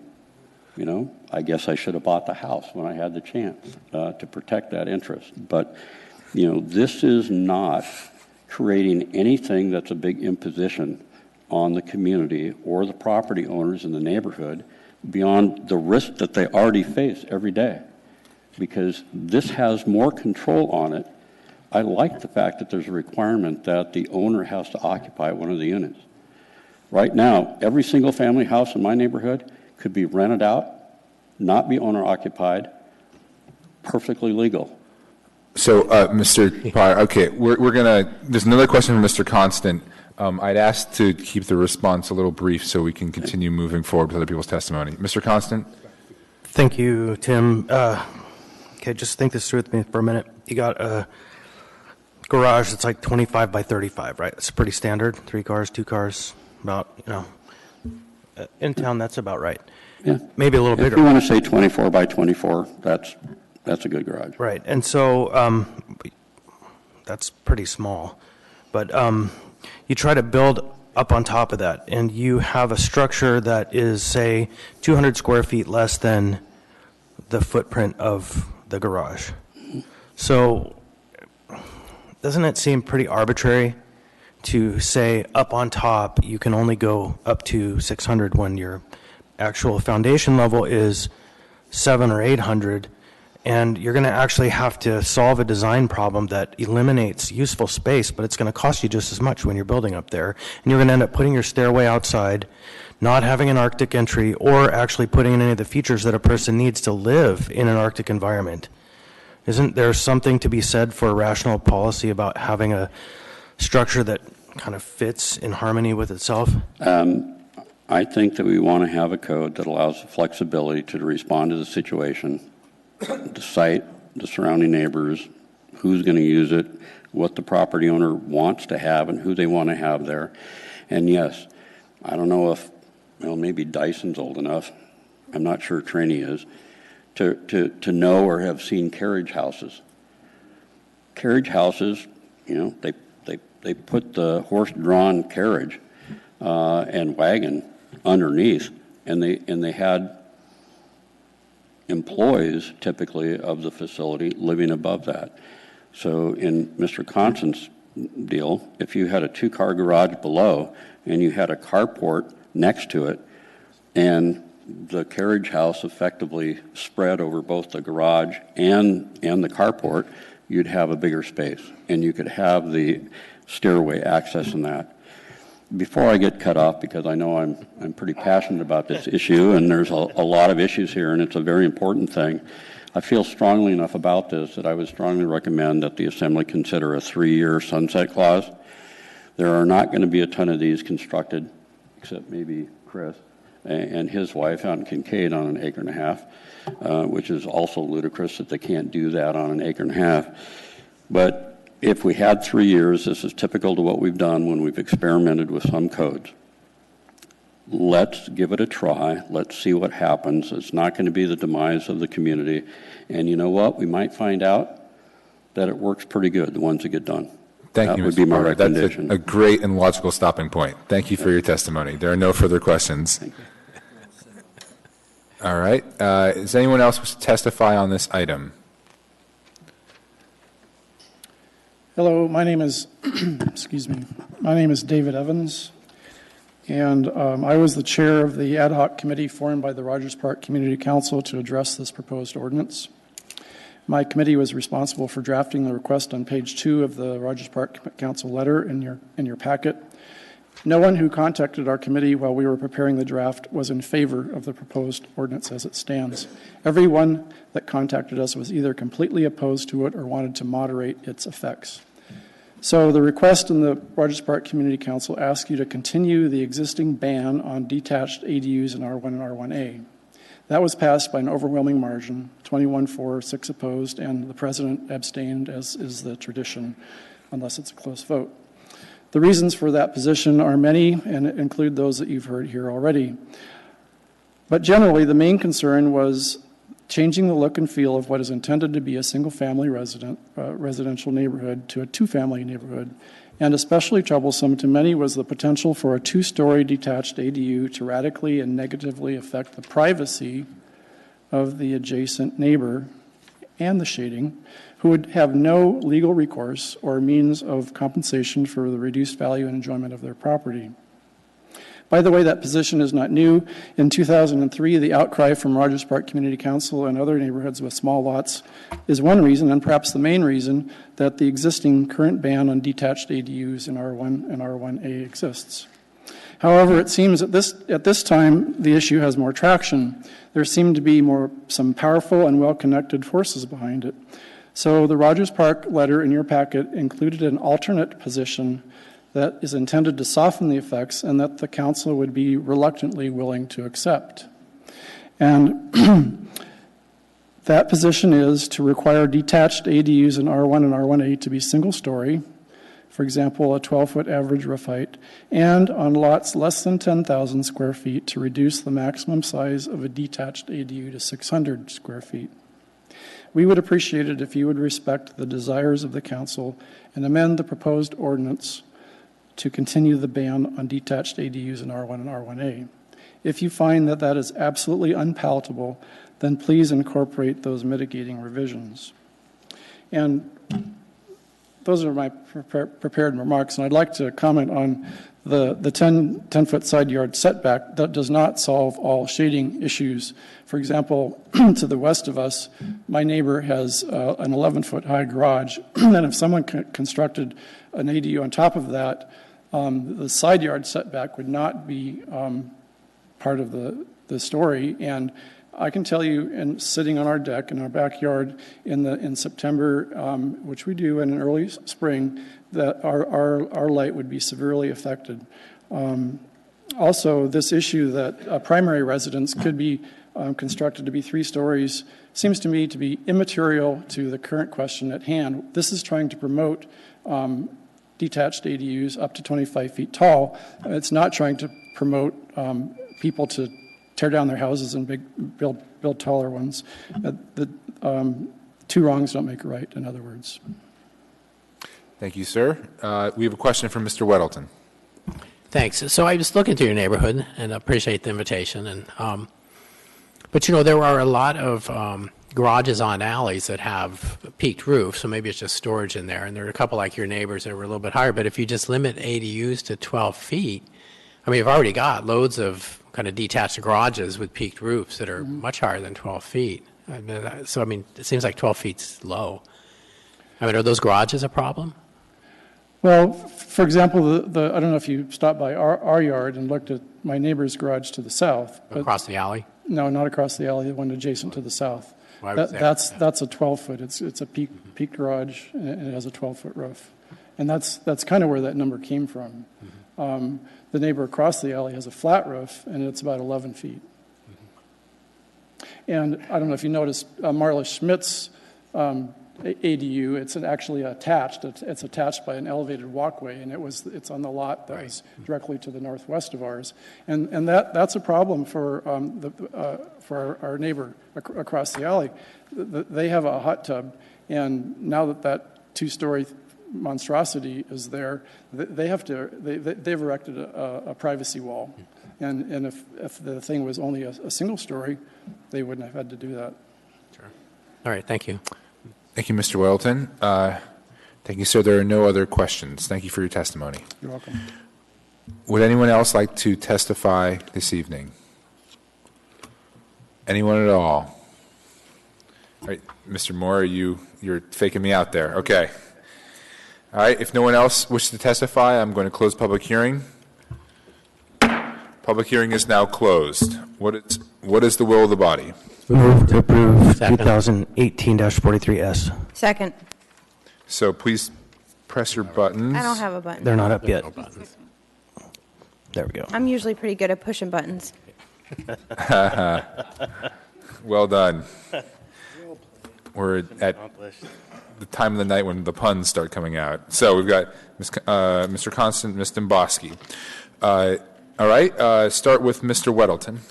I got a question. I know we have a bunch of amendments, just something that has come up, and I just want to get some clarification on it. So there's been a lot of concern that if the utilities are not up to the job for if an ADU is built, would an ADU be allowed?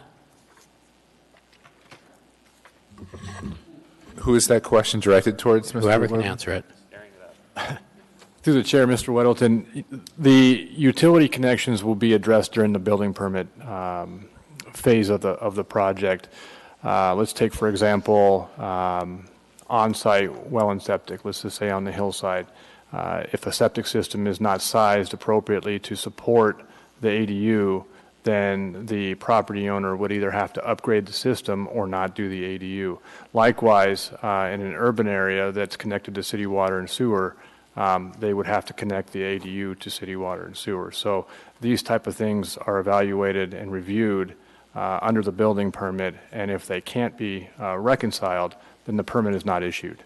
Okay, we had specific points that the electricity in Rogers Park is skittish. So if someone wanted to do an ADU, is there a way to test and say you don't have enough electricity, you have to put a new transformer? Who would pay for that? Through the chair, Mr. Whittleton, I'm not an expert in utilities. I don't believe there's anybody from MLMP or Chugach Electric here to speak to it. I would be reluctant to provide a response to that. I'm sorry. I wonder if Mr. Porter would speak. I just know when I was getting permits from a building I did in Spenard, where I mean, they checked and said, you don't have enough electricity, you need a new transformer, and I had to pay. Yes, I mean, the answer is it would be evaluated, but to speak to specifics as to what would be required, I'm reluctant to do that. Okay, all right, thanks. Thank you, Mr. Weddleton. Mr. Traney. Mr. Chairman, why don't we get into amendments first, then we'll get into the character of the motion from us as amended. Okay. I think that's a good suggestion. Ms. Domboski is in the queue, and her and I have a fairly innocuous amendment, so maybe we'll start with that one.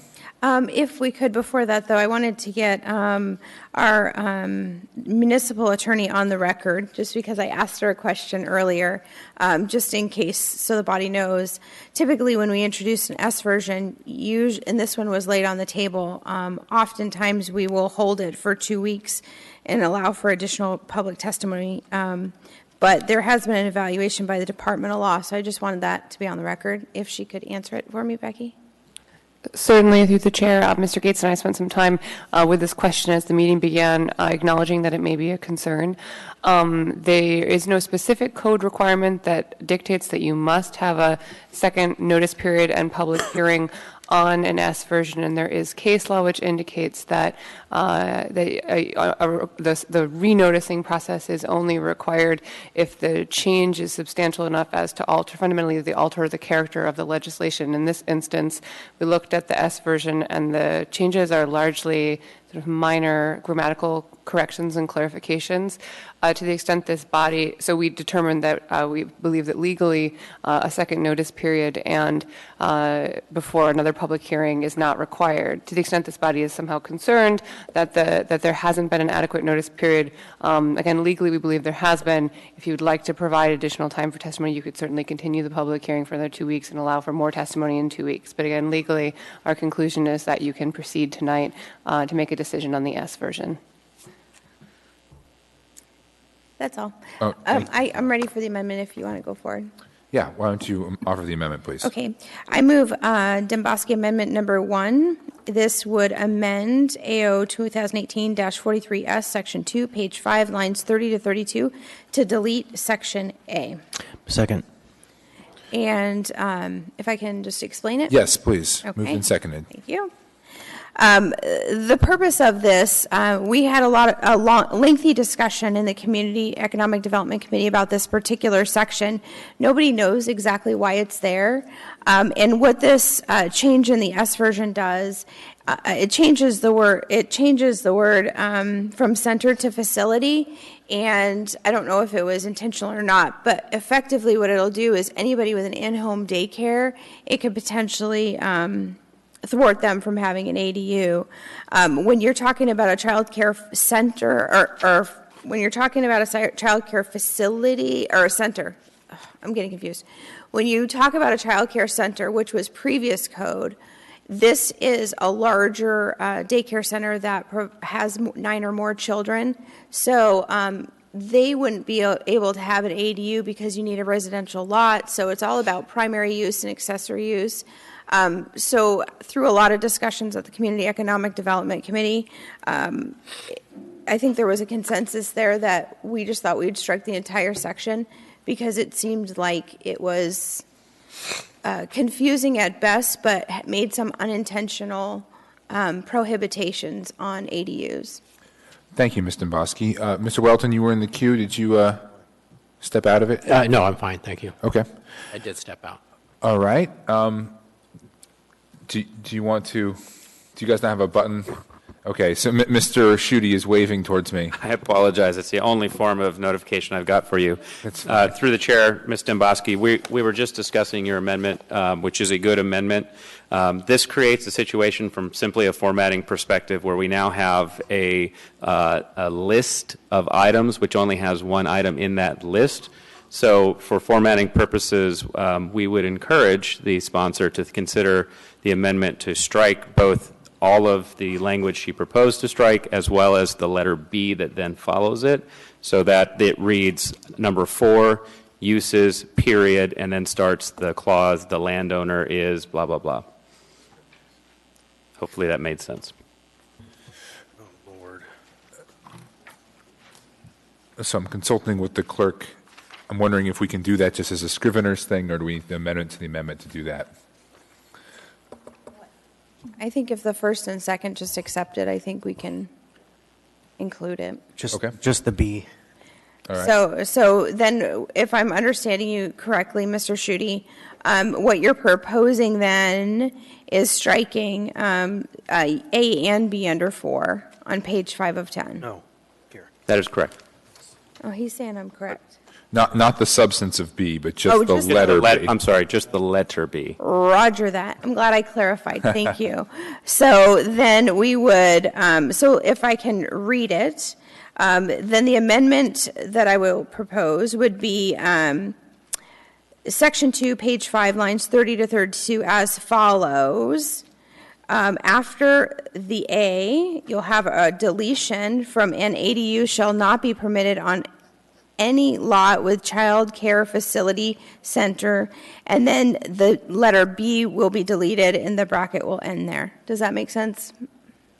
Is that what you're seeking, Mr. Schutte? Yes. Okay, great. So that is going to be the amendment. Mm-hmm. Does the second agree with that? Yes. Okay, great. Any further discussion? Mr. Gates, you're in the queue. Oh, you're out of the queue. I was just going to ask to clarify the intent there, and he already did that, so... Wonderful. Thank you. Thank you. All right. Any further discussion on Ms. Domboski's amendment? Not seeing any. Let's please vote on this amendment. Ooh, easy one.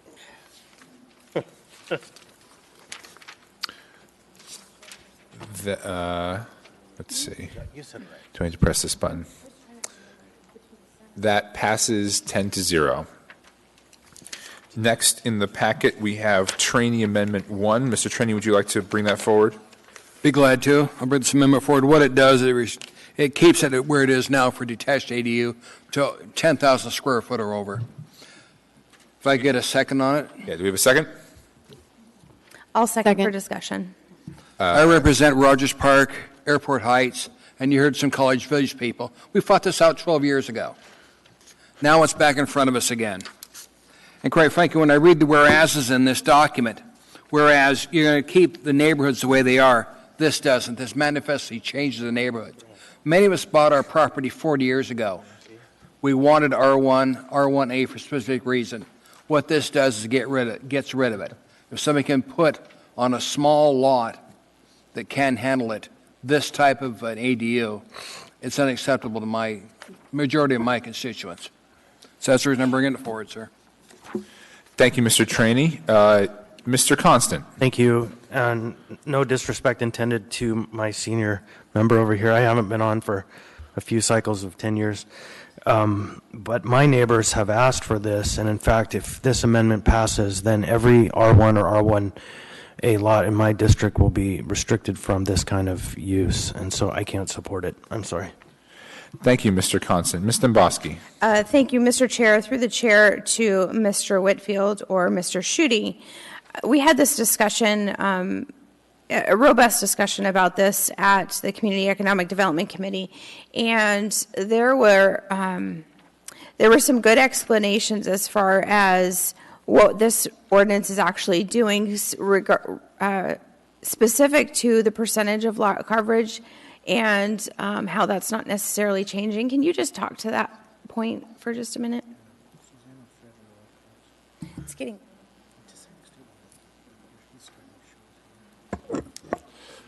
Through the chair, Ms. Domboski, this ordinance intends to provide flexibility for ADUs. However, it does not provide a waiver or an exemption to the maximum lot coverage allowed in any one zoning district. So by eliminating the minimum 10,000 square foot lot size requirement, you're still subject to the lot coverage requirements that any district would have. So it doesn't permit you to violate the underlying zoning district regulations with regard to lot coverage. Thank you. Ms. Domboski, would you like to follow up on that? I'm not going to be supporting this amendment. I think there's adequate protections in code right now. Just because somebody has right now in code you have a potential to attach basically an accessory dwelling unit to your house. All we're doing now is saying, well, you can detach it, but a percentage of lot coverage is not changing. So I don't believe this. I think this amendment defeats the purpose, frankly. I think there are adequate protections right now, so I will not be supporting this. Thank you, Ms. Domboski. Anyone else wish to speak on this amendment? Mr. Rivera. Thank you, Mr. Chair. So I will be joining my colleagues, Ms. Domboski and Mr. Constant, in not supporting this amendment. As Ms. Domboski stated, this does the exact opposite of what we want this ordinance to do, which is to open up ADUs in many of these different neighborhoods. And I'll speak more to that when we get to the full ordinance. Thank you, Mr. Chair. Thank you, Mr. Rivera. Anyone else wish to speak on this amendment? If not, Madam Clerk, are we ready to vote on this amendment? Yes. Please vote on Mr. Trainey's amendment.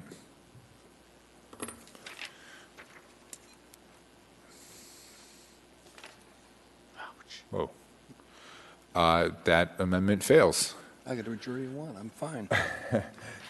All right. Moving on to, if we'd like, to Weddleton Amendment number 1. Mr. Weddleton, will you be forwarding your amendments?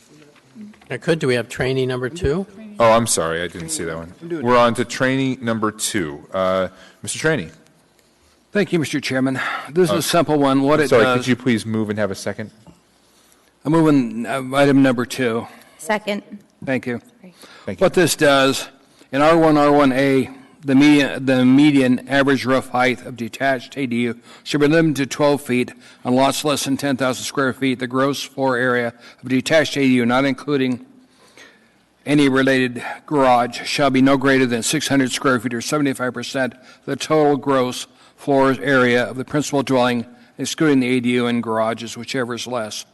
This is the request of my community councils. They came here and testified on it tonight. So I appreciate if the body would listen to my constituents. Thank you, Mr. Trainey. Ms. Domboski. Thank you, Mr. Chair. I appreciate the mover of the amendment and all the people who have testified and concerns about these ADUs. Again, I believe current code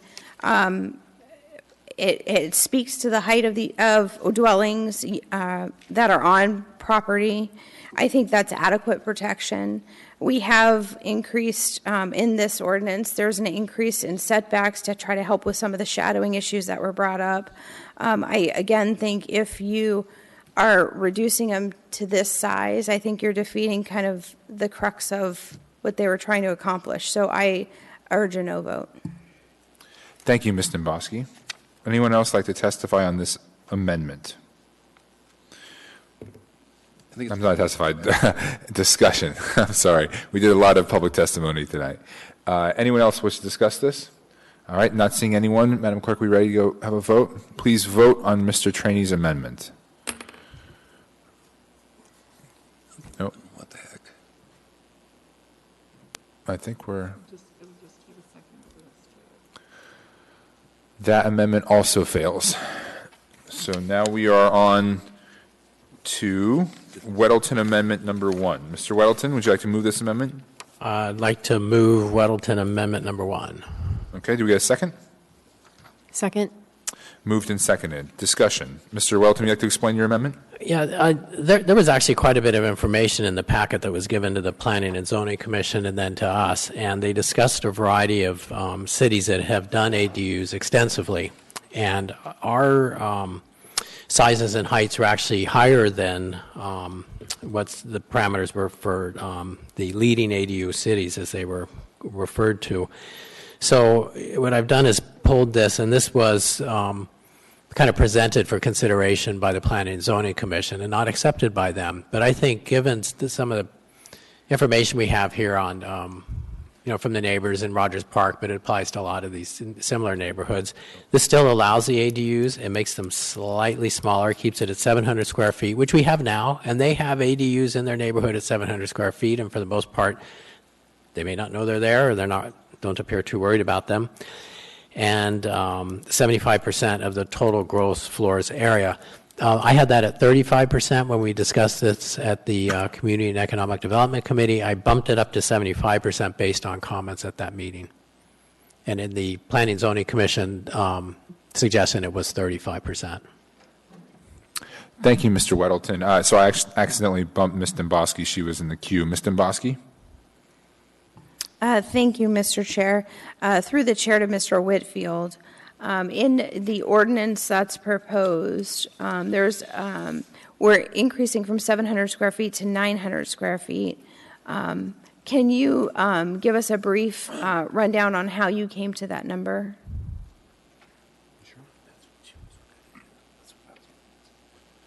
Through the chair, Ms. Domboski, the committee evaluated a number of, as Mr. Weddleton explained, a number of leading cities with regard to ADUs.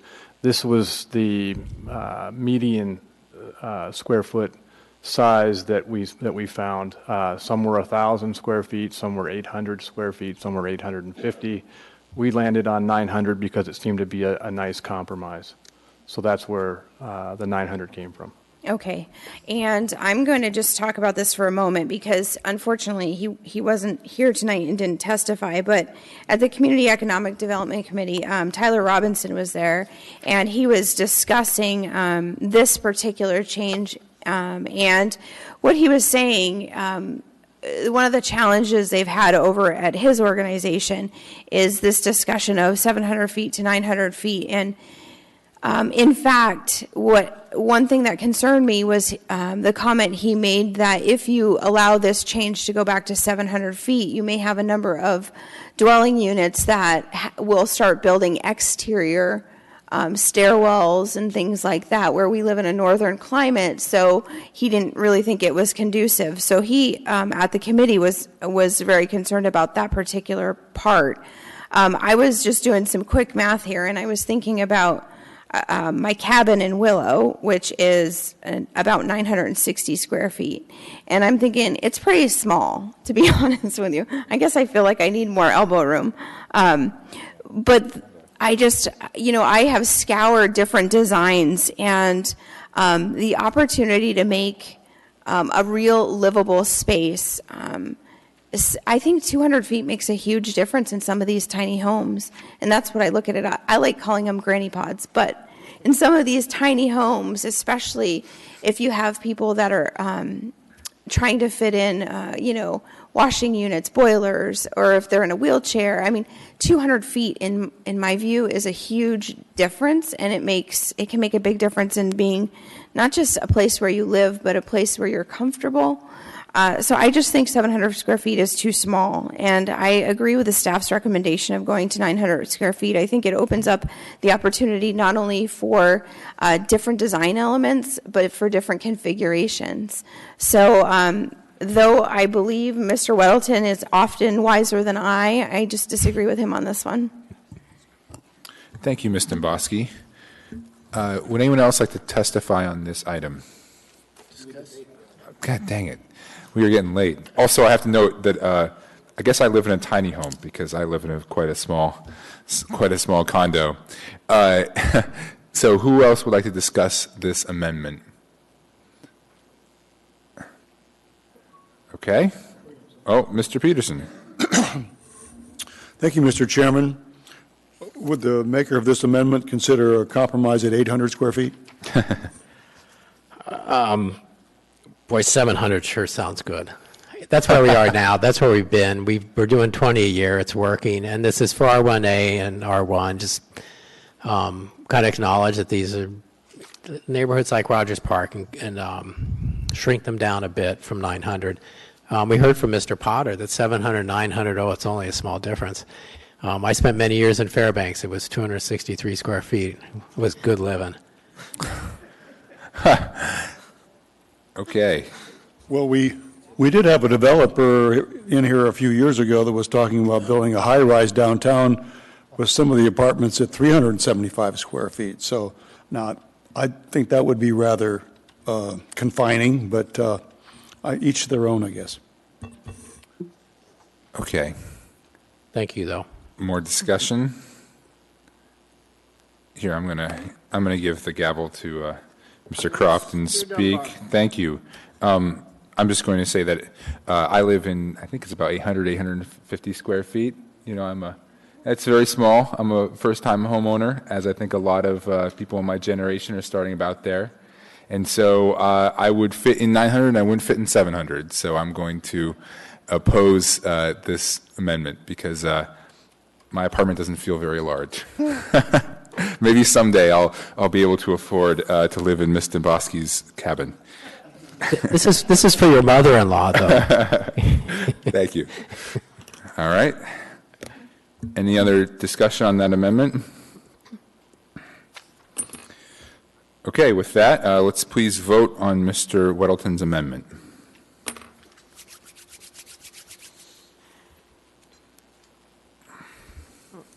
The suspense. 3-7. That failed 3-7. All right, moving on. Mr. Weddleton, would you like to move your second amendment? Yes, I'd like to move Weddleton Amendment number 2.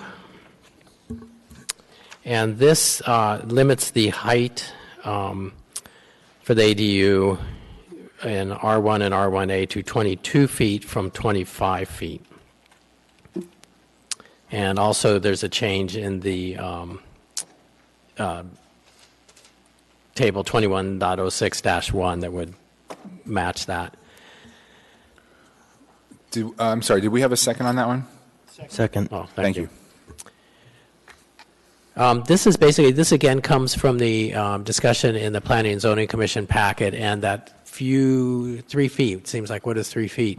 With 3 feet, you could make a very tall, skinny 3-story structure if it's all tucked in under the roof just right. And by knocking 3 feet off, you keep it down to a maximum of essentially 2 stories. Thank you, Mr. Weddleton. Ms. Demboski. Thank you, Mr. Chair. It seems like I have the dubious distinction of opposing everybody's amendments today. I don't mean to do that. But again, I fundamentally believe we already have a height limit in code that will address these issues, and I prefer consistency, and I absolutely, I just don't think this is necessary. I think the underlying code and regulations regarding height limitations will suffice, and I do not support this amendment. Oh, wait, I have one more thing. Yes, Ms. Demboski, Because this was a real issue that I brought up, because there was a builder in the Community Economic Development Committee, and I asked what would this specifically do if you had potentially impact garage doors. I don't know why, I just like things bigger. And he said depending on the slope of the lot and what lot you're on, it could definitely mean the difference between an 8-foot garage door and a 7-foot garage door. And I think that could be very problematic. Frankly, I think 8-foot garage doors are a little too small. But for that reason, I think we might be creating a little bit extra of a problem here, especially on some more challenging lots. So, again, I don't support this amendment. Thank you, Ms. Demboski. Mr. Weddleton. Well, I'd say, just speaking generally, not just on Ms. Demboski's comments, but others, what the amendments that we've all brought forward, mine and Mr. Traney's, do restrict what you can do with these. You can't build them as big as you might want to, because what we really want to do maybe is we want a 4,000 square foot ADU, because that's really where we want to be in our homes. These are restricted. They're supposed to be restricted. They're not supposed to be big things. These are for someone's future mother-in-law. He might not like her, and 400 square feet would be plenty good. These are not supposed to be expansive structures. These are relatively small things you tuck into your backyard. They're unobtrusive to the other neighbors. It's not for someone with lots of cars and lots of kids. There's maximum 2 bedrooms. These are to be small and not to dominate the neighborhood. So things like this relatively small change in the height can make a big difference. You don't have that tall, skinny three-story. The change from 700 to 900, that's 200 square feet. It is less to live in the 900, but we're talking about small units here. We talk about kind of sort of somewhat affordable. They're not $450,000. They're $160,000 to build. So I think looking at these and saying, gosh, it restrains what that building or home can be. Yes, it is. These are constrained structures. They're supposed to be small. So this is a very minor difference, but it could prevent some very odd structures in these nice neighborhoods that don't deserve odd structures. Thank you. Thank you, Mr. Weddleton. Anyone else wish to speak to this amendment? Seeing no other discussion, please vote on Mr. Weddleton's amendment.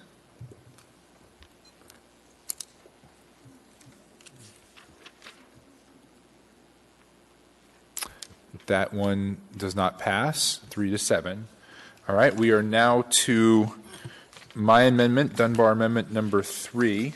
I will give the gavel to my colleague and ask to be recognized. Mr. Dunbar. Thank you, Mr. Croft. I will, thank you, Mr. Chairman. I will move Dunbar Amendment number 3. I'll second. I don't think you can. I'll second. Yeah, I'm so used to it. You're right. There you go. So I sponsored and Mr. Constant seconded it. May I speak to this, Mr. Yes. Chairman? So this is, we spoke about this in the Community and Economic Development Committee.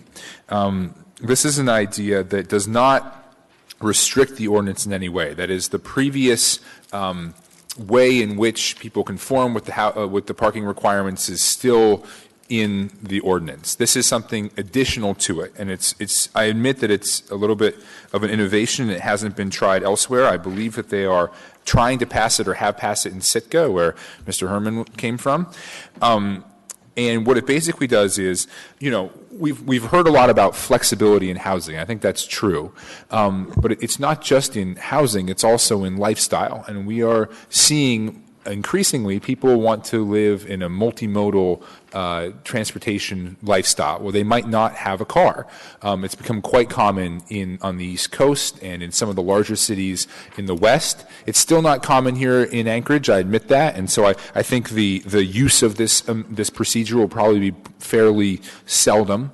But basically what it says is if you promise not to have a car, then you can get out from under some of the parking requirements. And so, won't be a car on the street. Now, there were some discussion during CED about where exactly this should be put. And so I worked with Mr. Trainee so that if you look at this is actually not the exact words of the amendment that I gave forward in CED because I added a section here. Mr. Gates helped me do that. It says, any other restrictions or obligations related to the ADU use and required to be recorded shall be included in the affidavit.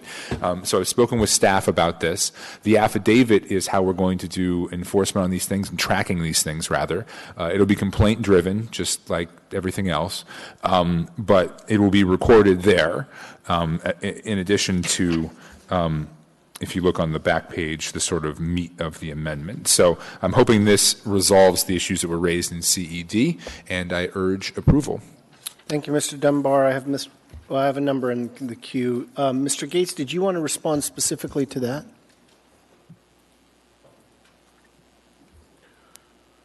I'm sorry, I missed the question, Mr. Chair, but I asked to speak because what's on our screen up here is different than I think the final version I had produced this afternoon. I had some different language. This is an earlier draft that's up on screen here. Okay. The clerk will work on that. In the meantime, Mr. Constant? Thank you. While I really respect the intent behind this amendment, I think that it's more complex than we think, and I think that we would be wise to, and you're going to think this is crazy, send it to Planning and Zoning for review and bring it back after it's been contemplated by the body that deals with these matters in a way that we can hear a broader perspective on than just ours at the last minute. Because I do support this concept, but I still am not clear on how it's going to function and what are the kind of sideward problems it might create. Like, the idea of it's going to be complaint-driven, but it's complaint-driven after the concrete is poured, is no process at all, because your complaint means nothing once the concrete is in the ground. And so I just would really like more professional and kind of commission review of this item. I think it's worthy, and I think it's a whole area of investigation we ought to contemplate in the code on how to make our community more bike and walk pedestrian friendly, how to take the next step in our trail system, integrated into our neighborhoods and in our homes. And so I think we're close on this, but I don't think we're quite there. Can I respond to that, Mr. Chair? Sure, Mr. Dunbar. I just want to say really quickly, I worked with some policy experts to develop this, but they were not in planning and zoning, you're correct. And so this is a little bit innovative, I recognize that. I'd like to take a shot at it now and let people be innovative and let people try. Let builders try, let owners try, let people try to work this out. The one other thing I wanted to add is I think you're absolutely right in recognizing that this helps people who like to bike and who like to walk. But I think the other big community this helps is seniors who will sometimes choose not to drive or are no longer physically able to drive, and this would open up hopefully some housing opportunities for them. Thank you, Mr. Chair. Mr. Dunbar. Mr. Cheney, I apologize for missing you before. It's all right. Pick it up. I can't support this, Mr. Dunbar. I'm sorry. A system that you promise you won't do something. Do you know how many homes we have in Anchorage? We have people living in it. That's not supposed to be an apartment building. They promise they won't do that, but they are. I'm sorry. It's Pollyannaville. You can promise what you want. It's not going to happen, sir. Thank you. I'm a no vote on that it. rousing endorsement. Ms. Dimboski. Thank you, Mr. Chair. I'm going to speak on 2 points. The first point is the potential referral to planning and zoning. I have found that often the planning and zoning commissioners look at current code and how things are done. So when the body, and we've done this more than once, we've come up with a concept that's not in code, and we've made something new. And sometimes it makes commissioners uncomfortable simply because it's not there and we haven't done it before. So I don't know that this being referred back to them is going to gain us anything, because they're going to say, well, nobody's done it like this before. And I think it's kind of what came first, the chicken or the egg. And so from that perspective, I wouldn't support a referral back to them. But to Mr. Dunbar's amendment, I do appreciate the fact that you have addressed multiple of the issues that were raised in the Community Economic Development Committee. Specifically, what if somebody lives at the ADU, they don't drive, they don't have a car there, but maybe, they own a car that's out of state. Maybe, they own a car that their son or daughter drives that lives in Wasilla. So it's addressed this where somebody can own the car. It's just not a car that's intended to ever be there or be their asset. So there at that location. I do appreciate that. And I am undecided, so we'll see what I come up with here in just a minute. Thank you, Mr. Chairman, may I respond to that briefly? Yeah. I just wanted to say, to thank Ms. Dimboski for pointing that out, too. That was another suggestion that came out at CED that Mr. Gates was able to work in there, that there are certain circumstances where someone might own a car but not have it at the property. With a caregiver that comes to Mr. Constant. Well, if we're going to give props for that, then we should at least also speak to the fact that you made room for motorcycles. Oh, yeah. I was trying to... But no hovercrafts. I was trying to get Mr. Croft and Mr. Weddleton on board. There you go. Any other discussion of amendment number 3 from Mr. Dunbar? Oh. You ready for a vote on the amendment? Yeah, I think I'm going to take my... Okay. I'm going to take my gavel back. It isn't done yet. What's that?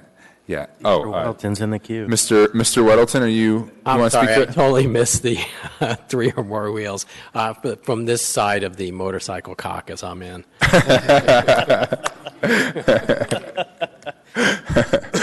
Thank you, Mr. Weddleton. All right, yeah, let's have a vote.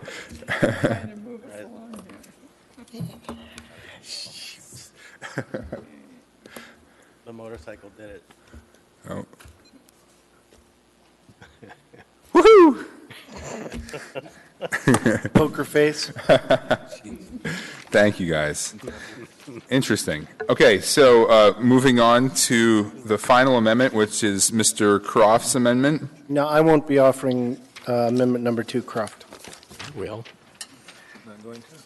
Is this sunset? Yes. All right. I'd like to move it.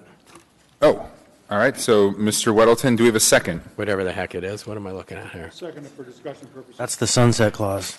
So the sunset amendment, which I assume will now be called the Weddleton Amendment, moved by Mr. Weddleton, seconded by Mr. Peterson. I don't think this is a bad idea. I think, and Mr. Potter spoke eloquently to it. Let's give it 3 years and see. I don't think we'll see that many more of these built. And the ones I've seen aren't really bad, and I don't think they'll destroy neighborhoods.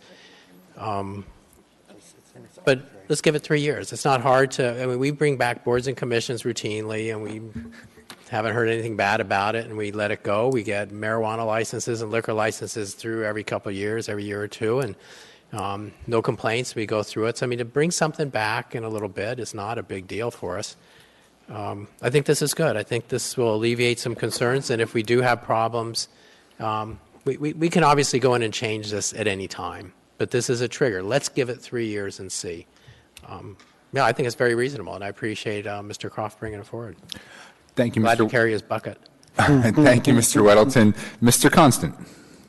I think Mr. Weddleton hit on the core truth of it, though, that we can always come back to this, and I think that 3 years is a pretty short amount of time to go from planning to execution to actual construction to having any feedback on how something's working. 3 years. 22, I think, is 4 years. Is it 4 years? But, yeah. For me.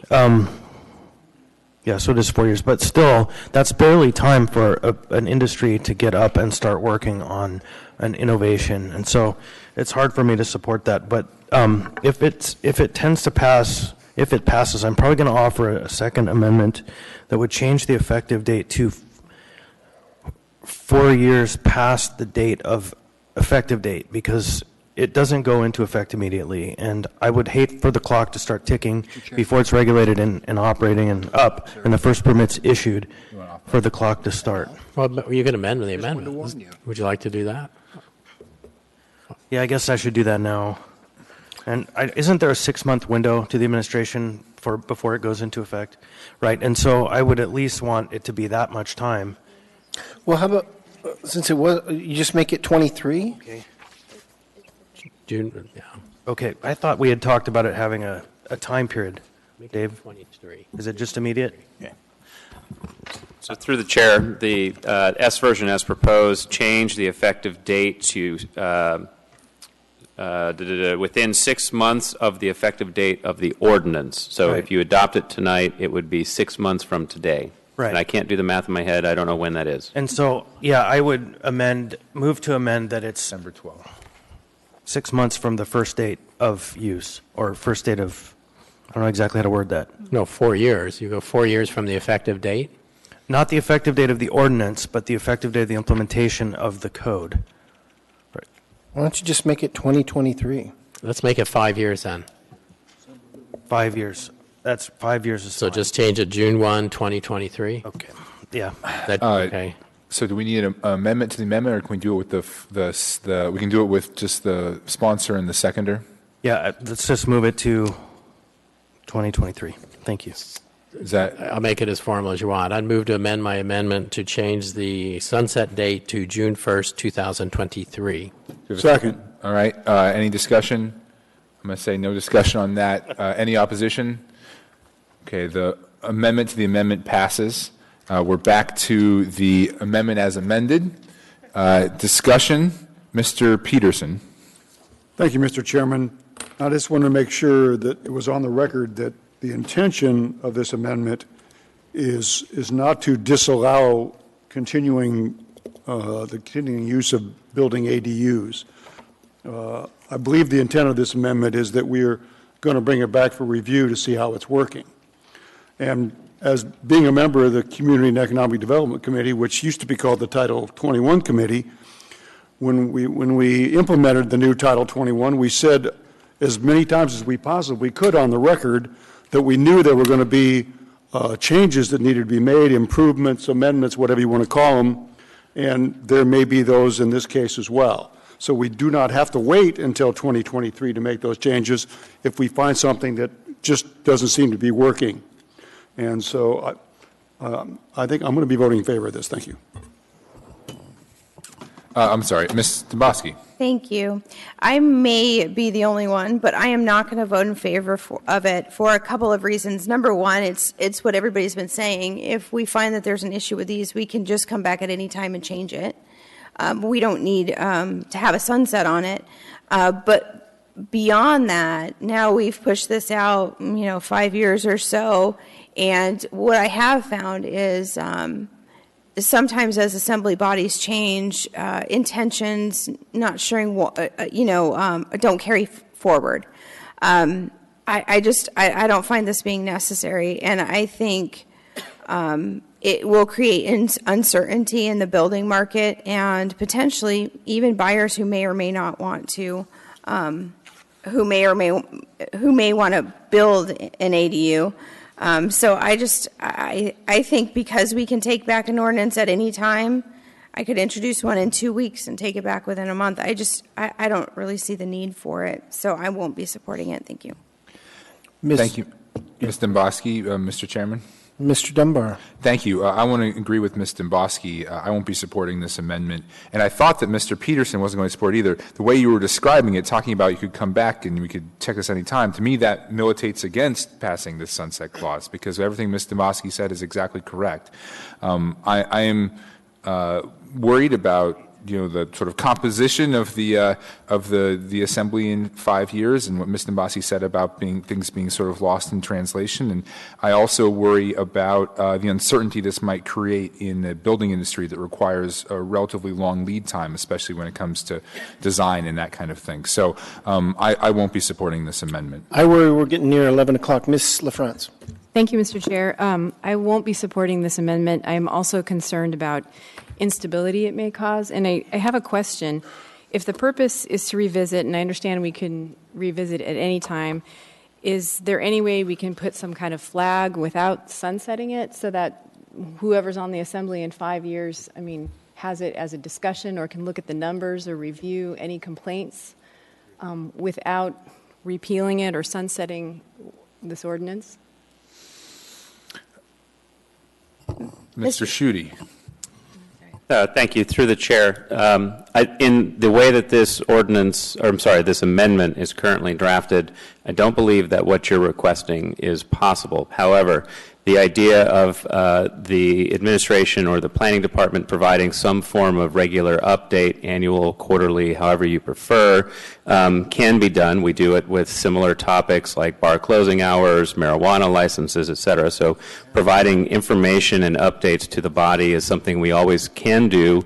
I don't see it as part of the amendment as it's currently drafted. And as a final comment, because I don't have a buzzer, just to clarify what I think I heard Mr. Peterson say, and I want the body to understand that the way that this is drafted currently, the changes that are potentially approved tonight would no longer be in existence after whichever date you settle on. So any ADUs that are built during that time would automatically become non-conforming. That presents problems for property owners down the road if the rules change and they now have these these ADUs on their properties to which they would need to receive grandfather rights or non-conforming determinations. So something to clarify. Thank you, Mr. Schuette. Mr. Croft. Mr. Chairman, I would move that we extend for 15 minutes. Can I have a second? Second. Okay. And then on I ask for unanimous consent to extend the meeting. All right. So we will extend the meeting by 15 minutes. And then briefly on the amendment, which Mr. Weddleton is talking me back into, it's everybody's saying a similar version of the same thing, which is really future assemblies can change this, and we can't restrict their ability to do so. We're really just changing the burden, if you will, who has to make the effort, and I didn't want to gut or do any damage to this idea. I thought the way it was formed, it was worth trying. But I am willing to shift a little bit we're going to try it in this way, essentially, that they proposed it. We haven't watered it down particularly, but we're going to force ourselves to relook at it in 5 years now. And I think that may make sense. Okay, let's do your thing. There's a lot of concerns about it, particularly in certain neighborhoods. We'll try it, but it goes away, so you've got to act to keep it. That I think may be the right balance so that we can say to those who are upset about it, yeah, but let's give it a try and see, and we have a mechanism not only to revisit it, but that forces us to revisit it. Thank you, Mr. Chair. Thank you, Mr. Croft. Mr. Weddleton. Well, thanks. A couple points. You know, in a few years, it'll be all millennials on here, and I understand they'll be tearing down those 4,000 square foot homes and building tiny homes, which they prefer.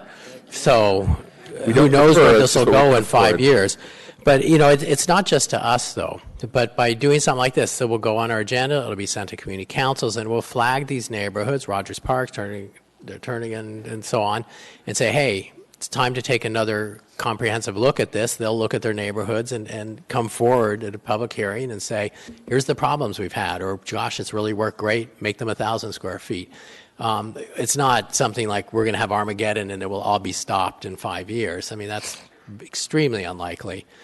So really it's a flag, not just to us, but to the community. Hey, let's take a look at this important topic again and see how it's been going. Thank you, Mr. Weddleton. Mr. Gates. Thank you, Mr. Chair. I just wanted to speak to Ms. LaFrance's question about whether we can have, if I understood it right, this ordinance brought back for review, but without having the specter or the axe of a sunset ready to fall. And I think that there's possibly two other ways you could do that. One is directing the planning department to give a report to the assembly in an AIM at some specific date on how this ordinance is working, so you could insert a new section doing so. I think a second way is possibly just directing the clerk to bring this back before the assembly on an agenda as an AIM, saying the assembly directed that this be brought back before the body. I guess either one of those would go into the consent agenda for some future assembly to spot and pull for discussion if they wanted to, but you wouldn't have that automatic sunset date. Thank you, Mr. Gates. And I apologize to Ms. LaFrance for perhaps not allowing the completion of her question before. Ms. Domboski. Thank you, Mr. Chair. That Mr. Gates just hit upon what I was going to say is it has not been unusual for this body to direct the clerk's office to bring something back.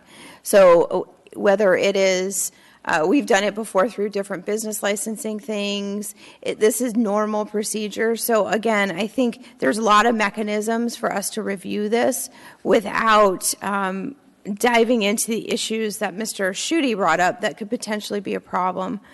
So again, I urge a no vote on this. Thank you, Mr. Domboski. Mr. Peterson. Thank you, Mr. Chairman. Sorry to take another bite at the apple, but we could request that the planning department give us a review annually, and that way we would know as we go along how it's working and make changes if they recommend them annually. And that might be a compromise on this issue. Thank you. Thank you, Mr. Peterson. I guess I would ask how we would effectuate that. Would it need to be an item in a future assembly or agenda, or can we simply ask it informally? Mr. Schutte or Mr. Gates? Through the chair, I'll let Mr. Gates opine as well. It looks like he's formulating a thought, but the path that he laid out is exactly the one that we would recommend. It would be delivered to the body via an AIM at whatever interval the body decides to have those delivered. So it would be part of an agenda. It would be noticed as part of an agenda and publicly available for anybody and everybody. Thank you, Mr. Schutte. Is there any further? Ms. Domboski. Thank you, Mr. Chair. I would just say I think I'm going to commit Mr. Peterson and myself. I think we're sidebarring here, and we would be willing to bring an AIM forward to the body at the next meeting, specifically requesting the planning department to give us that review annually. Thank you, Ms. Domboski. Excellent. You've got some homework now. Any further discussion on Mr. Weddleton's amendment? Not seeing any. Let's vote on the sunset amendment.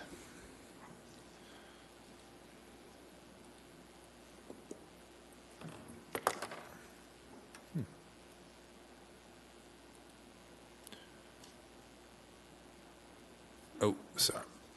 Press the button. Sorry, I saw it, but I don't think you guys did. That amendment fails 2-8.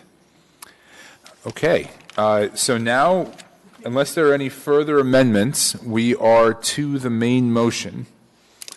Discussion on the main motion. Mr. Constant. Thank you. Oh, okay, Mr. Constant. Woohoo! Got there first. After long line. All I can say is in my neighborhood, it's very interesting. People who I normally would have expected would have been really loud advocates against this were silent. And they've been looking to the body for really clear kind of guidance, and they have concerns, but they are trusting in our kind of decision, I think. And all my neighbors that contacted me on this issue really asked for help in being able to build a sensible additional unit on their property. And so I'm in support of this. This has been ongoing now for, almost 2 years, and a conversation in this community that is brought forth by members of the community, and now is the time. Thank you. Thank you, Mr. Constant. Mr. Dyson. Yeah, thank you, Mr. Chair. This is certainly interesting, and it is discouraging to me for us to continue to encounter the NIMBY philosophy. And our job is not to make things nice. Our job is not to make things comfortable. Our job is to protect liberty and freedom. And the right to private property and be able to do whatever you darn well want on your property is the only voice that spoke about that tonight was Mr. Potter. And so from my perspective, the default position always ought to be to provide liberty for our citizens in a multitude of things that don't physically damage others.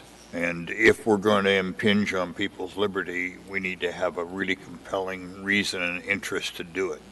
So I'm strongly in support of this. I'm proud of this administration for bringing it forward on a very principled basis. Thank you. Thank you, Mr. Dyson. Mr. Weddleton.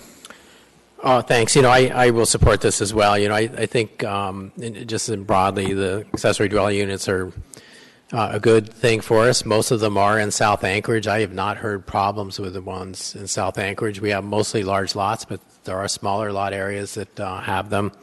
It's not as revolutionary as some of the comments have made out because they have been allowed as long as they were attached to a house. So the number of people, the number of cars and so on that these create, they've already been dealing with, and I don't understand that's been a huge issue.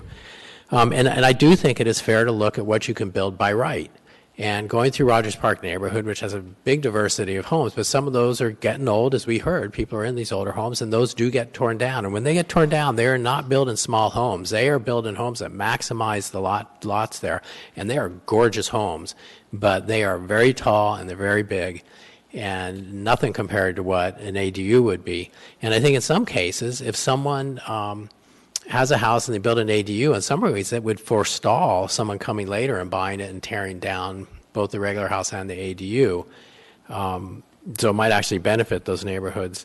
And I don't think we'll see a whole lot of these. I mean, we're seeing 20 a year now. We've brought in the ability to do detached ADUs in R1 and R8, but they're still very expensive. It's $160,000 or more.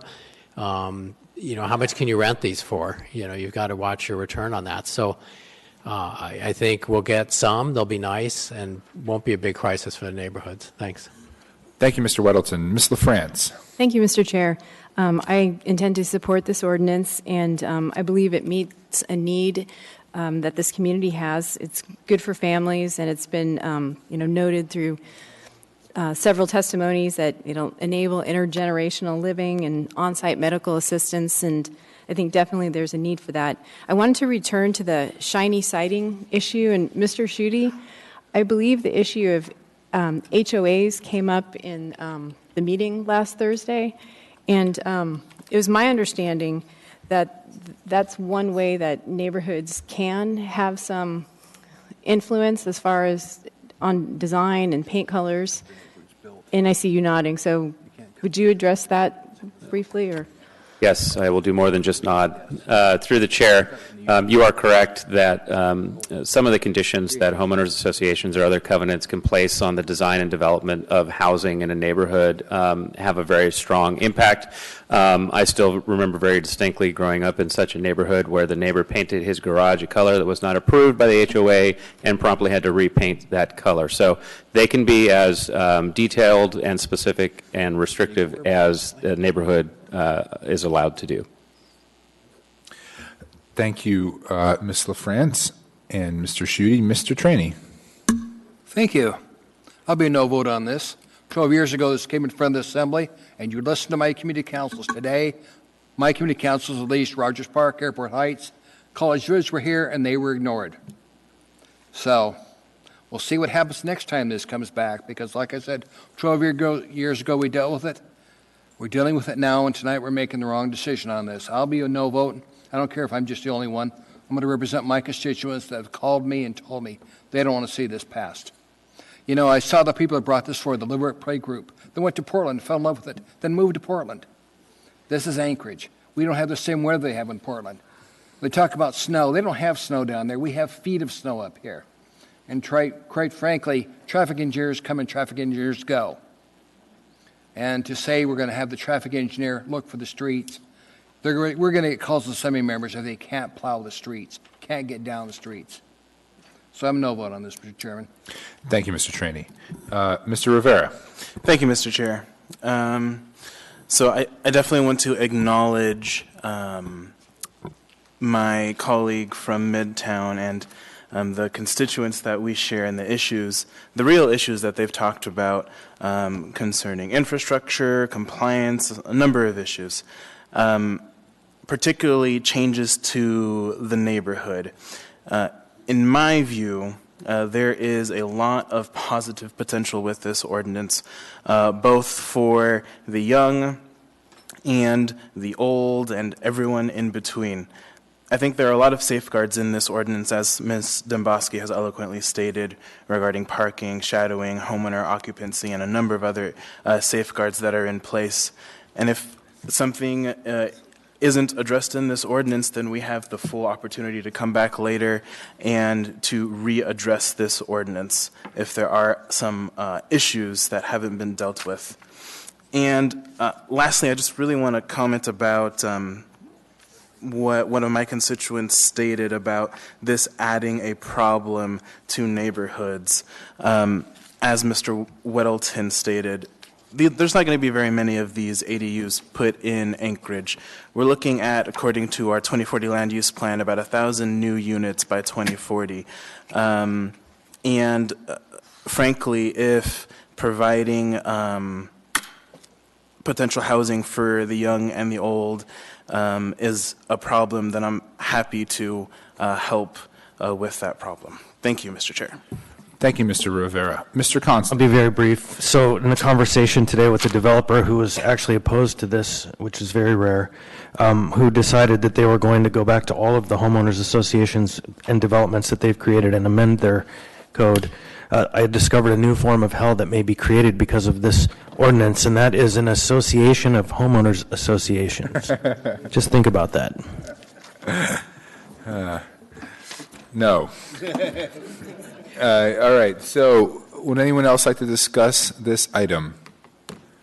All right. I'd just like to say thank you to everyone who came and testified, and I apologize it went so late. We had a very full agenda tonight, but we really appreciate you coming out and testifying and participating in this process.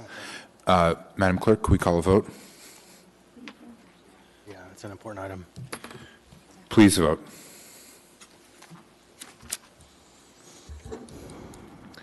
That ordinance passes 9-1.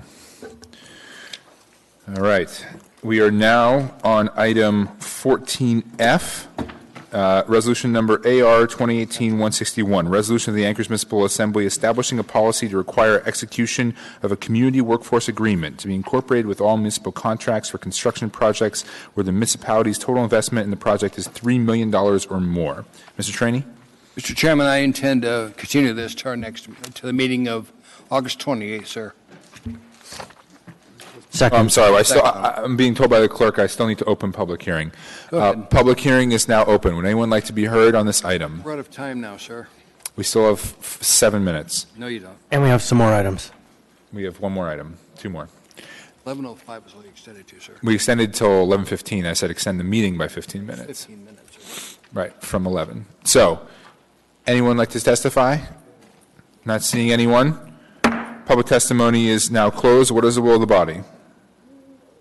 Again, I want to bring this back forward in darn front of it. us on the 28th, Mr. Chairman. Move to continue public hearing Thank you. So, Second. till August 24. there you go. Move to continue To August 28th. to August 28th. 28th, sorry. Can I get a second? Second. Okay. Any discussion on the motion to continue public hearing? Not seeing any. Ask for unanimous consent. No opposition. That has been continued until August 28th. We are now on item 14G, resolution number AR 2018-167, resolution of the Anchorage Municipal Assembly declaring a policy of dispersed placement in the Anchorage Bowl of services and programs for homeless persons, brought by Assemblymember Rivera and Assemblymember LaFrance. Public hearing is now open. Anyone wish to testify? Anyone at all? Hearing and seeing no one. Public testimony is now closed. What is the will of the body? Move to approve. Oh, second. Please press your buttons if we can. Moved and seconded. Okay, discussion? Yeah, I'd like to move constant amendment number 1. Second.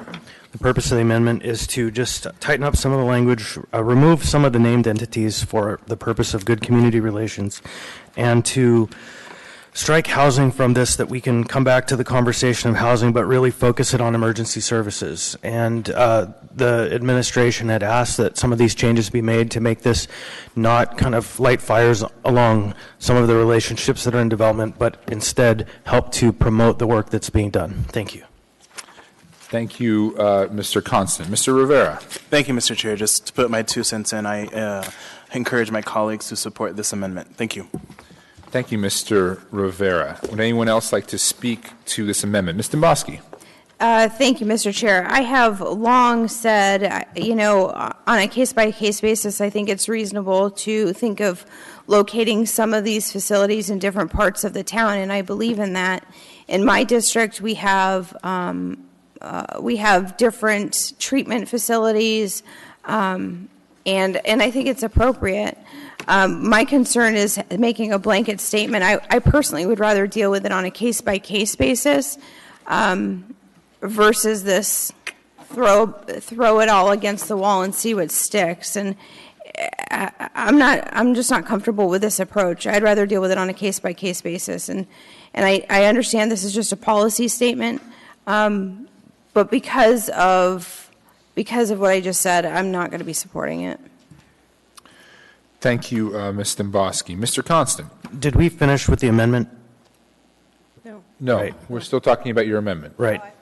Yeah, so, because I have a point to respond to that, but it's on to the main question, so. Okay, well, let's wait and see if there's any more discussion on this amendment. I guess I would ask you, Mr. Constant, I know there was, so I apologize, I've been working on, I haven't had a chance to read your amendment in depth because you put it on the table today.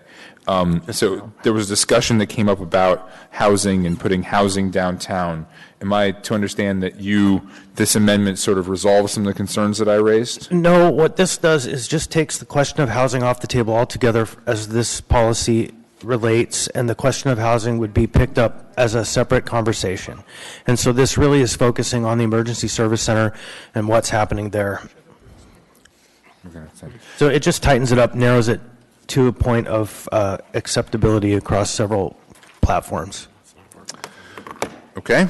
Mr. Gates. Yes, thank you, Mr. Chair.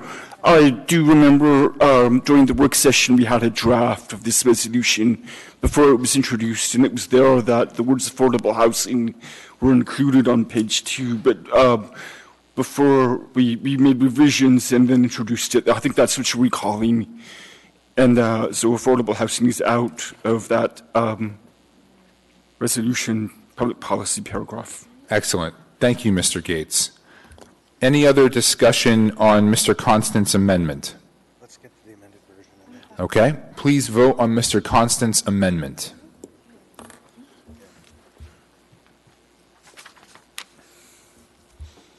Yep. That amendment passes 8-1. We are now down to the main motion. Discussion. Mr. Weddleton? I can't support this. I mean, in a lot of ways, it looks to me like we're waving a white flag of surrender. We're just saying we can't solve it. We're going to just disperse it. And in this case, dilution's not the solution. We need to focus on being as efficient as we can solving this problem, and focusing on dispersing it around the city may or may not work for us. When I was in Boston a few weeks ago, I was at a homeless shelter that had over 500 beds. The area around it was gentrifying. It had very expensive condos, had boutique stores. Perhaps all we need is one big, larger, well-managed facility, well-funded, not to knock what we have. I don't offend anyone. But it can be done. And to say, oh, no, we got to disperse it, so we have to have 4 that would hold around, scattered around the city, maybe that doesn't make sense. I think concentrating a good, large facility may be perfectly good, and this seems to go against that, and I can't support it. Thank you, Mr. Weddleton. Mr. Constant. That argument has been the argument the city has made for 40 years. Let's concentrate it. Let's make it bigger. Let's make it better. Let's make it bolder. We have seen the product of that. People defecating, people shooting heroin, people trying to clean it up with bleach. There's nothing we can do in that area to fix it. But there are people who are there, Mr. Weddleton, there are people who are there that don't belong there. There are 40 to 60, maybe 100 people who are employed. They're off balance, and they could be housed in other parts of this town with other services, but instead we drive them there, and they have to walk the gauntlet of shame every day through people who are screwing on the streets and dealing drugs and shooting heroin right out in the open. They don't belong there. They belong somewhere else. And in fact, the policy of the city to concentrate this problem in one area is how we got to where we are. But, big caveat, I believe in the goodwill of my neighbors to do the right thing, because we have an opportunity to continue turning this wheel away from this constant crisis that we have created. We created it. It's there. It is a solution to Anchorage's problems. But that problem has grown beyond the means of this neighborhood to support it. And so I do believe in the goodwill of my neighbors, and I think we need to move to extend by 5 minutes. Are you making that motion? Yes. Do you have a second? Second. All right. Ask unanimous consent? Nope, not unanimous consent. All right, we'll have to vote on a motion to extend to 11:20. Have to give the clerk a little bit of time.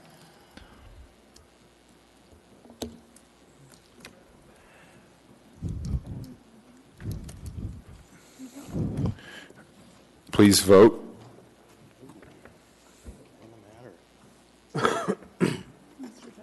Mr. Dyson, do you want to, yes or no? Yes. Yes. Okay. That motion passes. So just to finish it up, I believe in you. I believe you're going to do the right thing, just like I believe the rest of this town is going to do the right thing. Thank you. We have 2/3. 7 is more than 2/3 of 10. We've already declared a vacancy. We have only 10 assembly members. Just finish. Is that correct? You base it on on the number of members, I think. Yep. I'm going to go with that. All right. So, continuing discussion. Mr. Constant, you had the floor. Just that I believe in my neighbors to do the right thing. Thank you. Thank you. Ms. LaFrance. Thank you, Mr. Chair. I'd like to ask Ms. Burke to come up and address the issue of one larger, well-managed facility and how you think that would work. Hey, what?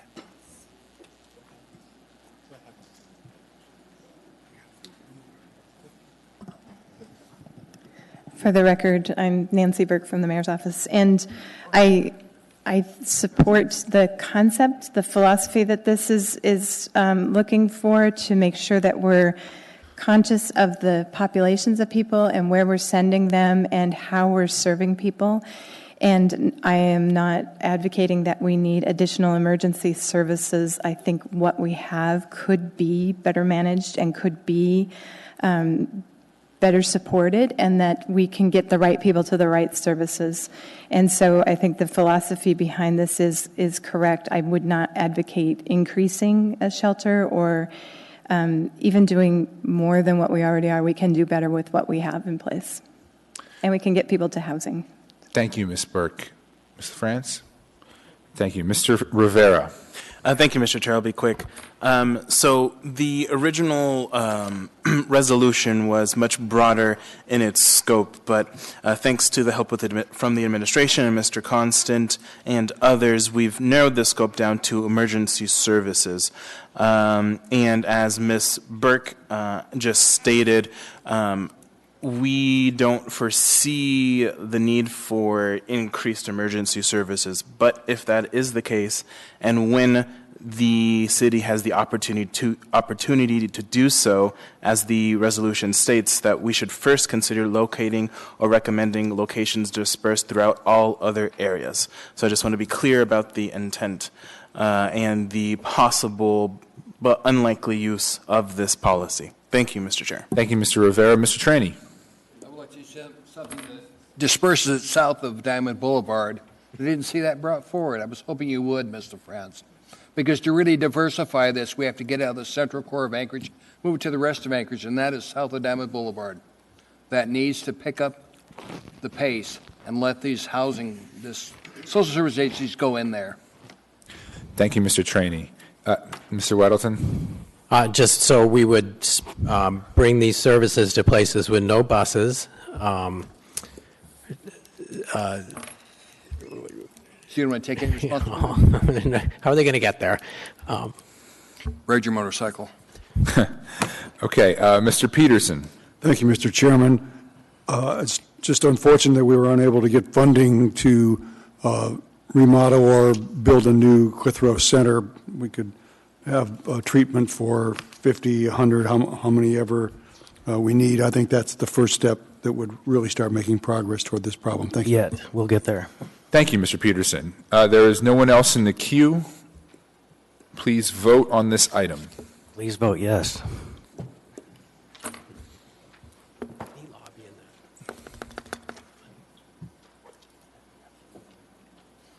That item passes 8-2. Thank you. Mr. Chair. Yes. Moment of privilege. I know we're out of time. A month ago, I, in my private life, made some public comments that were inappropriate. And it's my intent right now to apologize to anyone who was offended, that I definitely had a moment of learning, and I made my apologies to the individuals affected and even many people on this body before then. But if anyone is still feeling the pinch of that, I apologize to you and your constituents as well. Thank you, Mr. Constant. It's now time. We have 2 more minutes for audience participation. This is the time for audience participation. Please come forward if you have something to address not on the agenda, and I will have to bring the gavel down on you before 3 minutes. You can finish audience participation, a motion, You can. instead of that 2 minutes thing? You have 2 minutes. Okay.